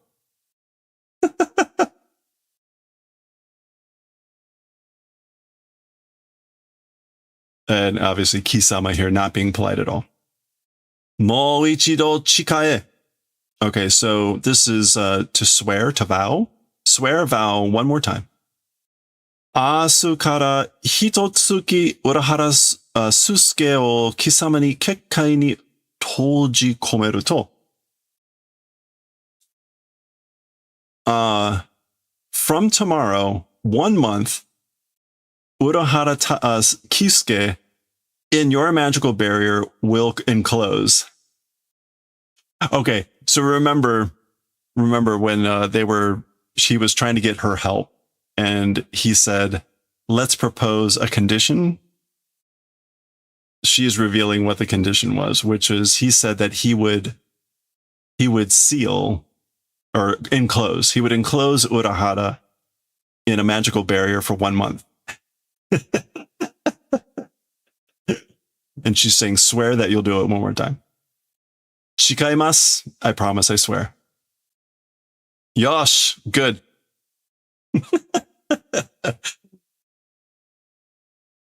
Jakuho Raikoben.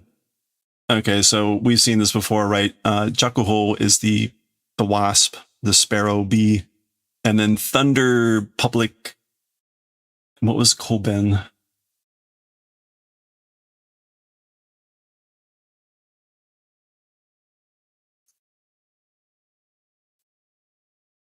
I don't remember what the Ben was. I hate having to look these things up twice. We have Kutsu.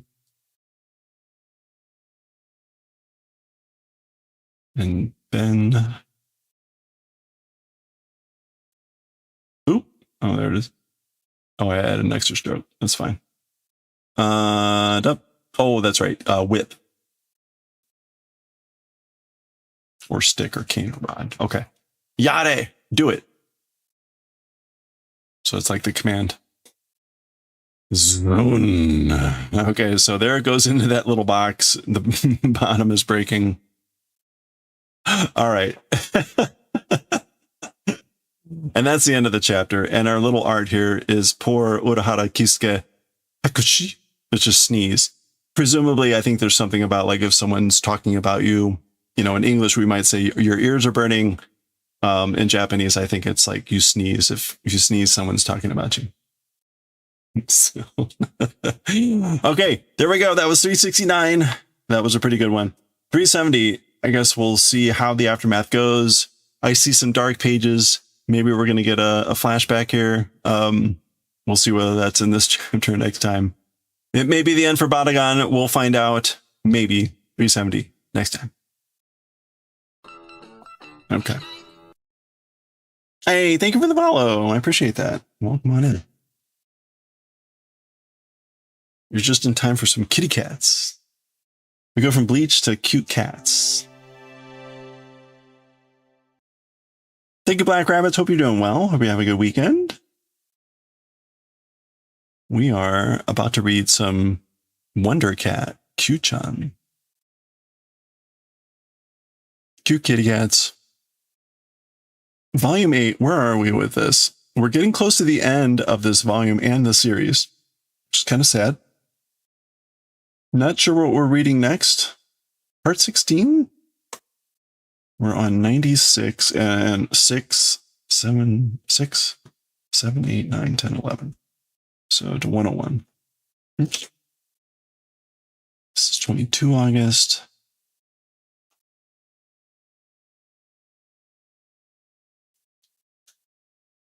Okay. All right. 96 to 101, part 16. Day just started. You just want to go back to bed? Yeah, me too. All right. Yeah, it's going pretty well. Thank you. We did some good knitting today. We finished off a I should have that. There we go. We finished off, made a little knitted goldfish. And we started a reindeer. So we were making these little fun critters, little fun creatures. The fun part with this one was we had to do a Kitchener.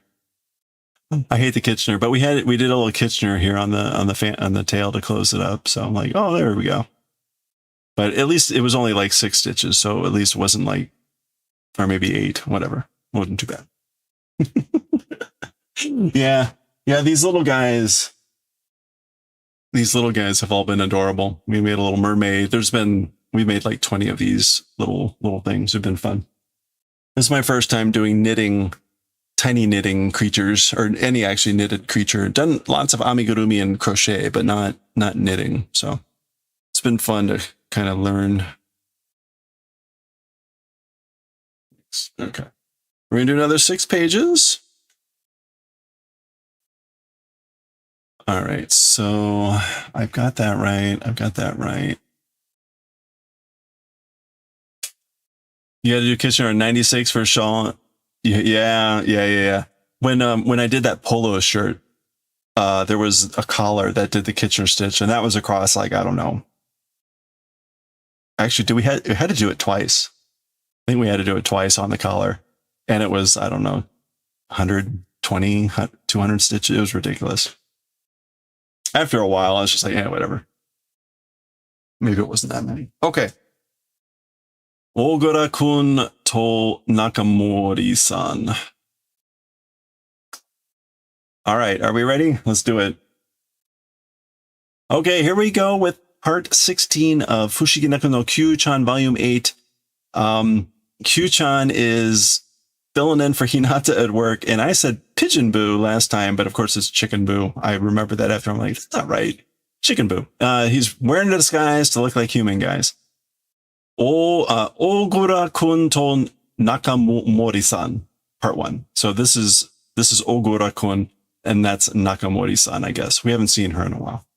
So, shippa. Hiru gohan no ato te nemuku naru yo ne. Okay, so I guess shippa is here. Kyuu-chan sort of starting to nod off, and it looks warm out, right? And Ogura is saying lunches afterwards, talking about that sleep becoming, isn't it? You know? So like, you get sleepy after lunch, right? Nakamori-san da ya, heart. Oh, it's Ms. Nakamori. Oh, kyou mo kawaii na. Also today cute, isn't she? So she's cute today even, isn't she? Hinata-kun mo so omowanai?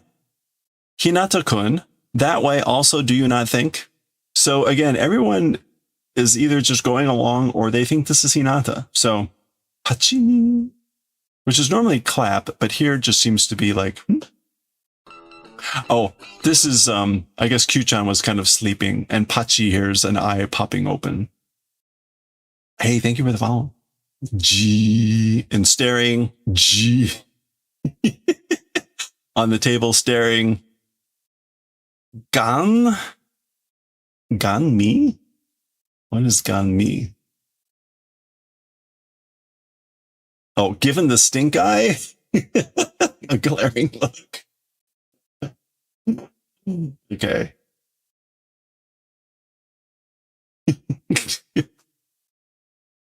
All right. Anyway, Ogura-kun to Nakamori-san part 2. Ii tenki desu ne. It's good weather out, isn't it? It's nice out there, isn't it? Kira, kira. She's so beautiful. She's just kind of sparkling. Koku. Okay, so that's Kyuu-chan nodding. Kawaii. And Ogura is saying cute, and he's just, the hearts have come and stabbed him in the heart, and he's bleeding, I guess. Eh? Huh? Question mark, question mark. Ah, yeah. No. Oh. So he says kawaii, like cute. She hears that. She's like, huh? He's like, oh, no. And he's pointing. Sono smaho case ga. That smartphone case. So I was saying kawaii about your case because it's got a rabbit on it. Kawaii na tomotta dakede. It's cute, isn't it? Thought just that. I was just thinking it was cute. Ah, kore, usa-chan suki de, uchi ni mo iru desu yo. Okay, so, this thing, or yeah, this thing, rabbits, maybe we could call this bun-buns. Bun-buns likable, because bun-buns likable, also at home existing, that's why. So, right, rabbits are normally usagi, but she says usa-chan. So a kind of cute diminutive name for rabbits. So the only thing I can think of is bun-buns or buns. Because I like buns, rabbits, also at home they exist. I have also at home. Now it's not clear if she has one rabbit, two rabbits, or what. Doki doki doki. Okay, so that's him getting excited and heart beating fast. As with all the characters, they all seem to have adorable pets. Nakamori-san mo dobutsu suki nanda? Okay, so Ms. Nakamura also, or Nakamori also, animals liking it is? So you like animals too? You're an animal lover too? Ore no ie ni mo inu ga ite. So my house also, a dog exists. So I have a dog too at home. And obviously he's stammering. Eh?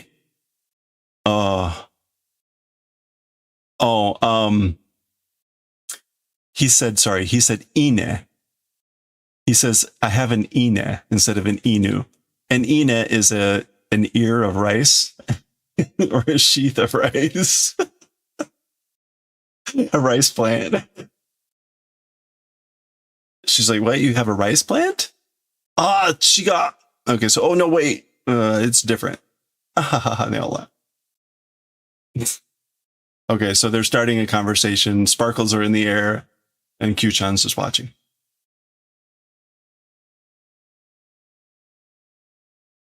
Gohan no ato.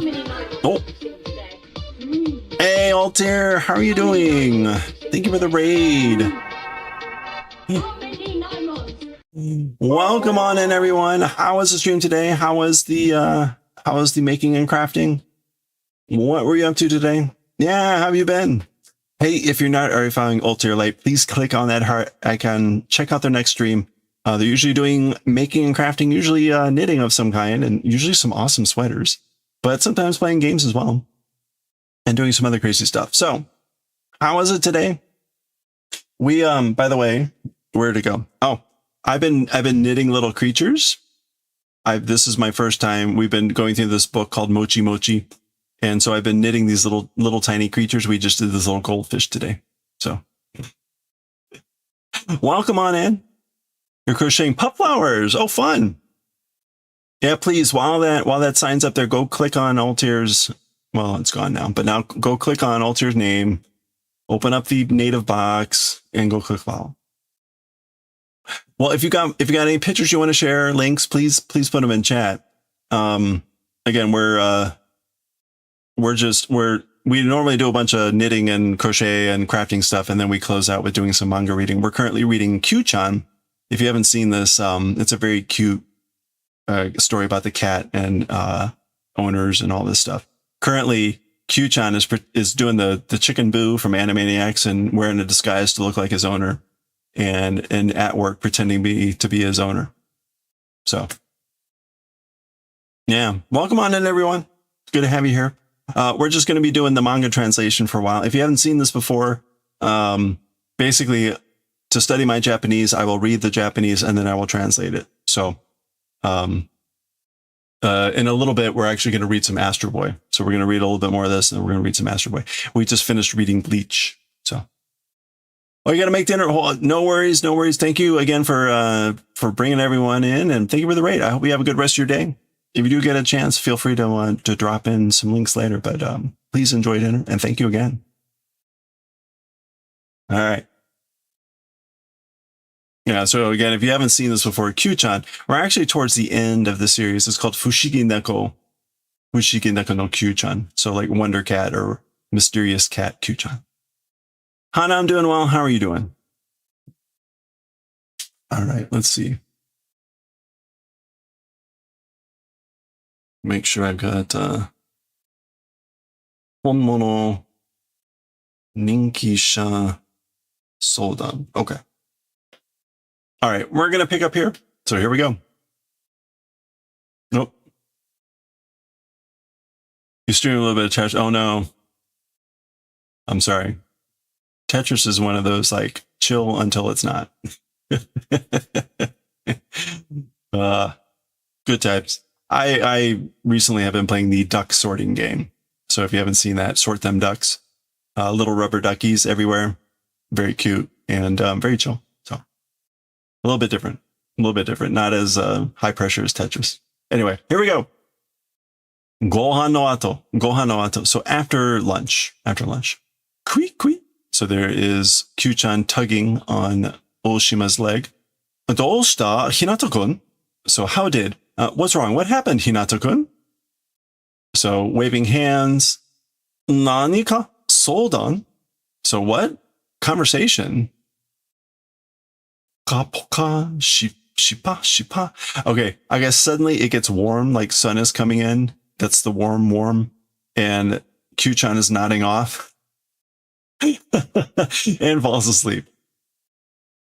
Kanashi koto demo atta no kana? Kanashi, like a sad event or something happened, I guess?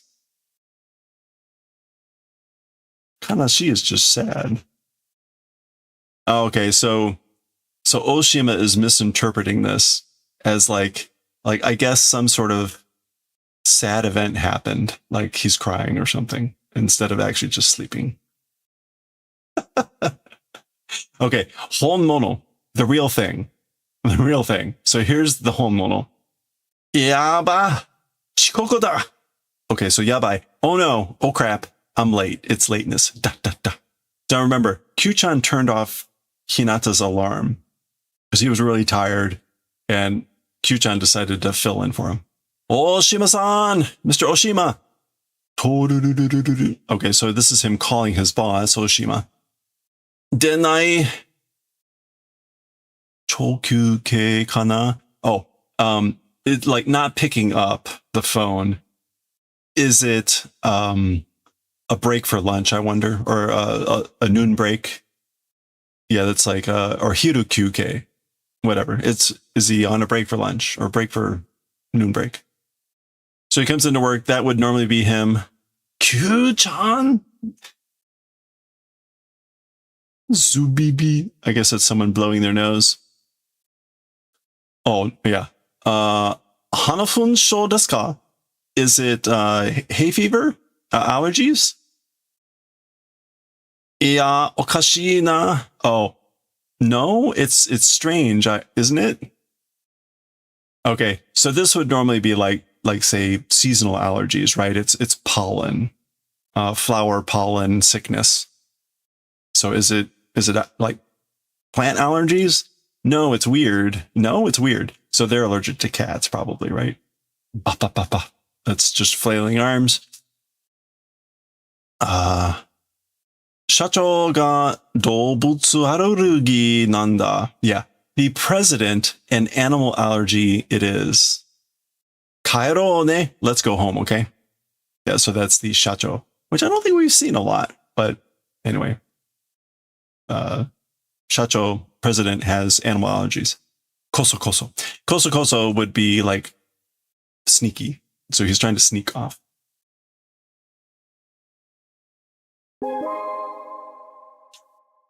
Hey, well, no, thank you, Hannah. I appreciate it.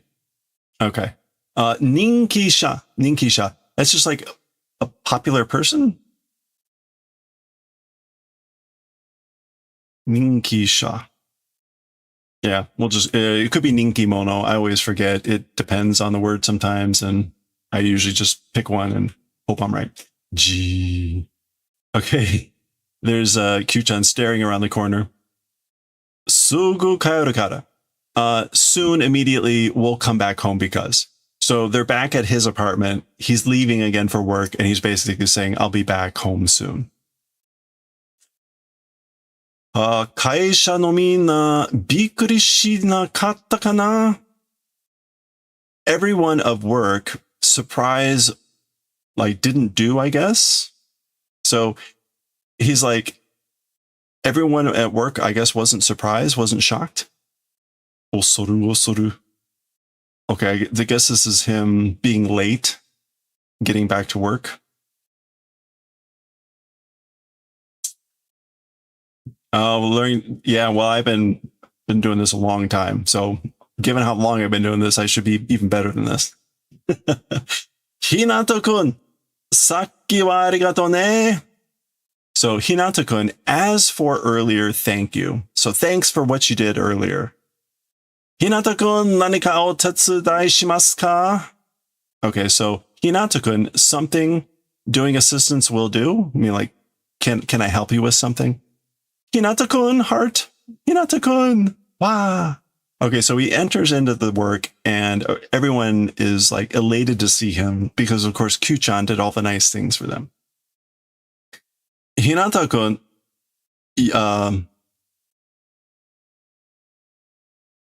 This is to worry.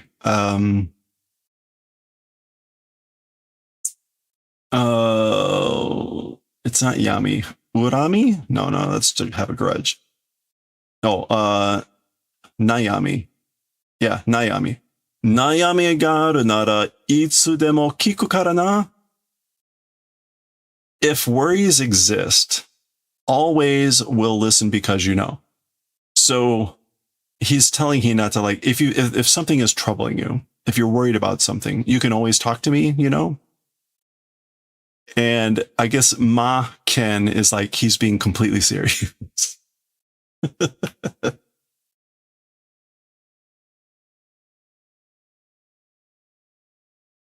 Yeah, I don't, oh wait. What else would that be?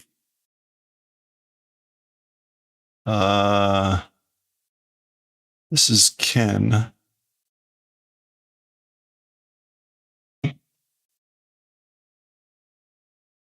Oh, weird. Okay. Well, let's try this.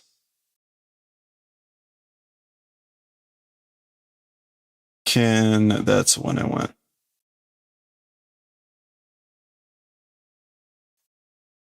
I don't know. Oh, Shinken. Yeah, anyway, it still means like serious. So he's being very serious. Naze soreo? Why that thing? Like, why are you saying that? Kyuu-chan itai nani o shitan da? Kyuu-chan, what the hell did? What the hell did Kyuu-chan do? Okay.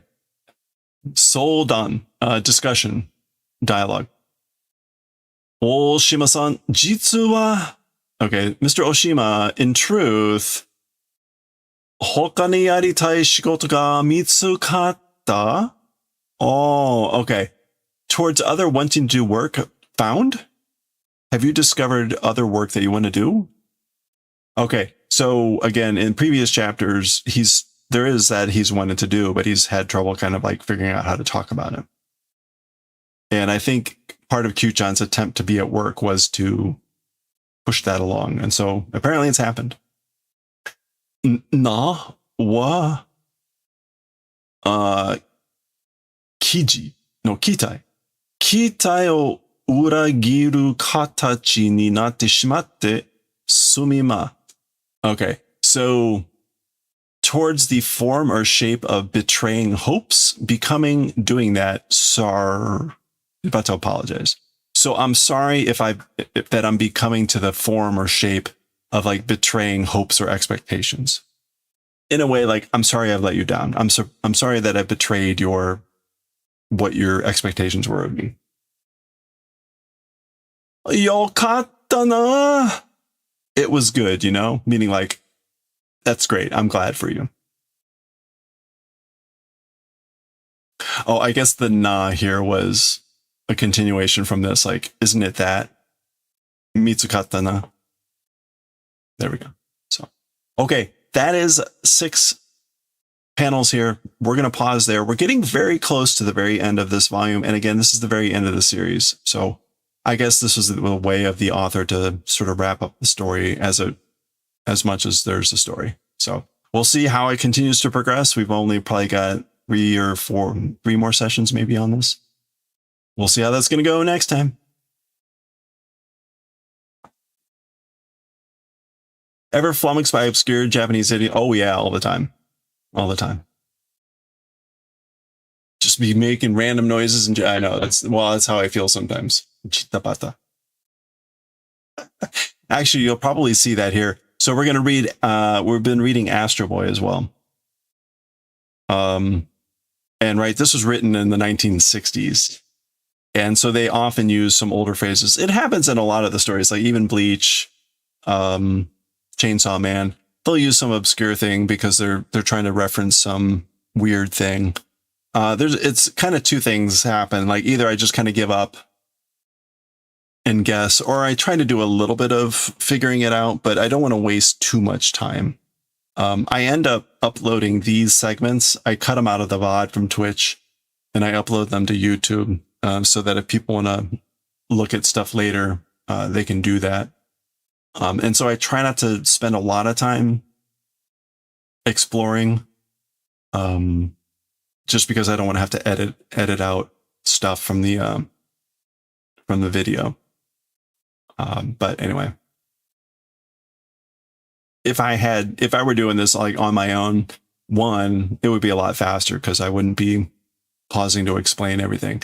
But also two, I would probably spend more time tracking down those stranger idioms because I wouldn't be like feeling like I'm holding up everything. Okay. Where were we with this? 1, 2. So we normally read 10 pages of this. 1, 2, 3, 4, 5, 6, 7, 8, 9, 10. We're in the middle of this story. A quick recap. These stories can be a bit odd sometimes. The story title is Jujikato, which is Crucifix or Cross Island. There's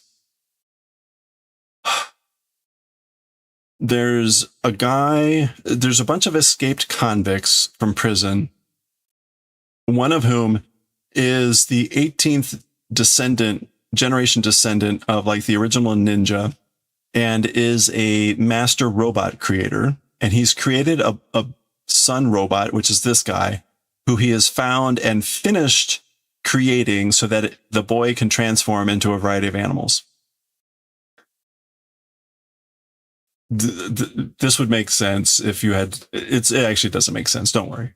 None of these stories make sense. And then the criminals are also attempting to steal jewels that are in Crucifix Island, which is this island where the government has, they're mining uranium, but as a byproduct, there's also jewels and gold. And of course, all of the characters that are normally in the stories are also involved with this somehow. So the Hige Oyaji, which is kind of this old man teacher guy who's a constant character, he's gotten captured and being used as a hostage. And they have disassembled Astro Boy, to finish building this other boy robot. And the police had shown up because they were suspicious about something, but they basically got sent away because something had happened, but they were like, oh, look, it's just a dog. And of course it was the boy robot. Anyway, all the typical sort of like shenanigans and hijinks that would happen in a story like this. I don't know where we're going with this, to be honest. These stories all have been kind of weird. So that's kind of where this is. We're just going to read another 10 pages. The story is about 90 pages, so we're about halfway through. And we do about 10 pages at a time of this. And you'll see that this one I run into a lot more challenges, especially Hige Oyaji can speak a little bit with a lot of contractions and other difficult phrases sometimes. So, okay, here we go. Oh, no, wait. I need to change the overlay. This is not Wonder Cat anymore. We're on Astro Boy. This is volume 5, chapter 25. The stories are also out of order, which is part of the fun. Let's see. This is part 5 for us.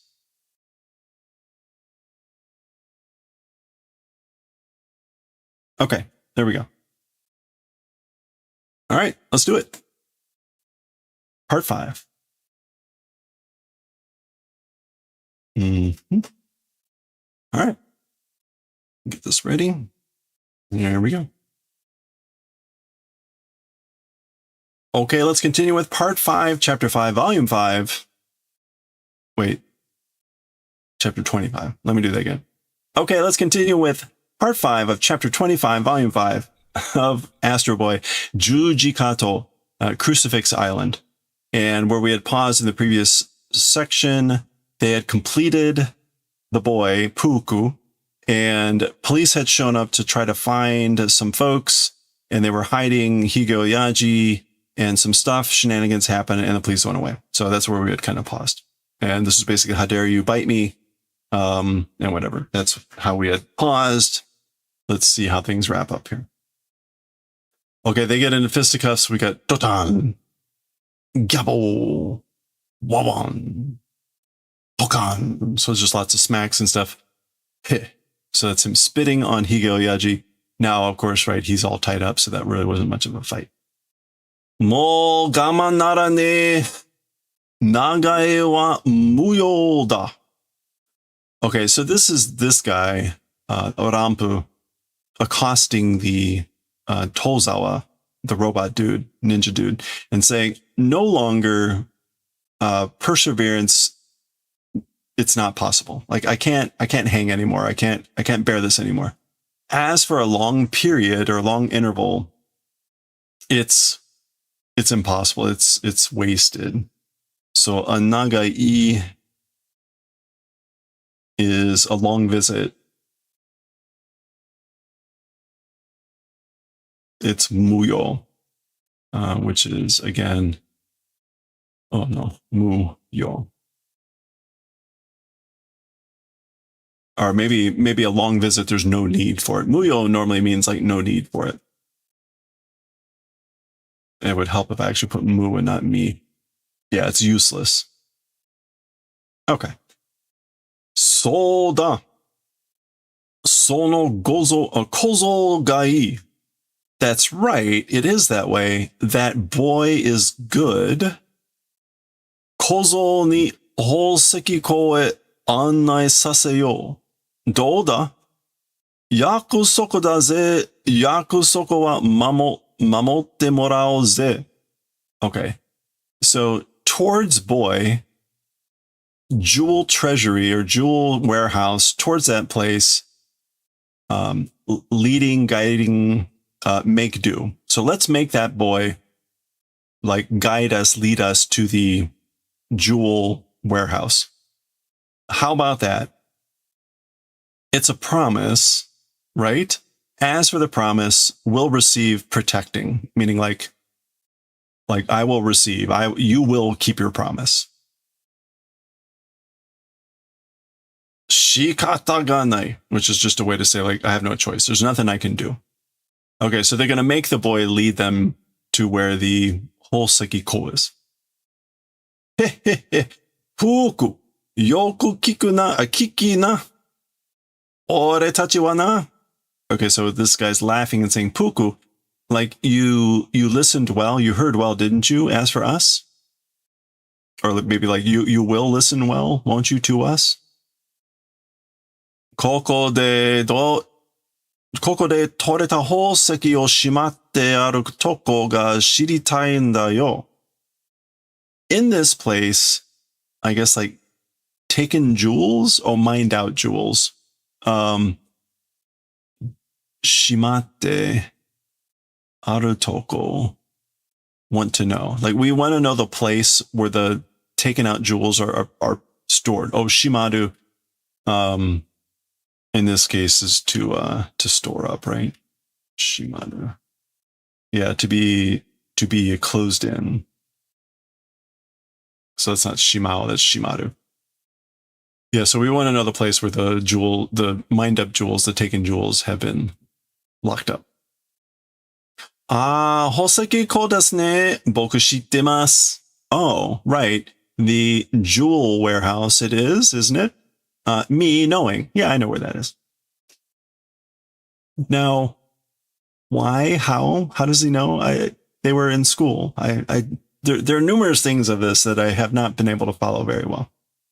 俺たちはその宝石をいただきたいんだが、案内してくれるかい? Okay, so he's speaking a little bit politely to the kid, saying, as for us, those jewels, wanting to receive. Now, itaraki is a pretty polite form of the verb to be using, right? So he's being very polite in this, but will you not do the favor of doing leading, guiding? So won't you guide us there? We want to receive those jewels. 宝石をもらったって悪いことじゃねえ。誰も文句を言わないぜ。Talking about having received jewels, a bad event is not. Nobody complaints will say. So nobody's going to complain. It's not a bad thing to be taking the jewels, to be receiving the jewels. Yai, 文句を言う. Hey, I'm complaining. I'm speaking complaints. ningen ga koko ni ira. A human in this place existing. Like, there's a human here. Okay, this guy smacks for Higoyaji. Yosakoi, yosakoi, yosakoi. Yosakoi? Dance originating in Kochi Prefecture using Naruko. I have no idea what this means. Probably gibberish. It's in katakana, so he's clearly been thrown for a loop. So maybe he's just like blabbing out some funny thing. Mate, sono kawari yakusoku shiro. Okay, wait. Like instead of that or in exchange of that, we'll do or let's do a yakusoku, a promise. Oseki o ten ni iretara. Jewels in the hand when put. So when you get the jewels in your hand, sugu kono juji kato kara hikiageru to chikao ka? Immediately, this Crucifix Island from, I guess, like, withdraw, do that, will you promise? Will you chikao?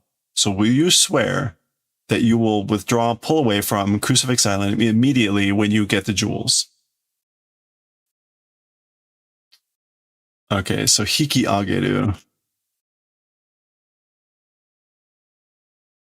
Yeah, it's just to pull up, but yeah, withdraw. There we go. Leave, withdraw, pull out, retire. Atarimae da, which is basically obviously, of course. Mochiron, also of course. Hikayageru yo, will withdraw, will leave, you know. Manzoku suru dake o takara o itarakeba ne. Yeah. Sufficient doing only jewels receiving if it is that, you know. So if we're able to receive jewels that are, I guess, like a sufficient amount, just a sufficient doing. Okay, so there we go. If we get enough jewels, whatever that means. Fuku. Kono hito tachi ni houseki ko kara houseki o motte kite oage. So now he's speaking to his son, saying, Puku, to these people, towards these people, meaning these two, from the jewel warehouse, take or possess the jewels and come do that favor. So the favor for taking the jewels from the Hoseki to these people, or yeah, something like that. Kore kai kiri da zo. This thing one time kiri it is. I guess like this is a one time thing. Kiri meaning like cut at the limit of. So ikai kiri.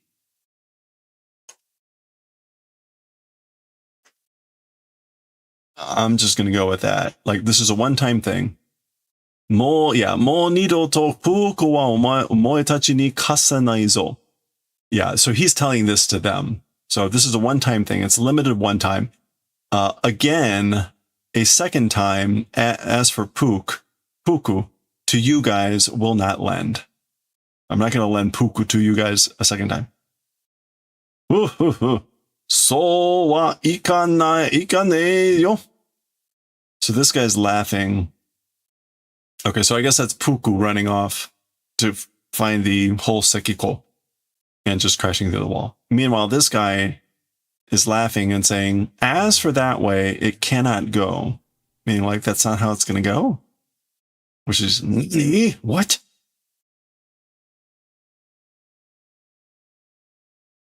Uh-oh. Okay, so they're going to start to fight again amongst each other here. Nani? Puku mo hoshii dato?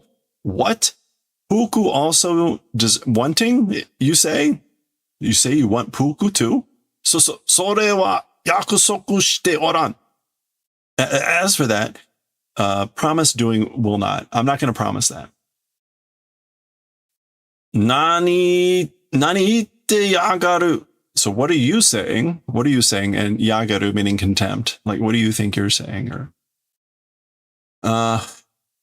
すぐ引き上げるとは言ったが、あの小僧を置いていくとは約束していねえ。As to the thing called withdrawing, said, but that boy, leaving behind, as for saying that promise didn't do. Okay, we promised we would leave, but we didn't promise we would leave behind the boy. So, kozo oite iku, going and leaving behind. As for doing that, didn't promise. Okay. Puku wa ore no ikigai nanda. Okay. As for Puku, he is my life. Ikigai. Yeah, like my reason to live, my raison d'être. Ikigai. Shindumo watasan. Even if die will not pass, meaning like I will not hand him over. Even if I die, I'm not going to hand him over. And shindumo ne. What? Even if you die? What? Ore o korosu ki ka? What? Me? Killing intent, is it? What? Are you going to kill me?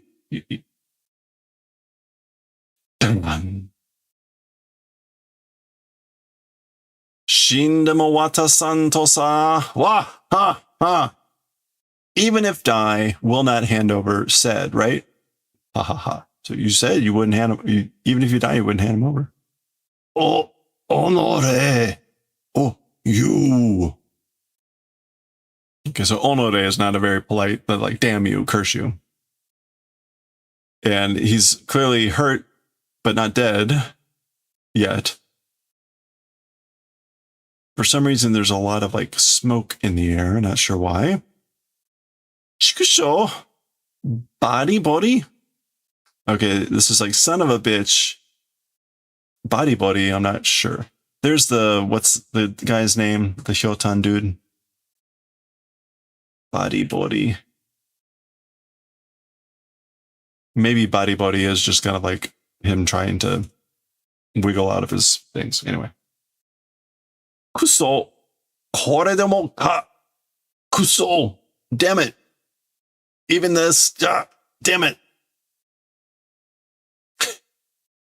Dokusha shokun. Niya shiteru ga. Warai goto janai desu zo. Okay. So yet again, we're breaking the fourth panel. He says, dear readers, dokusha shokun. So ladies and gentlemen, readers, like I am doing niya, laughing event it isn't. What is niya?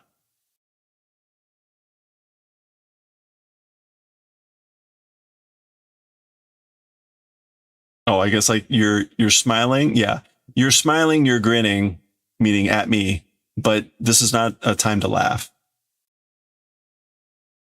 Or not a thing to laugh about. Dare ka haite kita na? Kitanai. Kita. Oh, no. Mata aitsu daro. So while he's upside down, he says, like, somebody has entered and come in, right? Again, those guys, I wonder. Okay, so it's Tozawa. Mite kure. Tenbatsu dayo. Okay, so look, like do the favor of looking, meaning at me. It's heavenly punishment. This is karma, but more like divine punishment, meaning what's happened to him. Ore wa baka nakakusha datta yo. As for me, a stupid scientist was. I was a stupid scientist. Ima mukui ga kitan da. And now mukui has arrived. What is mukui? Oops. Kui ga kuru. Oh, reward.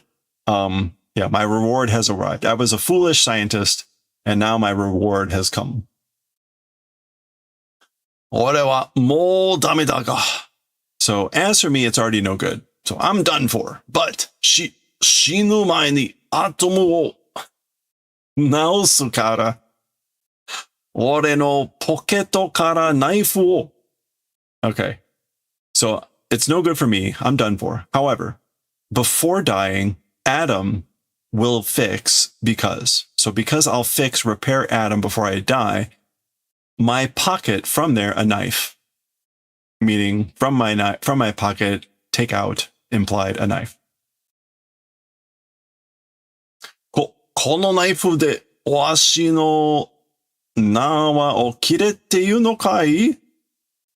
With this knife, my ropes cutting saying? Are you saying to cut my ropes with this knife? よーし、切ったぞ. All right, they're cut. どうすか? How is it? Like what's happened? All right, he's angry. アトムのところへ運んでくれ. Oh, this is Tozao. He's saying, towards the place of Atom, do the favor of carrying. So carry me where Atom is. アトムを元の体にして、服をぜひ助けさせる. Okay. Doing towards original body of Atom certainly will make save Atom. Puku, sorry. Tasuke saseru, or will allow to heal. The causative, unfortunately, is always ambiguous between to allow or to make. But I think what he's saying, certainly that will allow the saving of Puku if I do Atom's body to the way it was.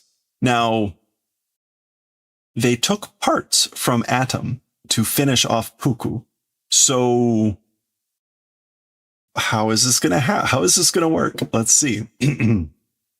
俺は一生Pukuのために捧げてきたんだ. As for me, entire life, for Puku, for the purposes of Puku, I came to sasageru. Oh, I devoted, consecrated. So I consecrated my entire life for Puku. そのPukuが危険なんだ. That Puku, it's dangerous. Like he's in danger. Atom, 頼むぞ, Puku wo. So Atom, I beg of you, I'm counting on you. Puku, meaning save him. Beep, beep, beep, beep, beep, beep, beep, beep, beep, beep, beep, beep, beep, beep. Okay. Okay. Sorry. Wow, Atomo naota ka! Wow, Adam, you're fixed? You're healed? Sensei, teacher. Mo shinderu. Oh, he's dead. Akunin to wa iie Puku no papa da. Okay, so as for saying a bad man, Puku's dad is. So Toa Ia in this case is kind of like, you can call him a bad man, but he was Puku's dad.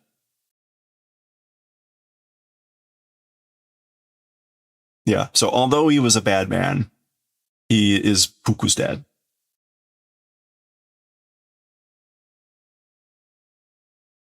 Atomo, Puku ga akuni no mikata ni nachimatta yo. So Adam, Puku, to the ally of bad people has become.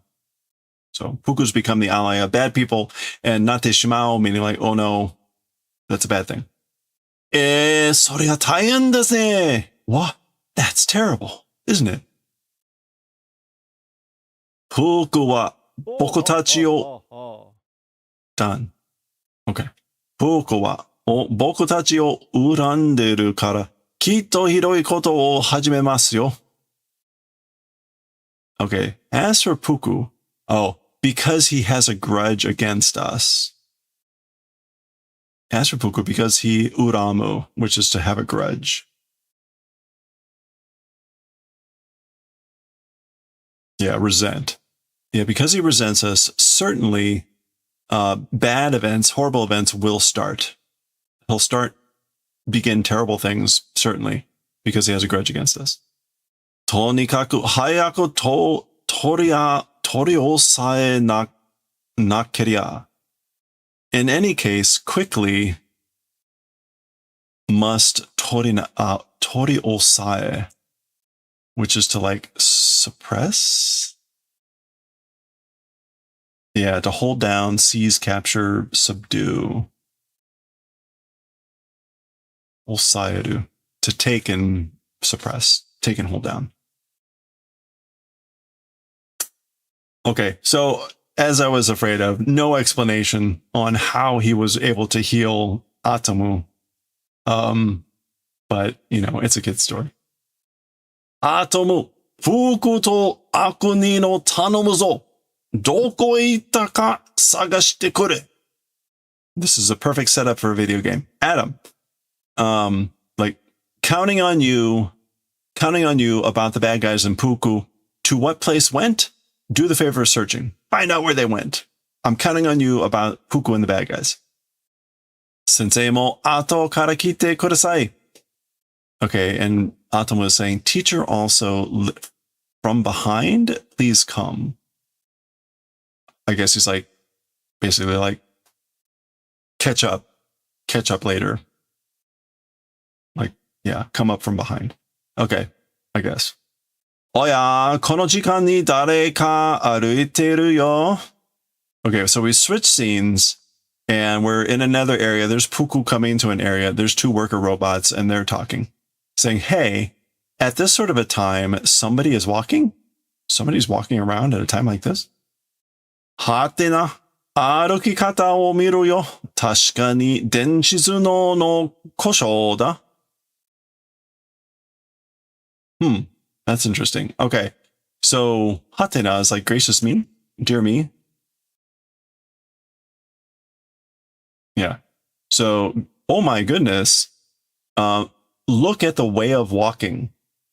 So look at how they're walking. Look at the way of walking. Certainly, it's an electric brain malfunction. This is just Puku. This is Puku trying to mislead them or something.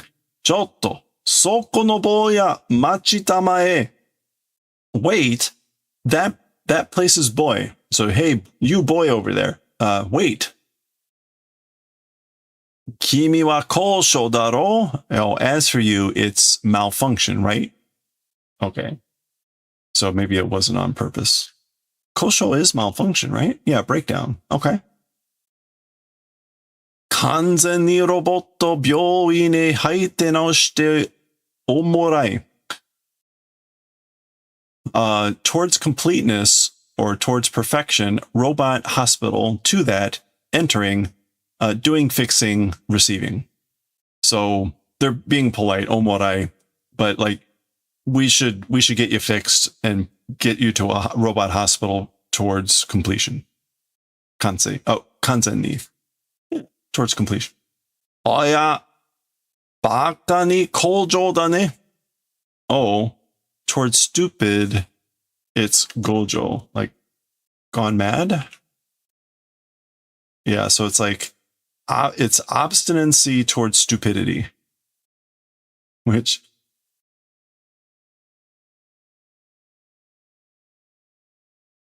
baka ni koujou da ne. Dame da yo, sono mama da to gakun. Okay, it's no good as it is. Oi, teo kashite kure. Okay, so, and then gakun was just him like getting knocked over. Dame da yo, sono. Okay, it's like, it's no good the way things are. And then meanwhile, one of the other robots calling out for help. So he's knocked down two of them here. And one of them saying, hey, do the favor of lending a hand. Come help. Kono wanpaku bozu o osae tsukeru nda. What was wanpaku? We've seen this before. Oh, naughty. This naughty boy must pin down. There's osae again. We gotta pin down this naughty boy. And then there's Puku transforming into the bird and flying away. Sayatsuku. No, outside Suku. Yeah, we gotta hold down, pin down this naughty boy. All right. Ah, tori ni natta zo. Oh, became bird. Oh, he turned into a bird. Nanda aitsu wa. What does it ask for that guy? What is that guy? Or that thing? Hayaku oikakero. Quickly chase after. Okay. So we see a sign that conveniently says Hoseki chozo shitsu, which is like the jewelry like storage room, maybe.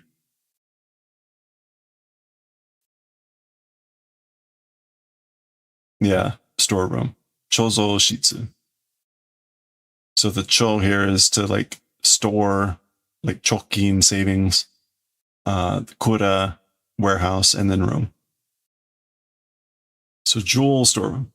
Again, always convenient to have those labels. Shimatteru zo. Oh, okay. So this is shimaru again, not shimao, which is like it's locked up. Gah.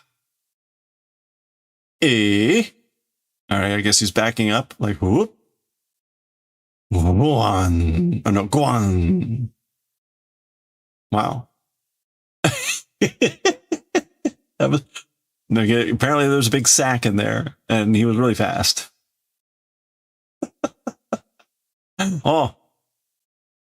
Pyokong. New pin. Okay, so I guess those are the different sounds of him transforming.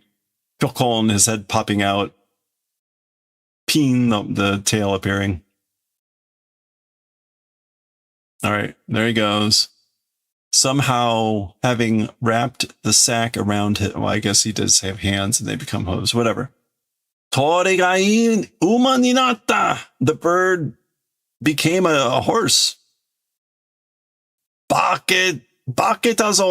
Changed, transformed or something.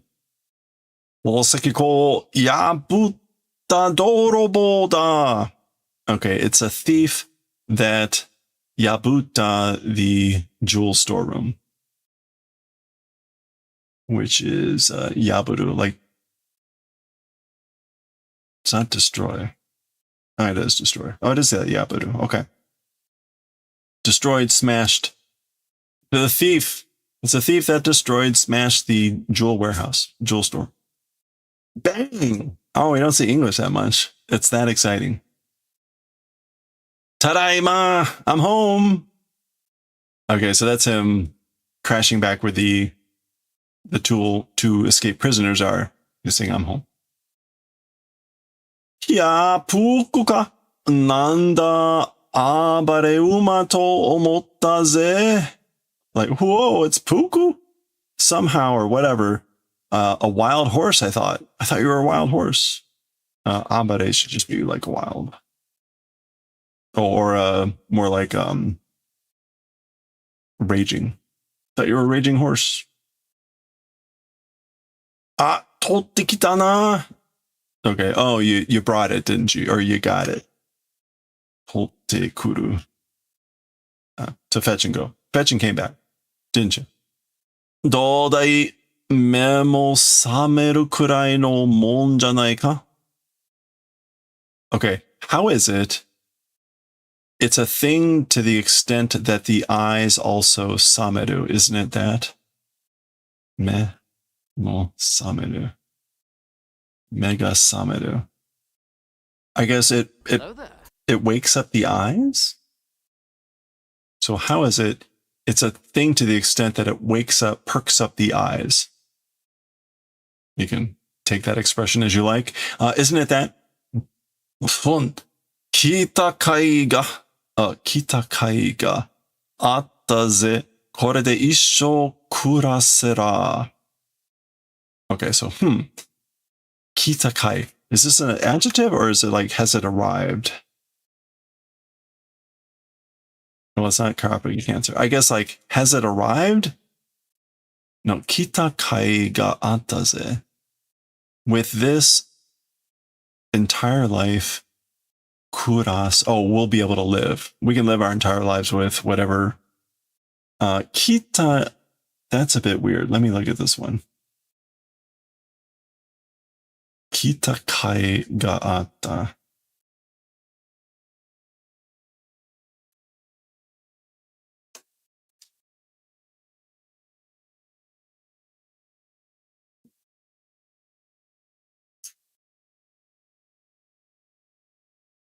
Okay, so, oh, is this kai as like value?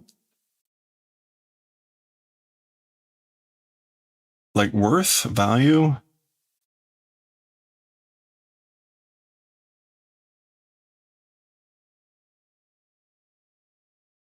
Yeah. Oh, kita, no. It's not kita, it's not kita guy. Oh, it can also be kai. I don't know. Maybe that's what this is. Okay, so this is like, the worth of coming existed. Like it was worth coming here, wasn't it? With this, we'll be able to live in like our entire lives. Okay, and that kind of makes sense. All right, here's our last 2 pages for this session today. Oh, nanda koko wa? What is it as for this place? Uranium no koumyaku desu. Okay, it's a uranium vein, like a mineral vein. Okay, so I guess they're starting to leave and they're passing through the whatever. Koitsu wa subarashii. As for this thing, it's wonderful. Kikishi ni masaru tokoro da yo. It's a place, a masaru tokoro. Oh, that excels towards like listening or hearing. So it's even more amazing than we heard. A place that exceeds or excels towards hearing.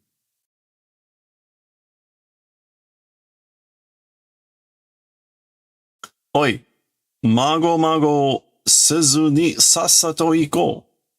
Awateru na.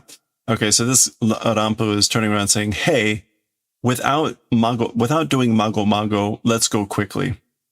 So mago in this case is going to be like dawdling, or guess. No? Mago. No, mago, not maga. Mago. Without confusion, let's go quickly. Awateru na is like, don't be in such a hurry. Awateru, to be in a hurry. Hayaku shima o denai to tsukamaru zo. Quickly, the island, if don't leave, we'll get caught. So we're going to get caught if we don't leave the island quickly. And he's kicking this guy. Deru? Able to leave or leaving? Dare ga deru to itta ore wa koko ni nokoru tsumori da. Who, going out, said, as for me, in this place, remaining intent it is. So, who said anything about going out, leaving? I intend to remain here. Fuzaken nayo. Hey, stop bullshitting. Stop playing around. Ore no shoutai o hanashite yarou ka? Ore wa, Kinsan Kaku sama no kobun de shikaku shimen teiyu monda. Okay, so my true form, my true body, my true identity. Shall I do the talking of?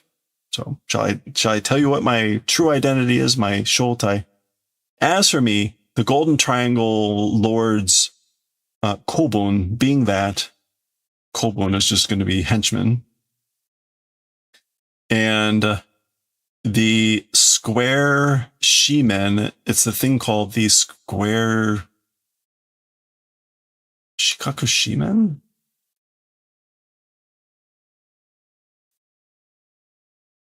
Oh, okay. So shikaku is normally square. Shikaku shimen, maybe that's like, I don't know why it's still a square. I guess that's his name. the thing called shikakushimen. So right, they're all kind of like geometry. Golden Triangle was the spy group or the mafia type of group. Okay, so he's part of the Golden Triangle, and he's apparently called the Square. 今すぐに俺を迎えに来るんだよ. Like immediately, I guess like coming my way, coming this way. 金三角, the Golden Triangle. こんな宝石みんなお前にあるよ. Mina? Okay, so these jewels, everyone. Wait, Mina omae ni yaru. Oh no, konna hoseki. Mina omae ni yaru. Wait. Konna hoseki. Mina omae ni yaru.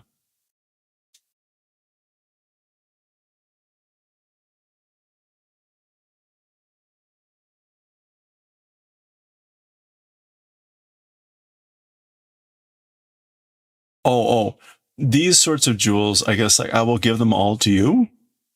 All of them? Yeah, okay. So Mina can refer to things. It's almost always used in for people. So I was thinking he was talking about other people coming. So these jewels, all of them, due toward you. So I'll give them to you. So that's why he's shocked. Like, what? You're getting all of them? Sono kawari fuku wa 金三角様がもらおう文句はなかろう. Oh, okay. The true evil. This guy seemed kind of silly the whole time. Now his true evilness is coming out. In exchange for that, meaning giving you all the jewels. As for Puku, Lord Golden Triangle will receive. As for complaints, I guess like, might they exist? Would you have any complaints with that if Lord Golden Triangle receives Puku, takes Puku? お前がそいつを持って逃げようとどうしようと自由だ。消えな。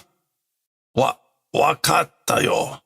Okay, so you, I guess like taking those things and running away, how about doing that? It's that choice, it's that freedom. Vanish, okay? Yeah, so how about you have the freedom to do whatever you want and run away and take that stuff. Get out of here, okay? Yeah, got it. Kuso, damn it. こんなもののくらい持って行けら何クソ. So damn it, this sort of a thing of extent, like this much stuff. Taking and yukera. What crap? Yukera. Oh, is that yuku? Yukera. I think that might be like yuku. Nanikuso. Let me double check if that's supposed to be like yuku.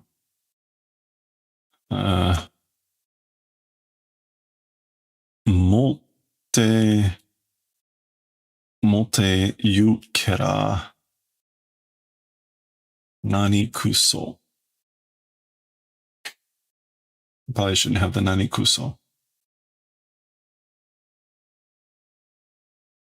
Yeah, this is supposed to be. Yeah, okay. There's like as for taking and going away.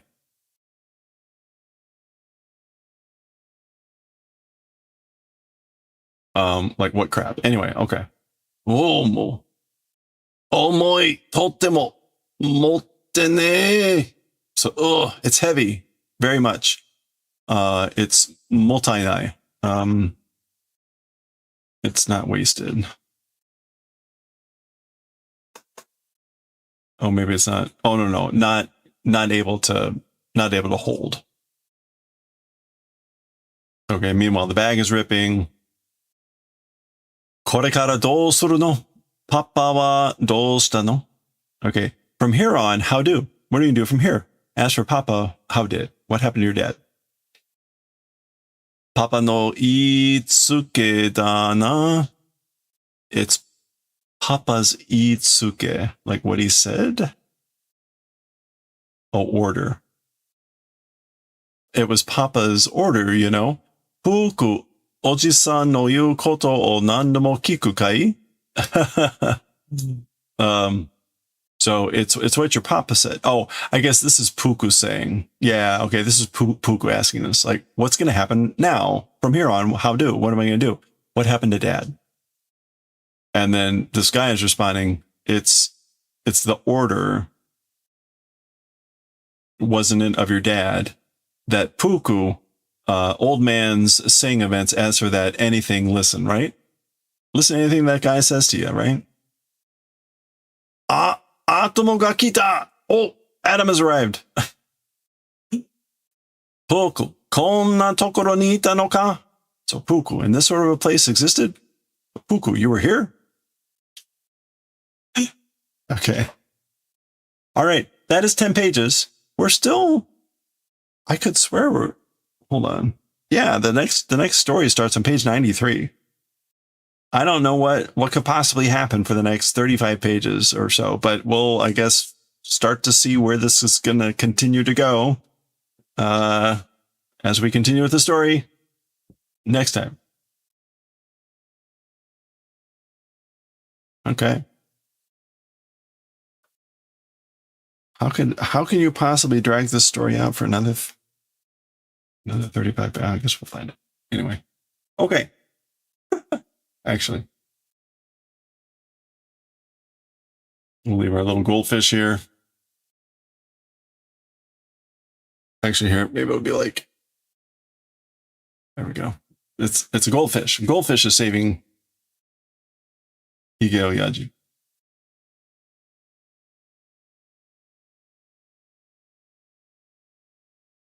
There we go. Too much fun.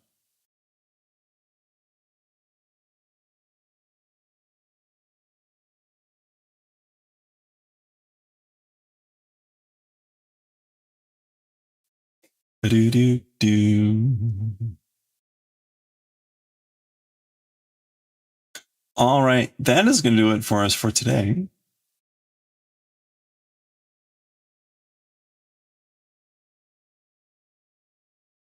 Let's go find someone to host and raid. Oof. Oof.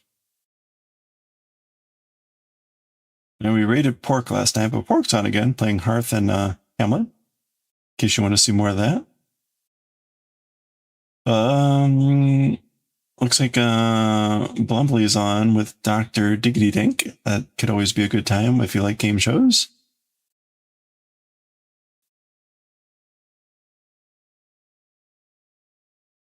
Hey, thank you, Nikki. You have a good night, too. We're going to go raid Blue-Eyed Cat. Blue-Eyed Cat is going to be doing some cross-stitching.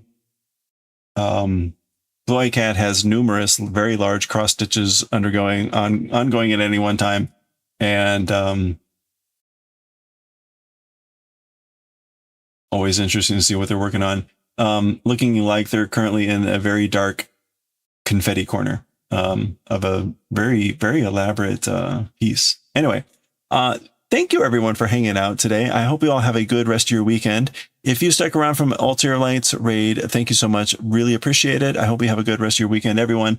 I should be on tomorrow. We'll be doing more knitting. We're going to finish off that reindeer, hopefully, or at least get most of it done. We'll be reading more manga, including Chainsaw Man. And yeah, we'll see what else pops up. So thank you again, everyone. Stay safe, stay well hydrated. Ooh, I'm going to stop the recording. And I will catch y'all next time. Let's go raid Blue-Eyed Cat.